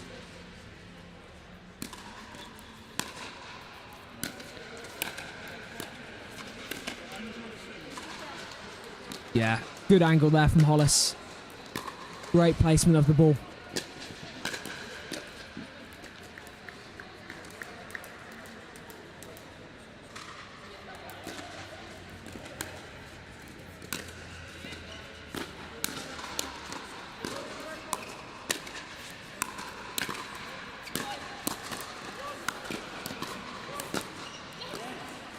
You do feel here we are seeing a lot of attack versus defence. Not many times have we seen both teams at the kitchen.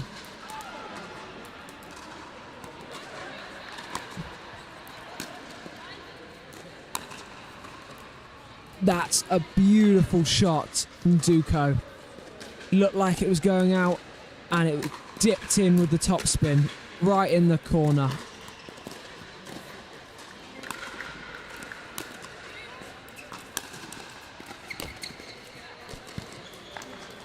A little net cord from Hollis there, and he gave him a little fist pump. I think he likes those net cords.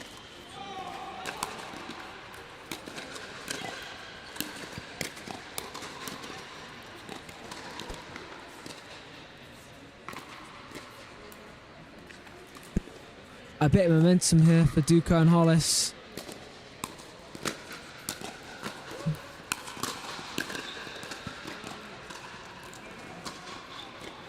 Side out though. 3-5-1. Can they get some points on the board here?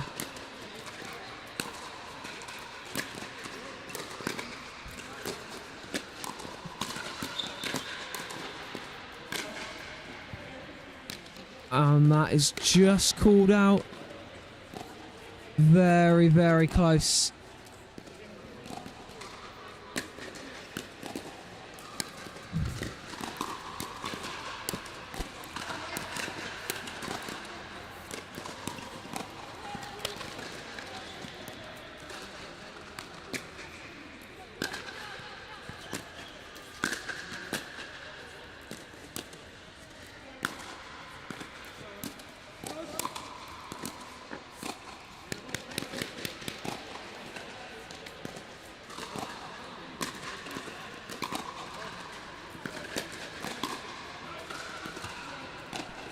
By 5 here, all level in the second game.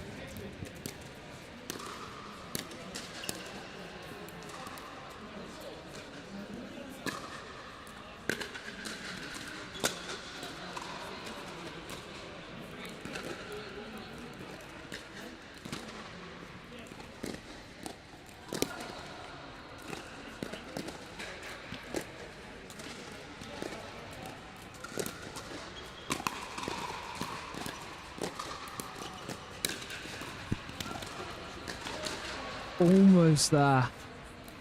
Clunas Ross doing a nice third shot drop and setting herself up, but just missing that drive.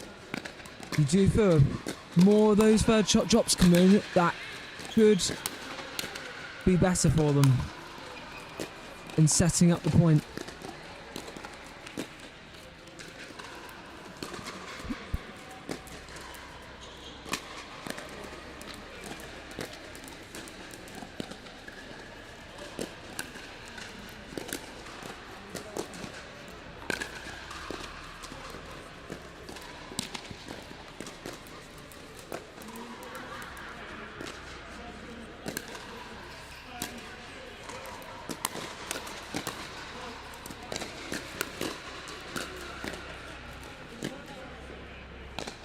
That's a good spot from Duco, spotting that Voira was in the kitchen when he hit that volley.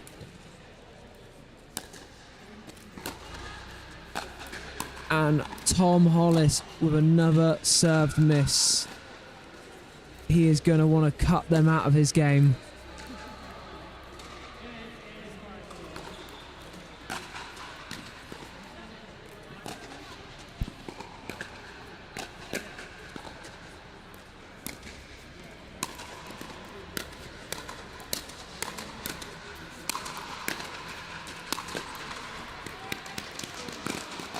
Good defense from them there, but Duco being able to put the smash away.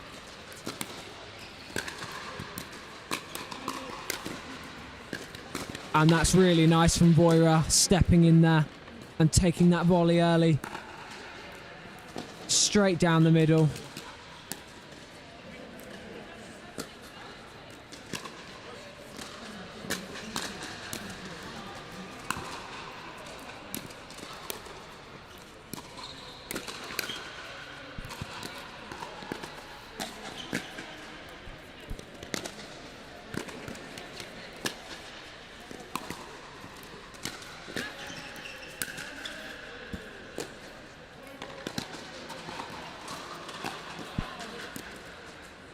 Voira and Clueless Ness will take them all day.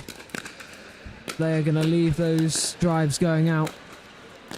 And Hollis with another serve miss. I think that is 5 now for the match. A non-scoring side out there from 2 unforced errors.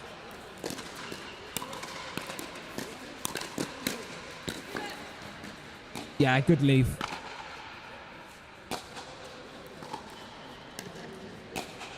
Six, 7-2 here.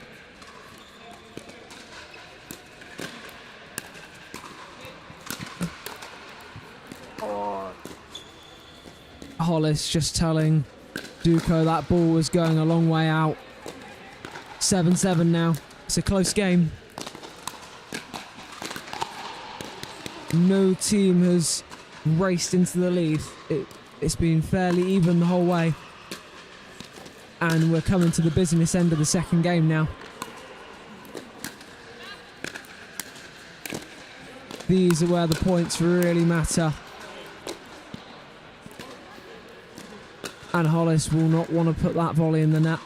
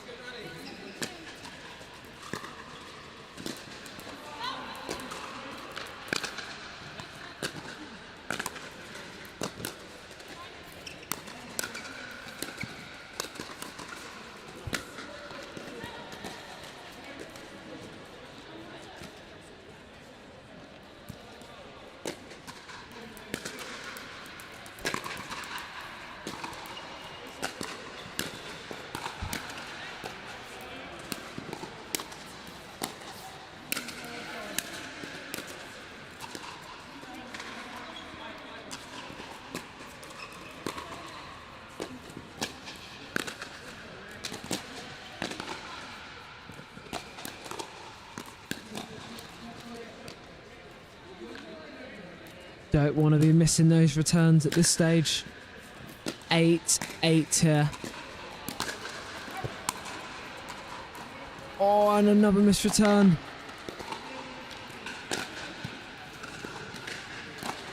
Leading 9-8 now. Voira and Clueless Ross.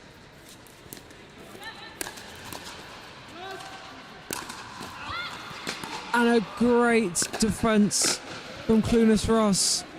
But Duco misses the smash and puts it well long.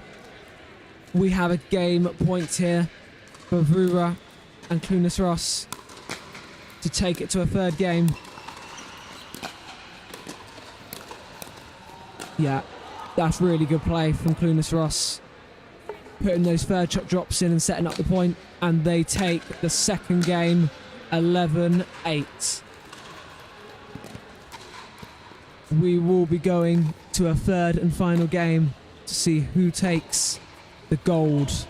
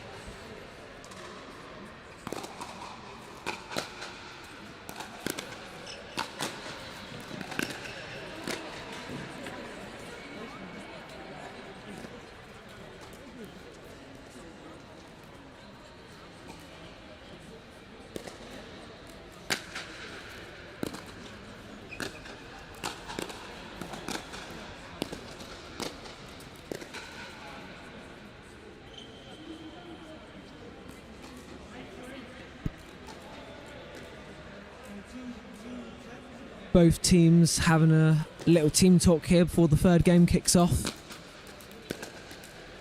We will switch ends at 6. It is all to play for here. Voira and Clunas Ross will kick this game off.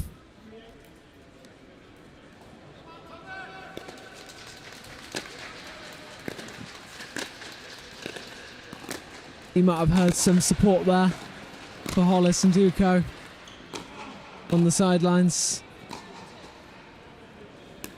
And off we go.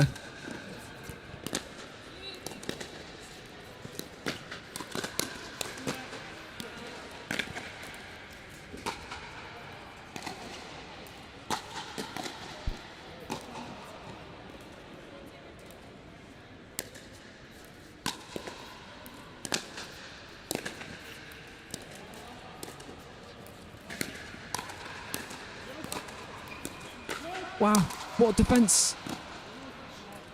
Oh, amazing defence by Voira and Clunas Ross.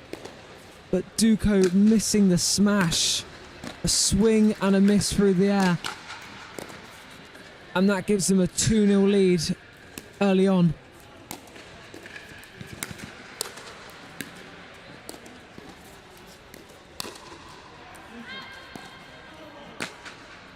Good lead by Clunas Ross there.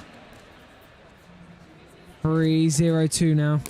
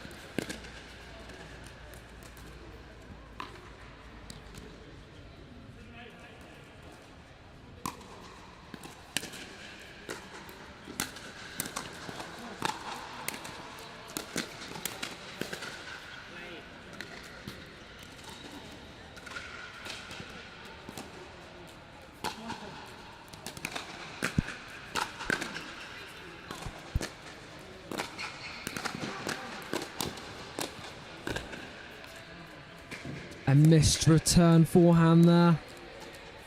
Very cheap points. Voira and Clunas Ross will take them all day. They've sailed into a 4-0 lead here early on.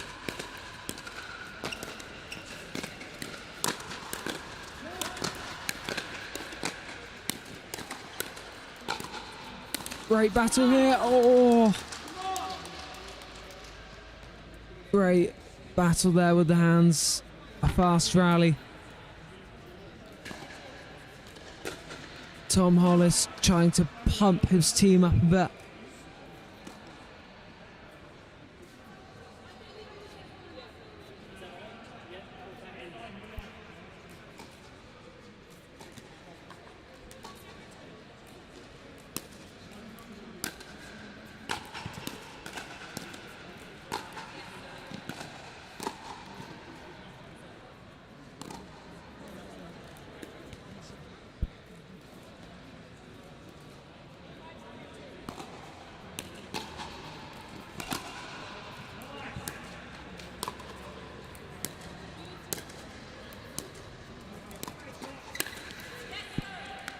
Lovely play by Voira, by Clunas Ross, sorry.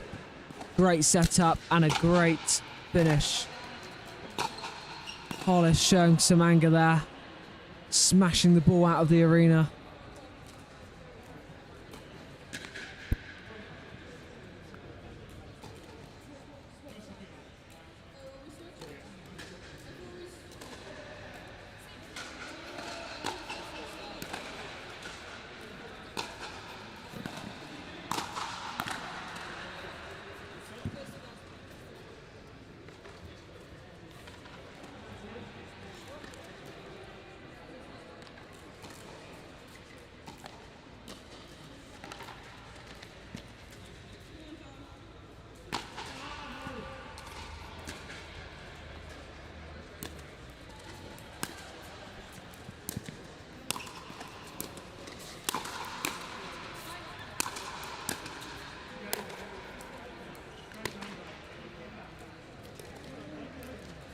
Another unforced error there. Gifting them another point. 7-0 lead now. Side out now for Duco and Hollis. They have got a mountain to climb.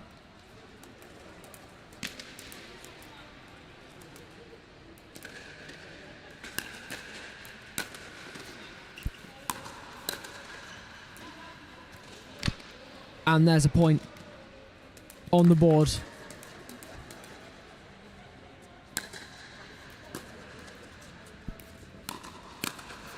Make it 2 points. Can they get some momentum here and try and make a comeback?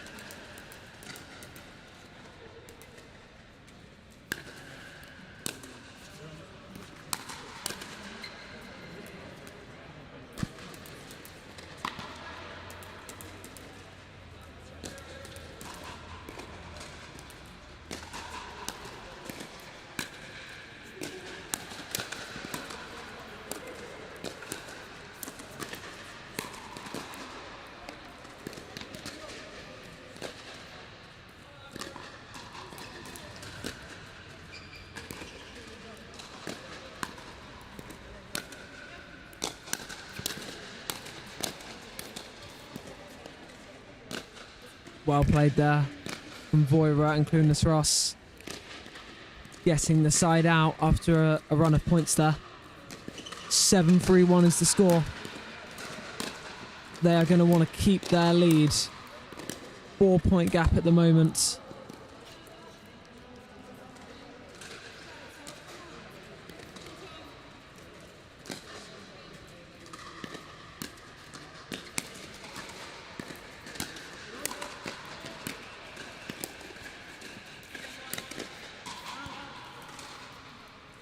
Voira hitting a drive out and Duco taking a swing and a miss. And luckily it went out.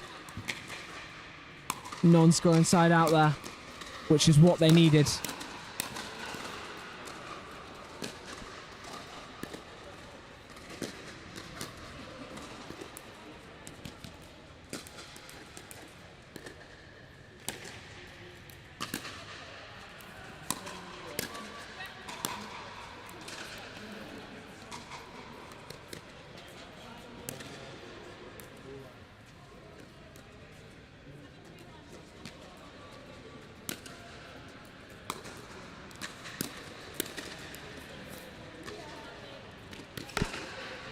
Tom Hollis with a nice touch there, giving a fist pump. You can tell he really wants this.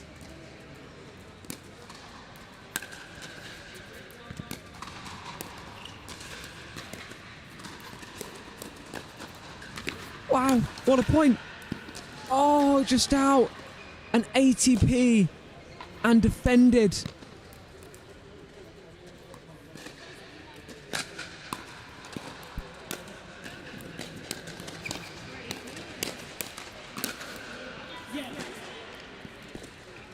Well played from Voira there. Putting that smash away nicely down the middle.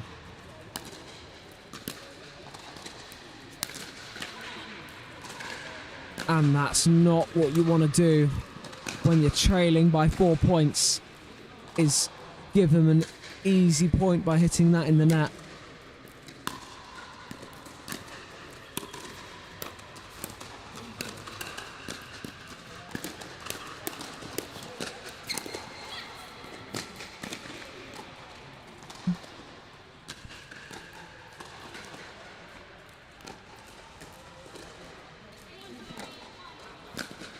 Eight 3-1 is the score here. They are not far from the finish line, Voira and Clunas Ross.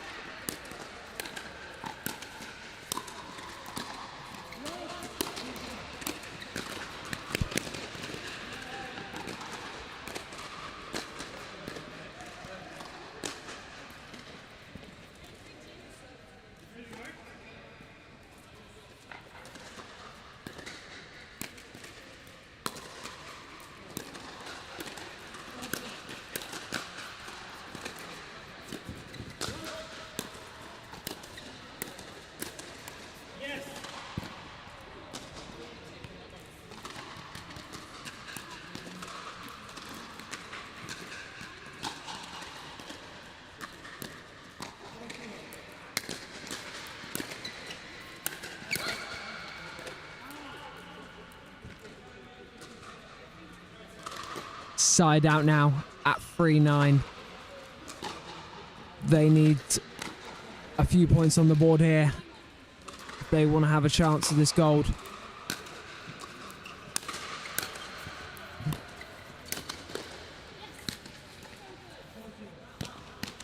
And good play by Voira. Keeping that ball low.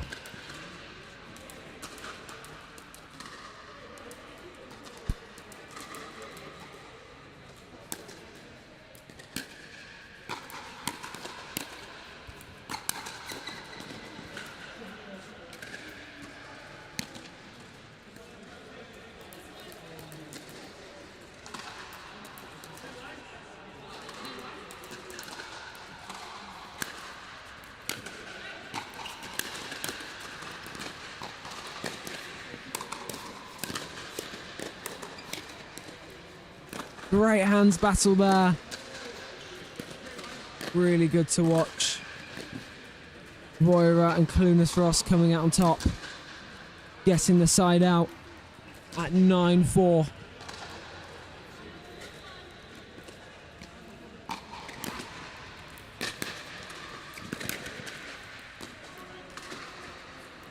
And Voira with a drive that just clipped the tape of the net to set up gold medal points.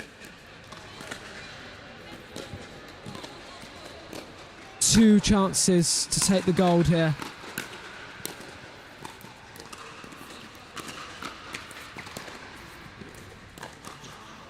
And they only need one of them as Hollis hits that ball miles long. Well done to Voira and Clunas Ross, who take the gold. And Hollis and Duco with the silver. Was a great match to watch. Some good points there.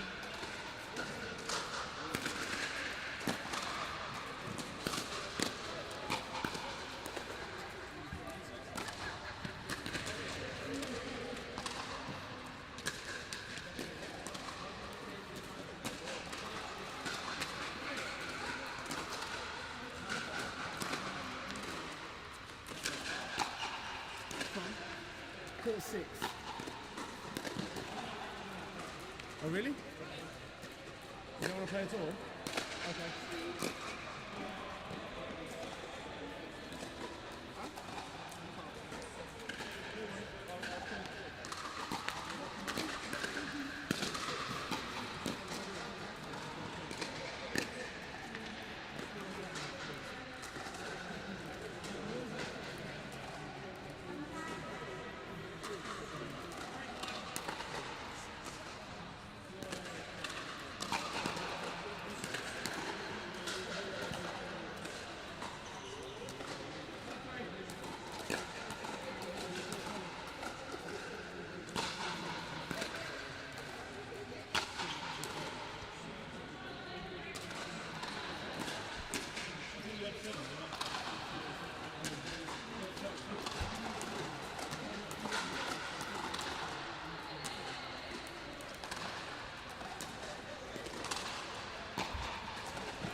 We are going to go and watch some highlights now of yesterday's stuff and take a short break. But if you stick around, there'll be a clinic you can have a watch hosted by Tom Corfield. That'll be on here. And later on, we still have the men's singles open to come. So stick around. In back here, 7-7. Oh, and finding, I think, the edge of the paddle.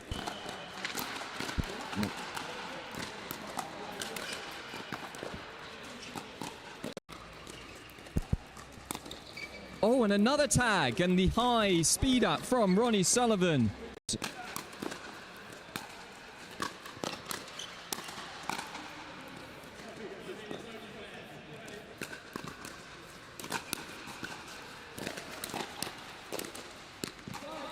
Great rally there, James.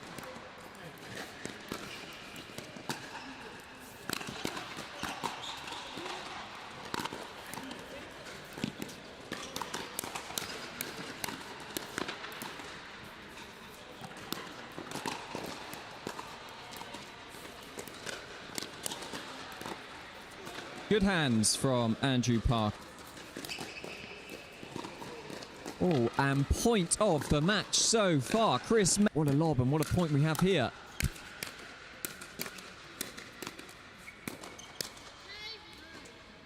Started sprightly here. Oh, and he's hit an ATP.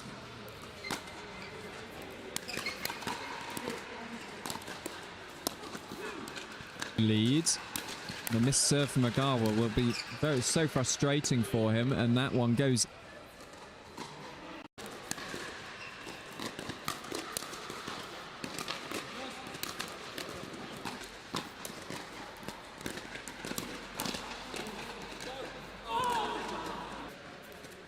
And Payne looking up a slight advantage, but Garwell.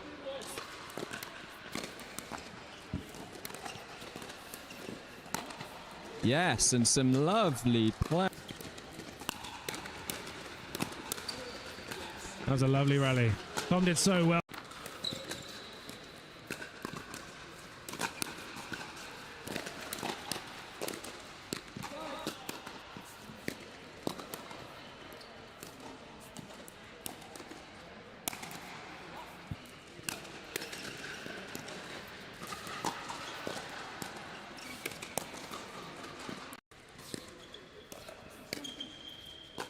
Oh, and the lob goes in from Niv and Sunny.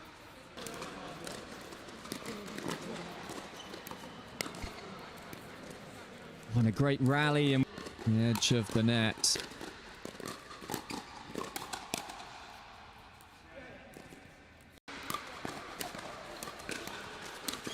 Yeah, nice play from James Selby.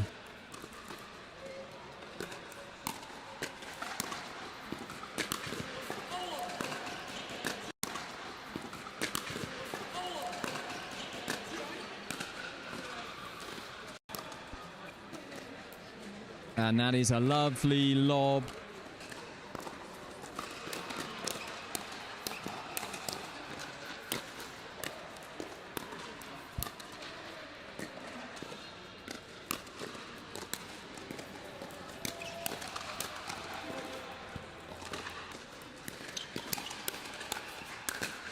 Oh, and that ball going long and game as well, so the result of this won't change the outcome of the groups. Oh, and Ronnie Sullivan trying it.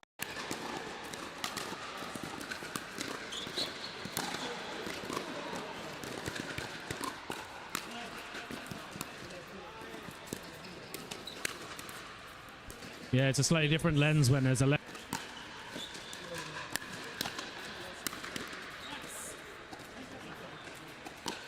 In back here, 7-7.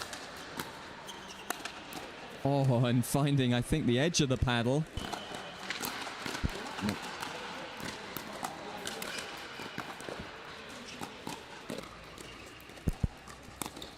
Oh, and another tag, and the high speed up from Ronnie Sullivan.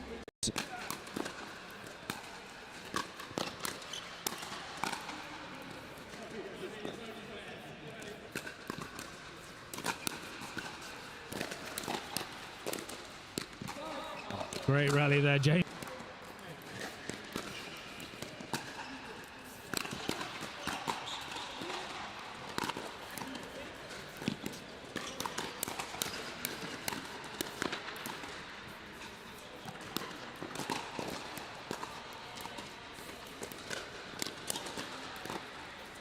Good hands from Andrew Park. Oh, and point of the match so far. What a lob and what a point we have here.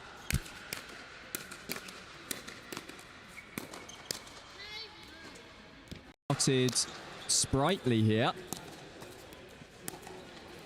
Oh, and he's hit an ATP.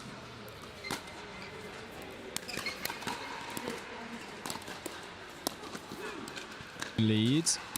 The missed serve from Agawa will be so frustrating for him, and that one goes.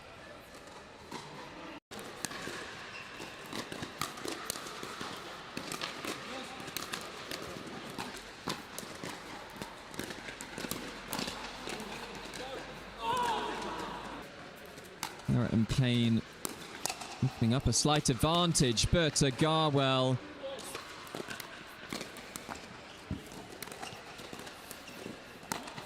yes, and some lovely play. That was a lovely rally. Tom did so well.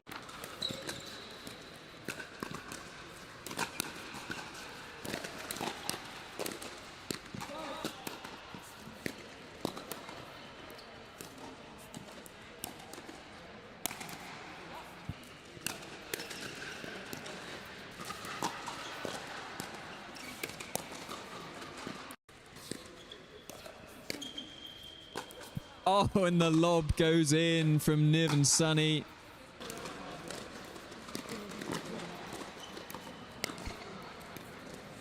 On a great rally and the edge of the net.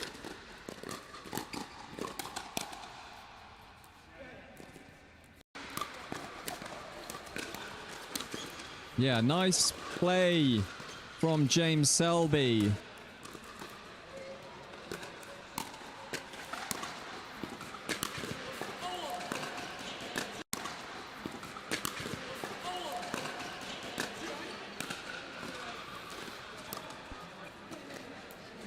And that is a lovely lob.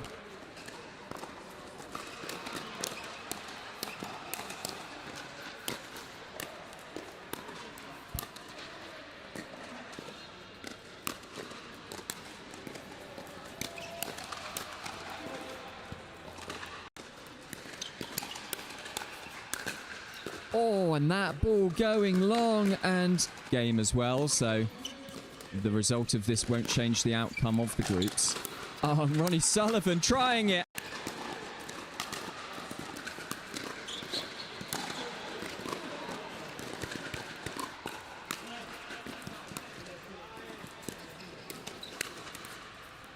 Yeah, it's a slightly different lens when there's a lens.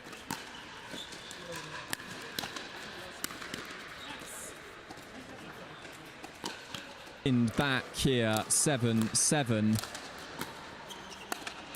Oh, and finding, I think, the edge of the paddle.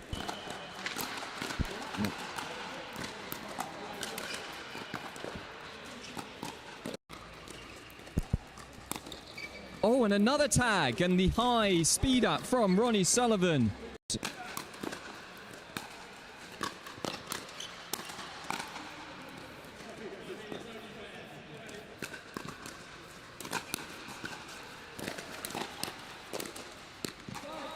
Great rally there, James.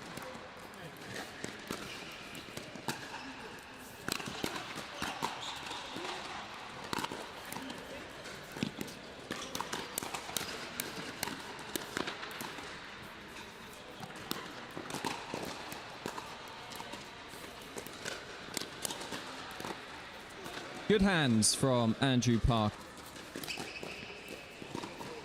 Oh, and point of the match so far. What a lob and what a point we have here.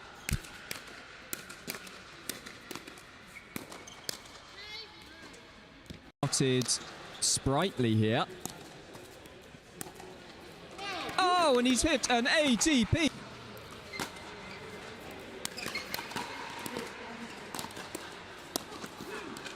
Lead.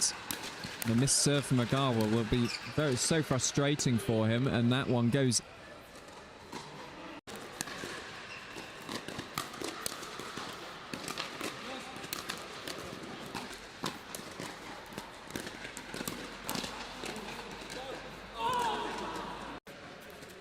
And Payne opening up a slight advantage, but Garwell.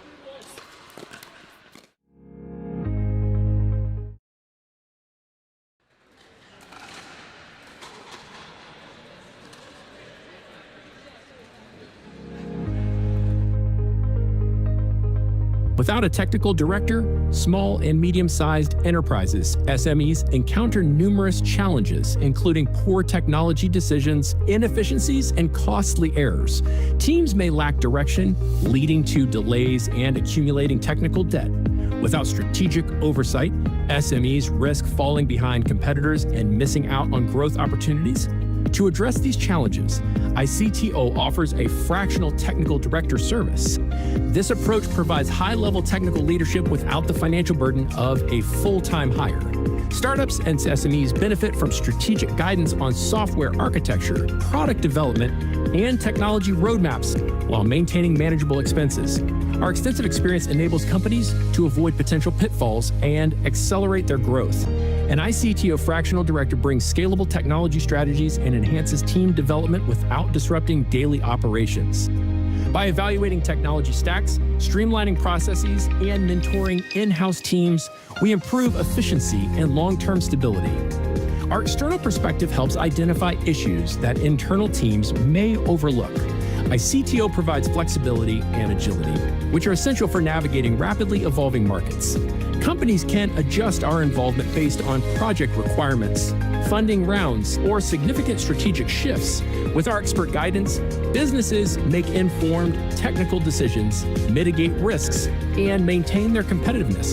ICTO, here when you need it.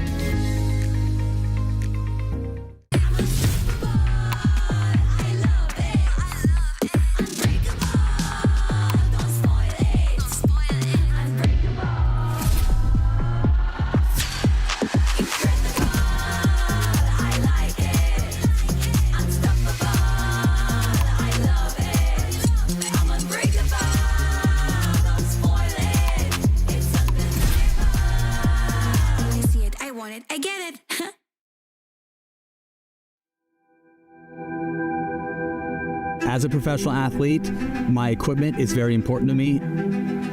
When I'm on the court, I need to trust what's on my feet. I need to stay focused with no distractions. I personally feel like the ViperCore Pro 2.0 is the best performance shoe out there. Durability for me is really important because I like to slide all over the court. I also love how lightweight they are. I feel like I can run faster. Skechers. Comfort that performs. Diadem began with a goal to develop a better tennis string, then a better racket, then a better ball. But it's transformed into a story beyond our wildest dreams. Out of our passion for racket sports grew a desire to innovate and redefine the game. Then came pickleball, a phenomenon that ignited our purpose. Shaping the industry became our mission, but it led to so much more. Diadem isn't just about redefining sports equipment, it's about empowering you, our players, to lead healthier lives, form friendships that transcend borders and backgrounds, and to get out and play. Pickleball enables us to do what we do best, innovate. But Diadem inspires much more because it's not about the brand, it's about the individuals who bring it to life. Our success isn't tallied in paddles and rackets sold, but in smiles brought to players' faces and the relentless pursuit of improvement. At Diadem, our purpose is simple. We live to unlock experiences. We live to compete not just against opponents, but against friends, families, rivals, and heroes alike. At Diadem, we live for one more game, one more shot, one more moment in the story we are writing together. Welcome to Diadem, where we live to play. Pro 4, I'm super excited to talk about this. This is my baby. 3S is and was a great paddle, but the 4 I think is even better. Our main focus going into the Pro 4 was fixing the overall solidity of the paddle, and so we added some supports near the throat area, and that has made the outside edge extremely consistent. The way you're going to see this really affect in real gameplay is you miss it, you don't hit it in the middle, and then it's extremely forgiving. You're really not going to make a lot of errors even when you miss hit it. It's a pleasure to play with, and I'm really excited for you guys to try this.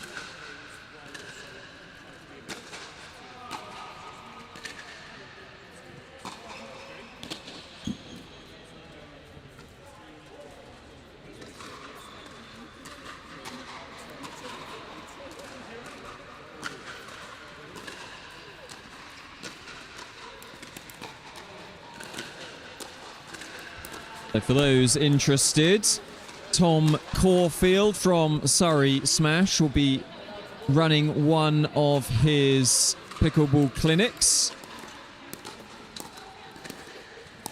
Surrey Smash will be holding a number of these clinics at Pickleball events. Next one after this will be in Basingstoke in October. So there will be opportunities to sign up for that one. So look out on the Pickleball website when you're signing up for the tournament. There will be the opportunity to sign up as well for one of the clinics.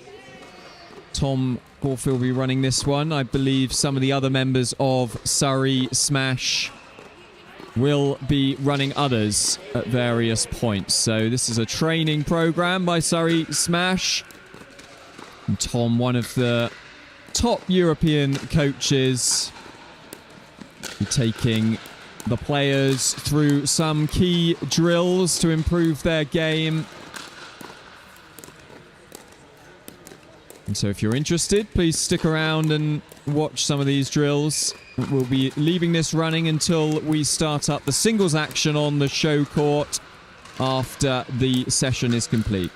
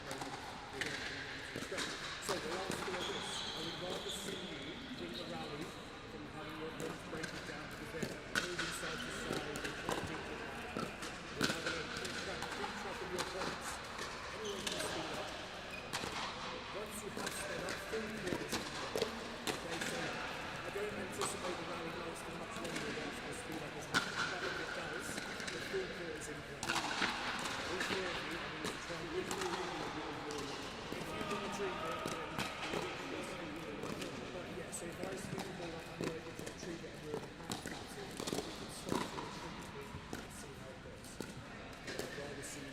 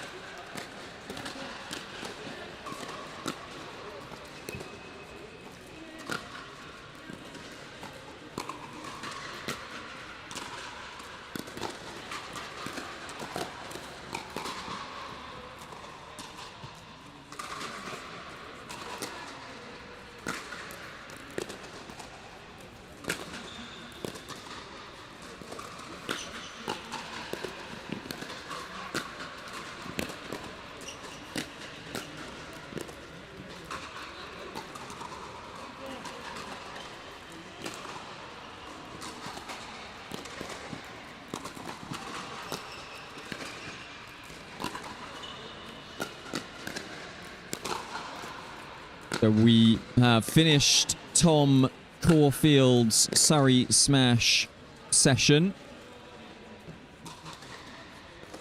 And we'll be taking the time to do a brief interview with him shortly.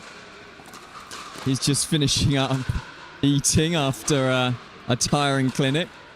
So we'll have Tom Corfield on the mic.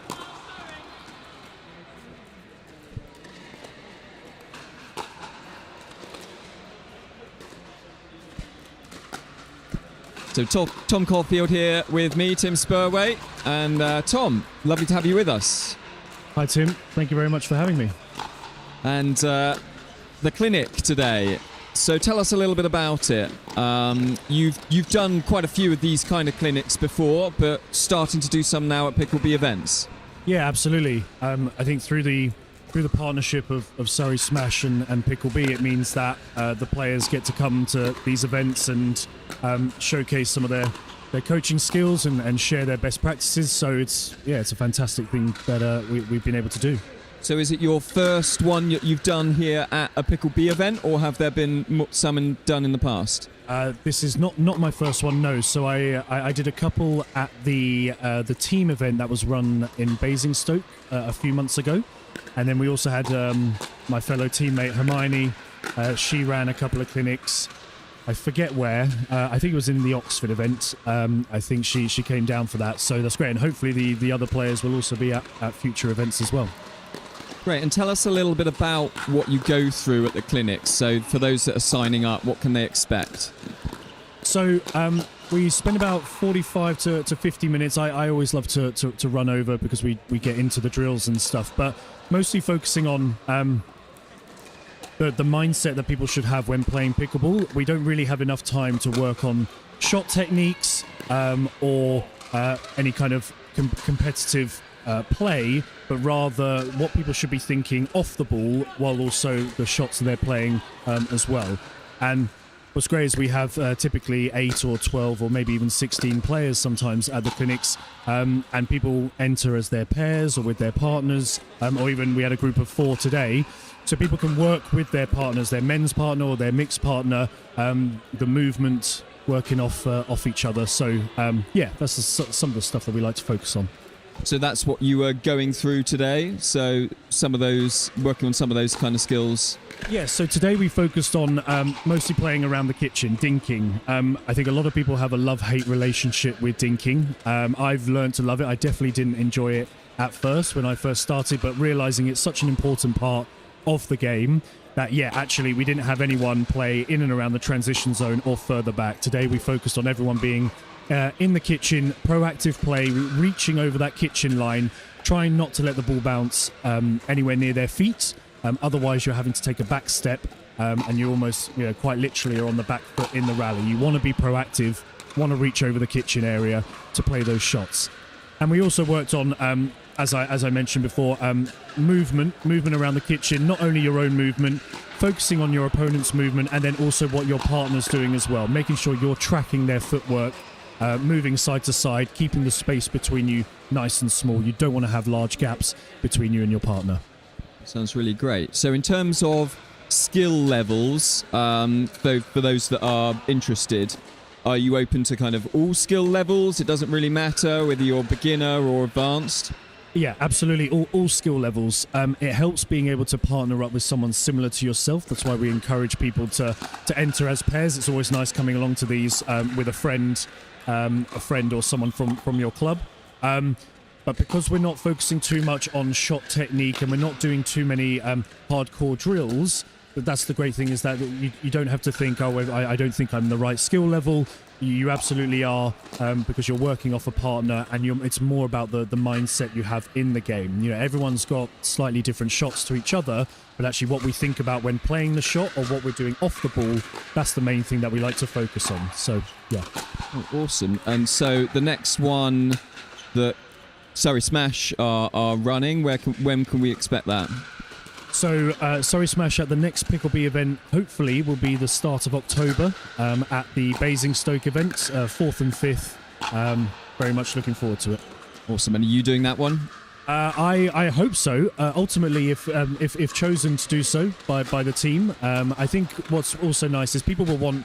I don't want to do them all because people probably get fed up of me. But I have got a lot of knowledge to share, so I'll be very happy to do as many as I can. But I think what would be great is having my teammates come down and share their expertise as well. So we've got a couple of them, playing a lot around Europe and Asia, so they're bound to know a lot more things than I do.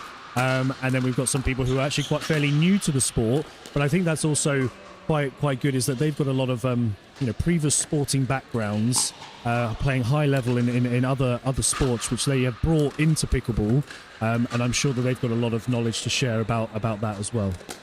Yeah, that is one of the great things about pickleball, is that it's this kind of melting pot, it seems. So many people have different sporting backgrounds, and they all have their own kind of strengths and abilities that they bring forward. And I imagine as a coach, you can quite clearly tell what people's strengths are and what what their best shots are and what they're tending to try and do. And it's that kind of sport that draws a wide spectrum of different players. Yeah, absolutely. And I mean, just one example of having Gail Ems in our team, previous Olympic silver medalist. It's incredible just chatting with her. Don't be afraid. I say this to anyone. Don't be afraid to go up and speak to her. She loves chatting with everyone, but also just hearing about her journey in the Olympics and becoming a world champion. Just the various mindsets that she's had to have, and just sharing that knowledge with our teammates. It's just a different perspective on it. And as she, continues her pickleball journey, I'm sure she'll, put that into practice as well. Yeah, it's brilliant. So a little bit about yourself, Tom. How did you get into pickleball, and do you have a kind of rackets background, or? Yeah, so I was a club tennis player beforehand. I started playing pickleball 3.5 years ago. So it was Victoria Kilcran who introduced me to the sport. She was at Surrey Downs Pickleball Club down in Tadworth, and they were running a taster session. It was Julie Mack who was running that taster session for a couple of hours. I brought a friend along, and rest is history, really. Fell in love with the sport, found it very addictive. It's almost, worryingly addictive now. I struggle to take a break, but no, I love it. But yeah, before that, tennis player. I did stop playing tennis for a couple of years, or at least, playing as regularly as I did. It's very hard not to play tennis when the sun is shining and it's still a great sport. But what I found is actually I play a bit more tennis now, and I found that my pickleball has helped my tennis game a lot. I was actually telling someone this earlier today. Just the mindset, the reactions that I have to have, being lucky enough to play at quite a high level in pickleball has meant that coming back to tennis, almost a different sport to me now. I find myself winning a few more matches, which is great. That's brilliant. And you're all over the place, aren't you? You're across Europe and in Africa as well, I believe. I don't know if anybody listening has you got to look out for Tom Corfield's Instagram. He seems to be absolutely everywhere.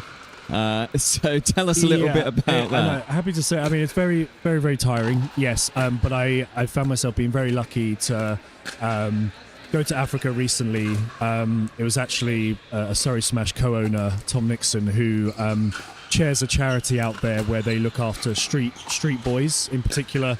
And 3 years ago, I went to just help out the charity. Obviously see a bit of safari as well. You can't not go to Kenya and not do the safari, but also helped out that charity. But I'd only just started playing pickleball back then, so never actually thought to put two and two together. It was only 2 years later, so this time last year, I went out and I asked people all over England and in the Premier League for donations of paddles, balls, t-shirts, anything that they have. And I know people love to purchase a new paddle occasionally to improve their game, and so they've got a few old ones lying around. So what was great is last year we could go out there and introduce the sport to these boys, 50 of them, 25 at each safe house in the Kenyan countryside, and they loved it. It was such a rewarding experience. For me it wasn't too much work. It was just the great coming together of people donating equipment. I got to fly out there and introduce the sport and loved it. And then this time round, a year later, well, that caught the attention of the governing body, Pickleball Kenya, and it also caught the attention of Nairobi Pickleball Club.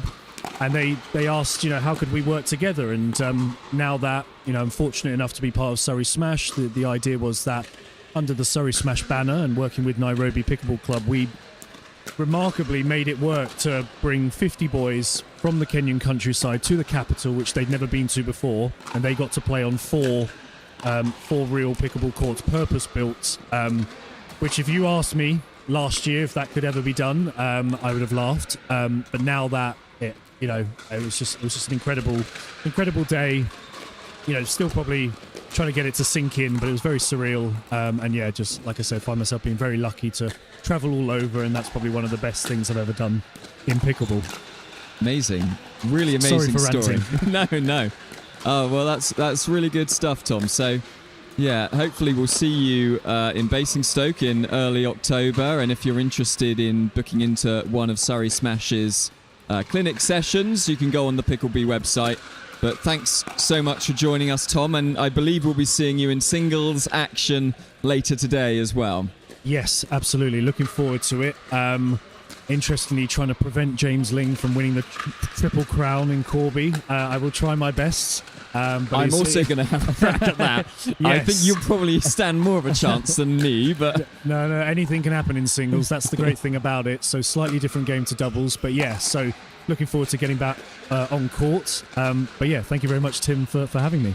Great. Thanks, Tom, and hopefully see you later on court. So we will be starting singles action here on the show court at 3:40. And 3 groups in the men's open category. So we've got another 10 minutes to go. I hope you'll join us. We've got some of the top UK singles players in action. And it's going to be a cracking... Well, it's going to be some cracking groups, but in particular the knockout stages are going to be something to look out for. So stay with us. We'll have another quick break and then we'll be back with singles action for you.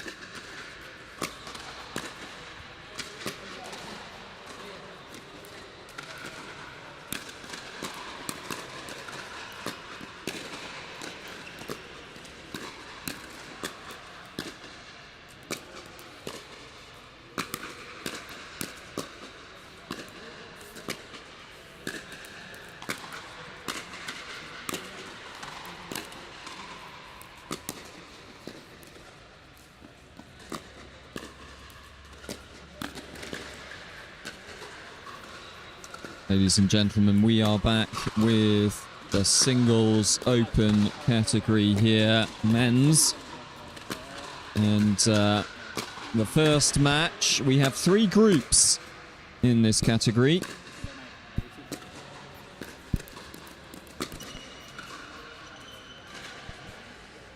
And we have Stephen Hargreaves and Christian Hollington on court now. And also in this group is Tommy Power and Lewis Oak. Christian Hollington getting us underway.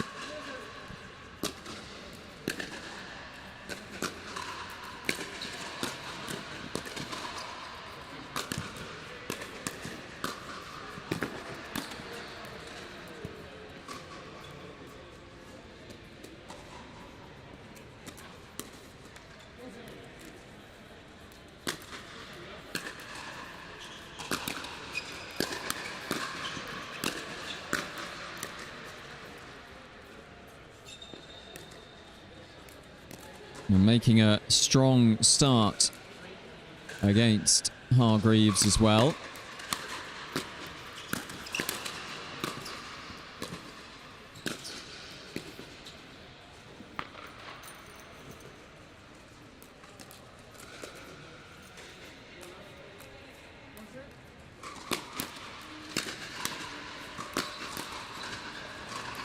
Singles, of course, a totally different game to doubles.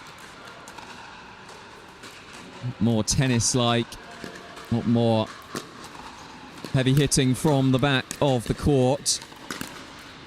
That first hit, so critical.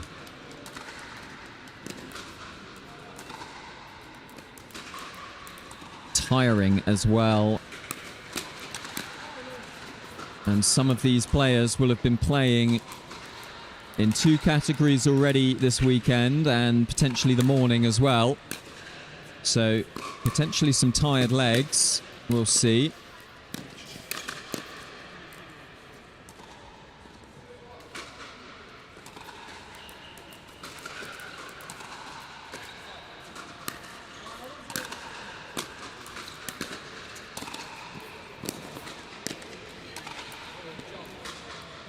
And just drops in.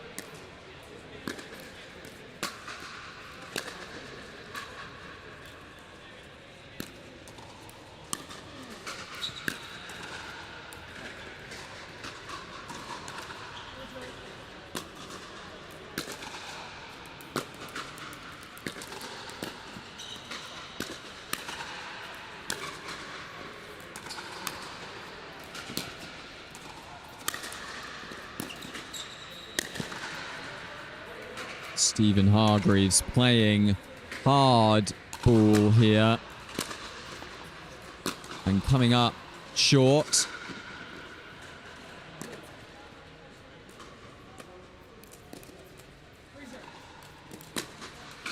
And the serve switches back to Hollington. So the group favourite is Lewis Oak, and he's currently playing on court 2. He'll be a very tough one to beat. Currently playing Tommy Power and looking very strong.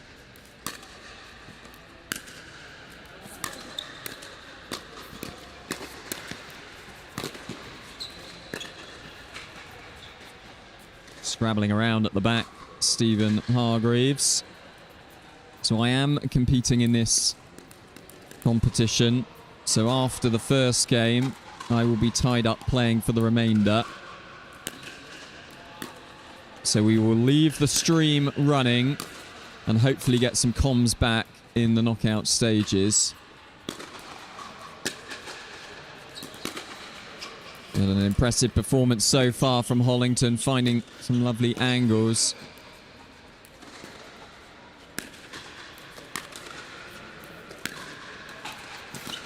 And really putting pressure, getting that first hit on Stephen Hargreaves. A little bit more zip on the ball from the paddle of Hollington.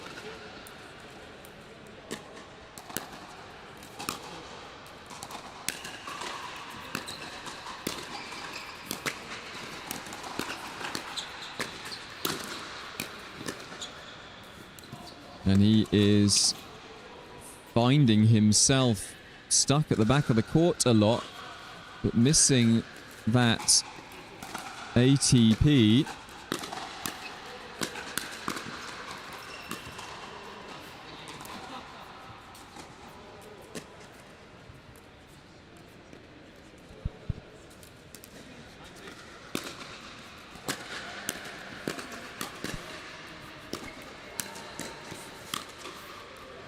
And that now is game point.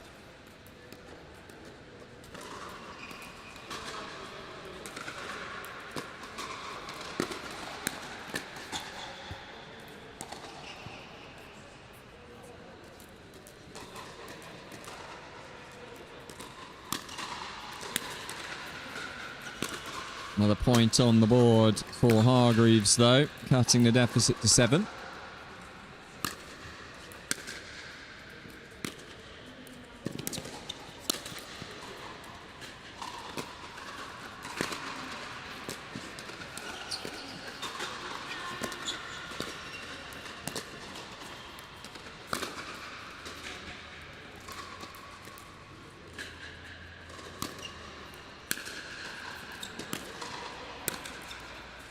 Lovely flick. Paddle flick there. Lovely down the line shot there from Hollington. And that one goes in. And a really assured performance from Hollington. One to watch for the remainder of this competition. 4 teams in this group, so each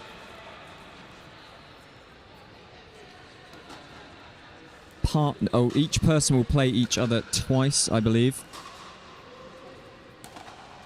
So Hargreaves will have a chance at revenge. 6 games in total to be played. And next up will be Christian Hollington again, and playing Lewis Oak on the show court. And he's finishing up his game with Tommy Power.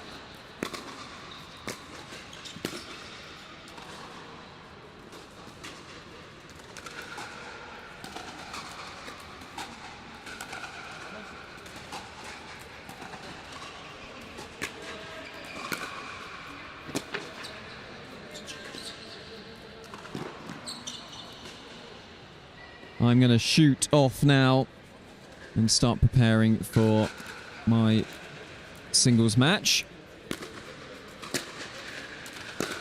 And hopefully I'll see you later on the show court if the gods favour me and Lady Luck favours me later on today.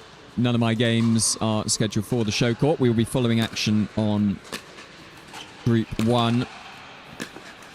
Just to give you some of the other names of players in this men's singles open category. We have Tom Corfield, of course, Will Riley, Joe Ringer, Victor Spinman, and Ollie Adams. They make up Group 2.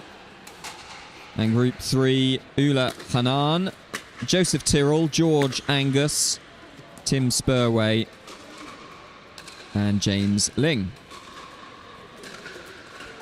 And that's Group 3, so top 2 to qualify, and then I think top 3 to qualify from Groups 2 and 3 potentially, as they have 5 players as opposed to 4.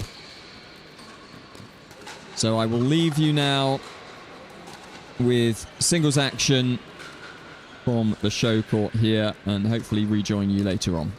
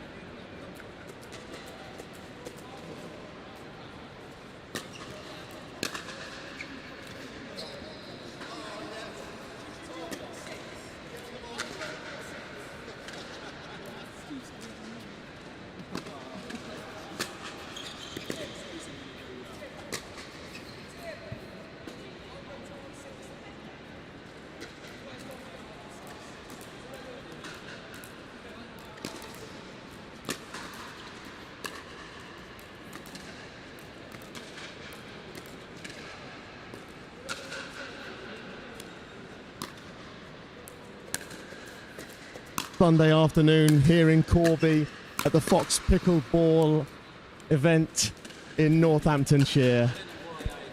We've got the joy of watching James Ling and Tim Spurway knock up. James Ling is at the bottom of your screen, adorned by the title sponsors branding, Fox Pickleball all over his chest and back. We love to see it. At the top of your screen is Tim Spurway wearing his now trademark recognisable headband, something else that we cannot believe how lucky we are to get to lay eyes on.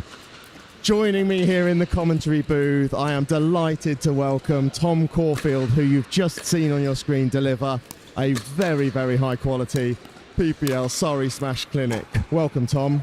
Thank you very much, Steve. Thank you for having me. It is genuinely my pleasure. We've lost the ball at this stage, which makes playing problematic. Hopefully we'll get it back and the players will be ready to start playing. We'll be doing this game without the score bug, largely because I don't have the technical know-how or capability to operate it.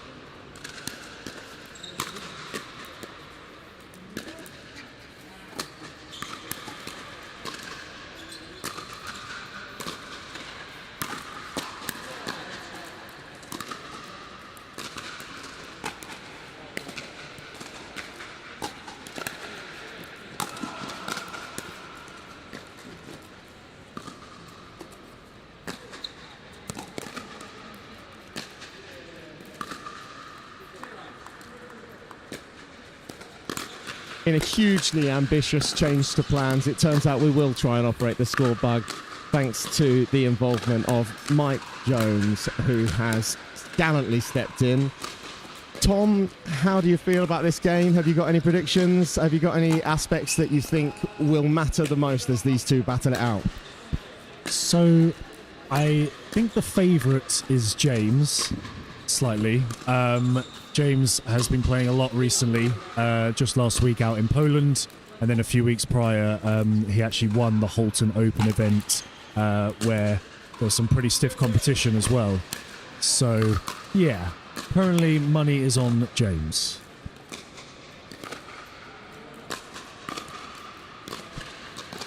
How did James do out in Poland? So, he, I believe, came at least top 8. I forget what he told me. Maybe even 5th, actually. He had to play Josh Bright again. and Josh got the better of him that time. So I think it's currently 1-1 between those two competitively. So I'll be excited to see them two play again in the Premier League at some point, I'm sure. An inevitability based on the schedule, one would think. Yes, yeah, I'd assume so. So although Surrey Smash have a couple of other strong singles players in their team, so yeah, it'll be actually tough to pick who should play against Josh in the next fixture. And we have a point on the board. James Ling has taken a 1-0 lead here.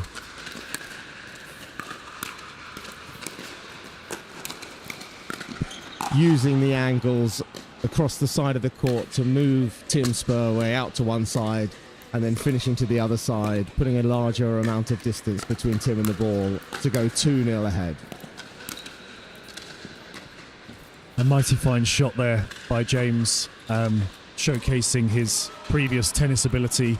Very high-level tennis player, county player, I believe, for Suffolk. It's a fantastic ground strokes. That is something Tim needs to be wary of. And a lovely volley as well to finish. So it looks like James has got the ground strokes and the volleys down to a T so far. And the height. And you can't teach tall. No. So yeah. And Tim's not a short guy. So yeah, James covering the whole net there very easily. You've faced James several times in singles yourself, haven't you? I haven't actually. No, I don't think so. We both went to the trials day for the PPL a few months back. That's when we first met. I think competitively we actually haven't played against each other. So hopefully, maybe at some point today, that might be the first time we meet in a competitive tournament. Have you played each other in doubles? Thankfully, I've not had to play against him in doubles either. No, so James being fairly new to the sport, so took it up out in America with his now wife Annalise Ling. So great to have them both back on home soil, and obviously James, playing more and more and more. He's seeing the addiction of the sport now, so which is great. But yeah, thankfully not had to play against him yet in doubles either. So. And for this season, thankfully on the same team as him. So, only if we find each other at another tournament, may we play against each other. And seeing how dominant he is from both the back of the court and up at the non-volley zone line there, what would you have in your mind as a strategy to try and counteract the weapons that he's displaying here? Good question. Something I'll be trying to work out over the next hour or so. I think we've got to not give him anything he hasn't have to move towards. I think we have to keep him moving around. So just these shots here. Only Tim's playing the ball straight back at James. He's not having to move his feet very much. So I think we need to keep James on the move.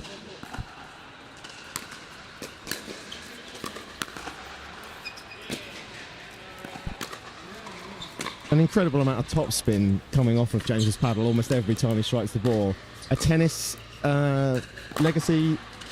I should think so. I think also the paddle he's using, I think he loves it. He told me yesterday that he wasn't sure what he was doing with his previous paddle, but very happy that he's now collaborated with Fox.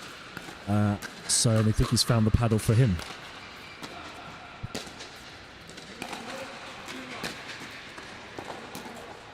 And this is tough sledding for a very, very good player in his own right, Tim Spurway, but facing just such a strong arsenal of weapons. Forehand, backhand, from the baseline, on the volley.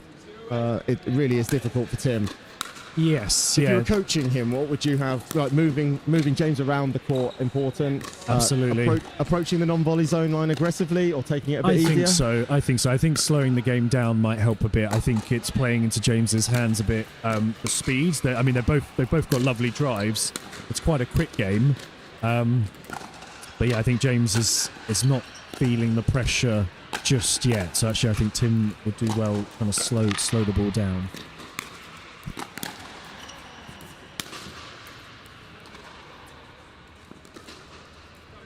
Rare error from James Ling there, putting that ball into the net. I'm sure Tim Spurway will be filled with a little bit of gratitude to have the Yes, and a first point for Tim. So, yeah, always tough. I think first game having to play James, but I think it'll warm Tim nicely up for the rest of the group fixtures. And when you play a singles match, how much does your game plan and strategy adapt based on the opposition you're about to face, or do you have a standard modus operandi? My standard is scrappy. I do not look anything like James Ling. Nowhere near that elegant with the great shots. Just like that one just there. But I'm a fighter. I'm scrappy. I like to play my own game. Well, I think it can be the case a lot of the time, but always assume your opponent is, very, very good, better than you almost. You've got to respect your opponent, and that way it makes you play up. Even if sometimes they might not be to your level, but you always want to feel like you're playing up. So that way you can play your own game and stay on top of it. So yeah, I enjoy getting everything in. Might not look as good as some of these ground strokes we're seeing now. Just like that single-handed backhand by James, that was beautiful. But yeah, that's my style. And that single-handed backhand there brings up game point for James at 10-1. He really has put on a masterclass of a display here. Yeah, I think one thing I've noticed, and if any of James's future opponents playing today, I actually think James will struggle to find the angles if you return it to him down the middle. So that's a tip for anyone listening. Great insight. Let's hope that James's opponents in the next 3 games aren't listening and that he's not cross with you for sharing yes, that. Yeah. And we will move on to more games in this 18+ men's singles open category in just a few minutes.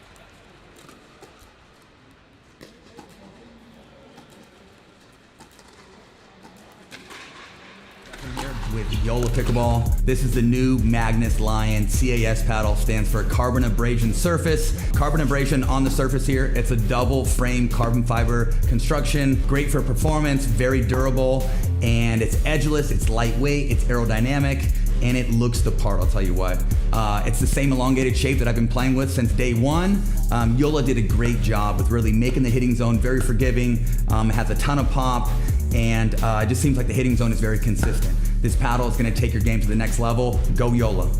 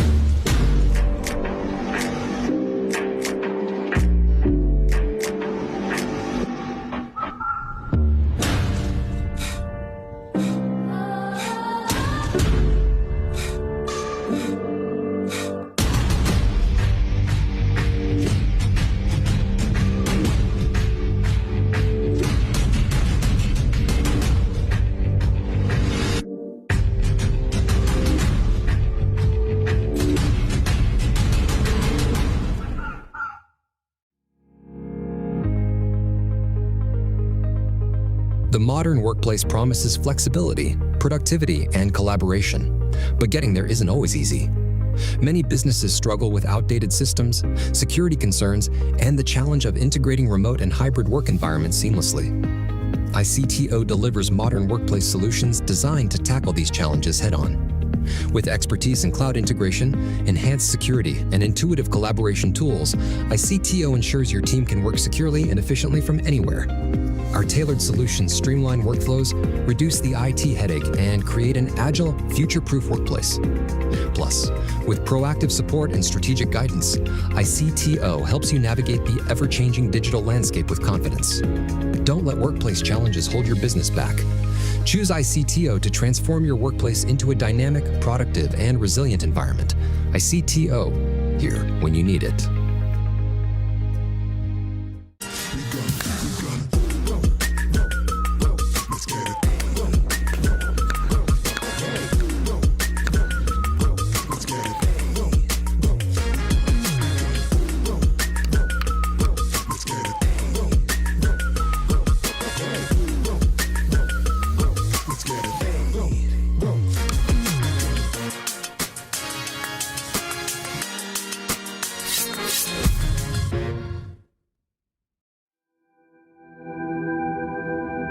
As a professional athlete, my equipment is very important to me. When I'm on the court, I need to trust what's on my feet. I need to stay focused with no distractions. I personally feel like the ViperCore Pro 2.0 is the best performance shoe out there. Durability for me is really important because I like to slide all over the court. I also love how lightweight they are. I feel like I can run faster. Skechers. Comfort that performs.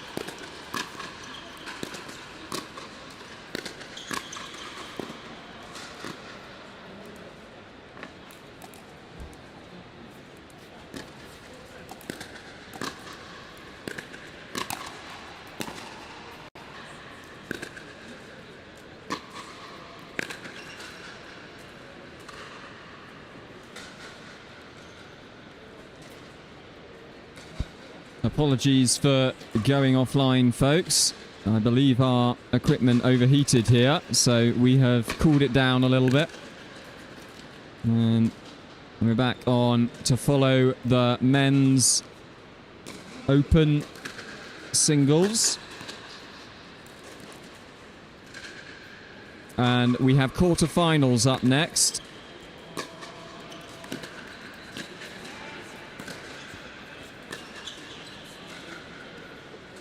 This will be a first to 11.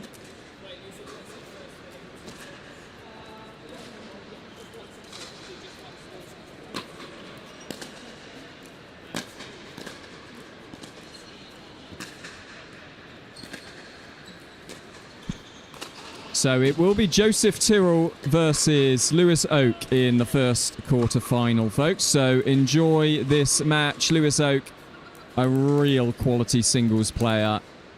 And Joseph Tyrrell, fairly new to the sport, but comes from a long tennis background, so he has some potential in him.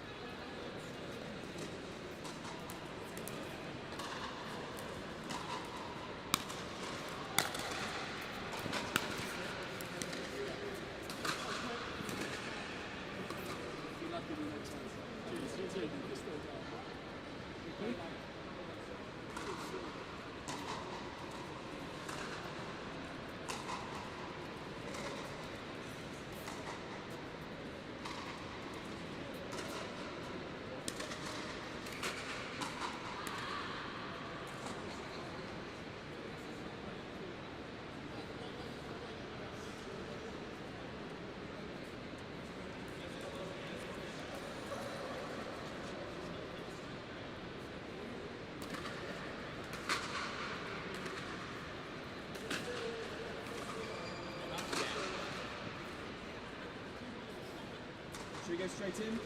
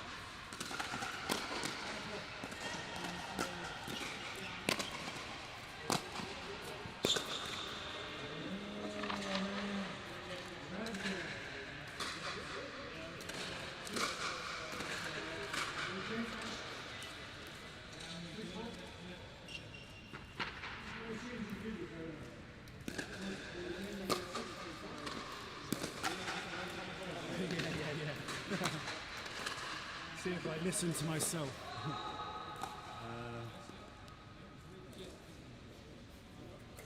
How warm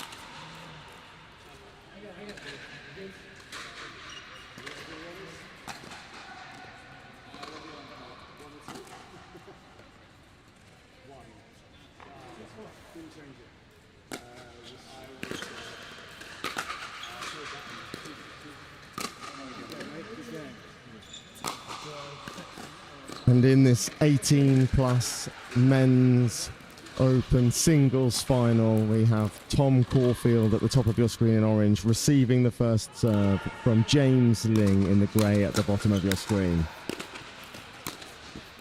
Tom lost the guess how many fingers I'm holding up behind my paddle game and conceded the first service, but chose to switch ends to be at the top of your screen.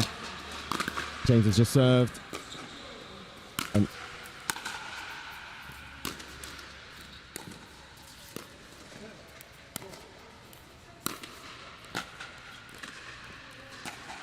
And having won the first point, now concedes the serve with a side out for Tom Corfield at 0-1.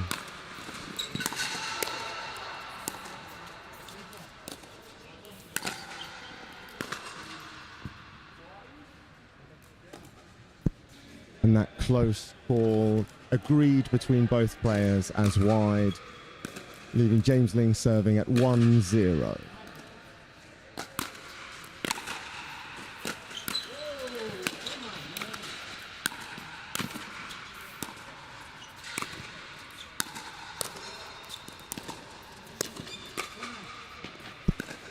I really hope it shows on the screen, but the ball is just moving so fast over the net there.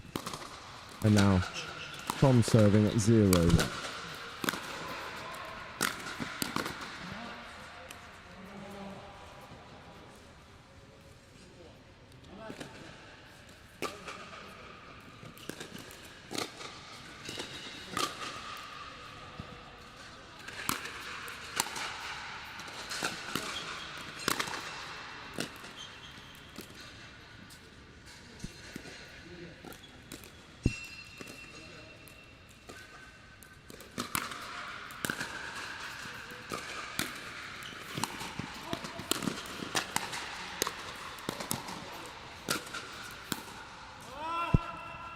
James Ling really using the width of the court there to take a 3-0 lead. Both of these two players, key members of the Surrey Smash PPL team, and showing each other a lot of respect as they compete in this final gold medal match.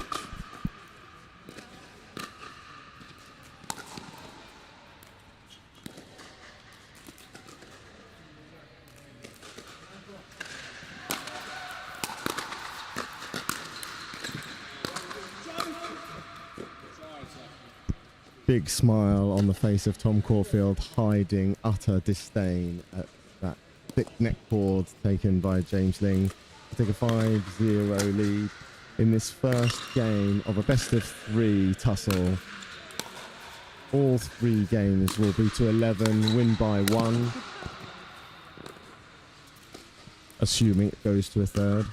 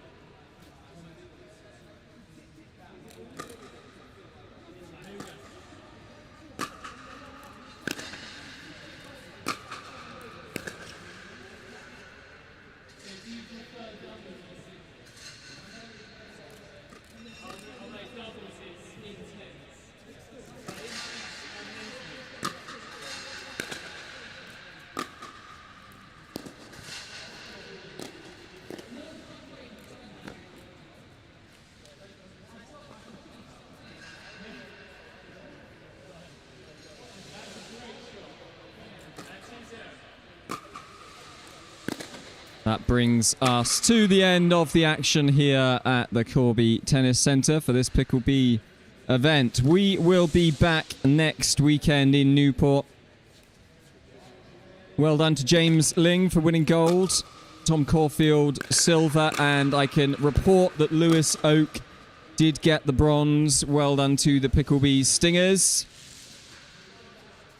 Lewis Oak part of the team there and beating me for the bronze medal in comprehensive fashion.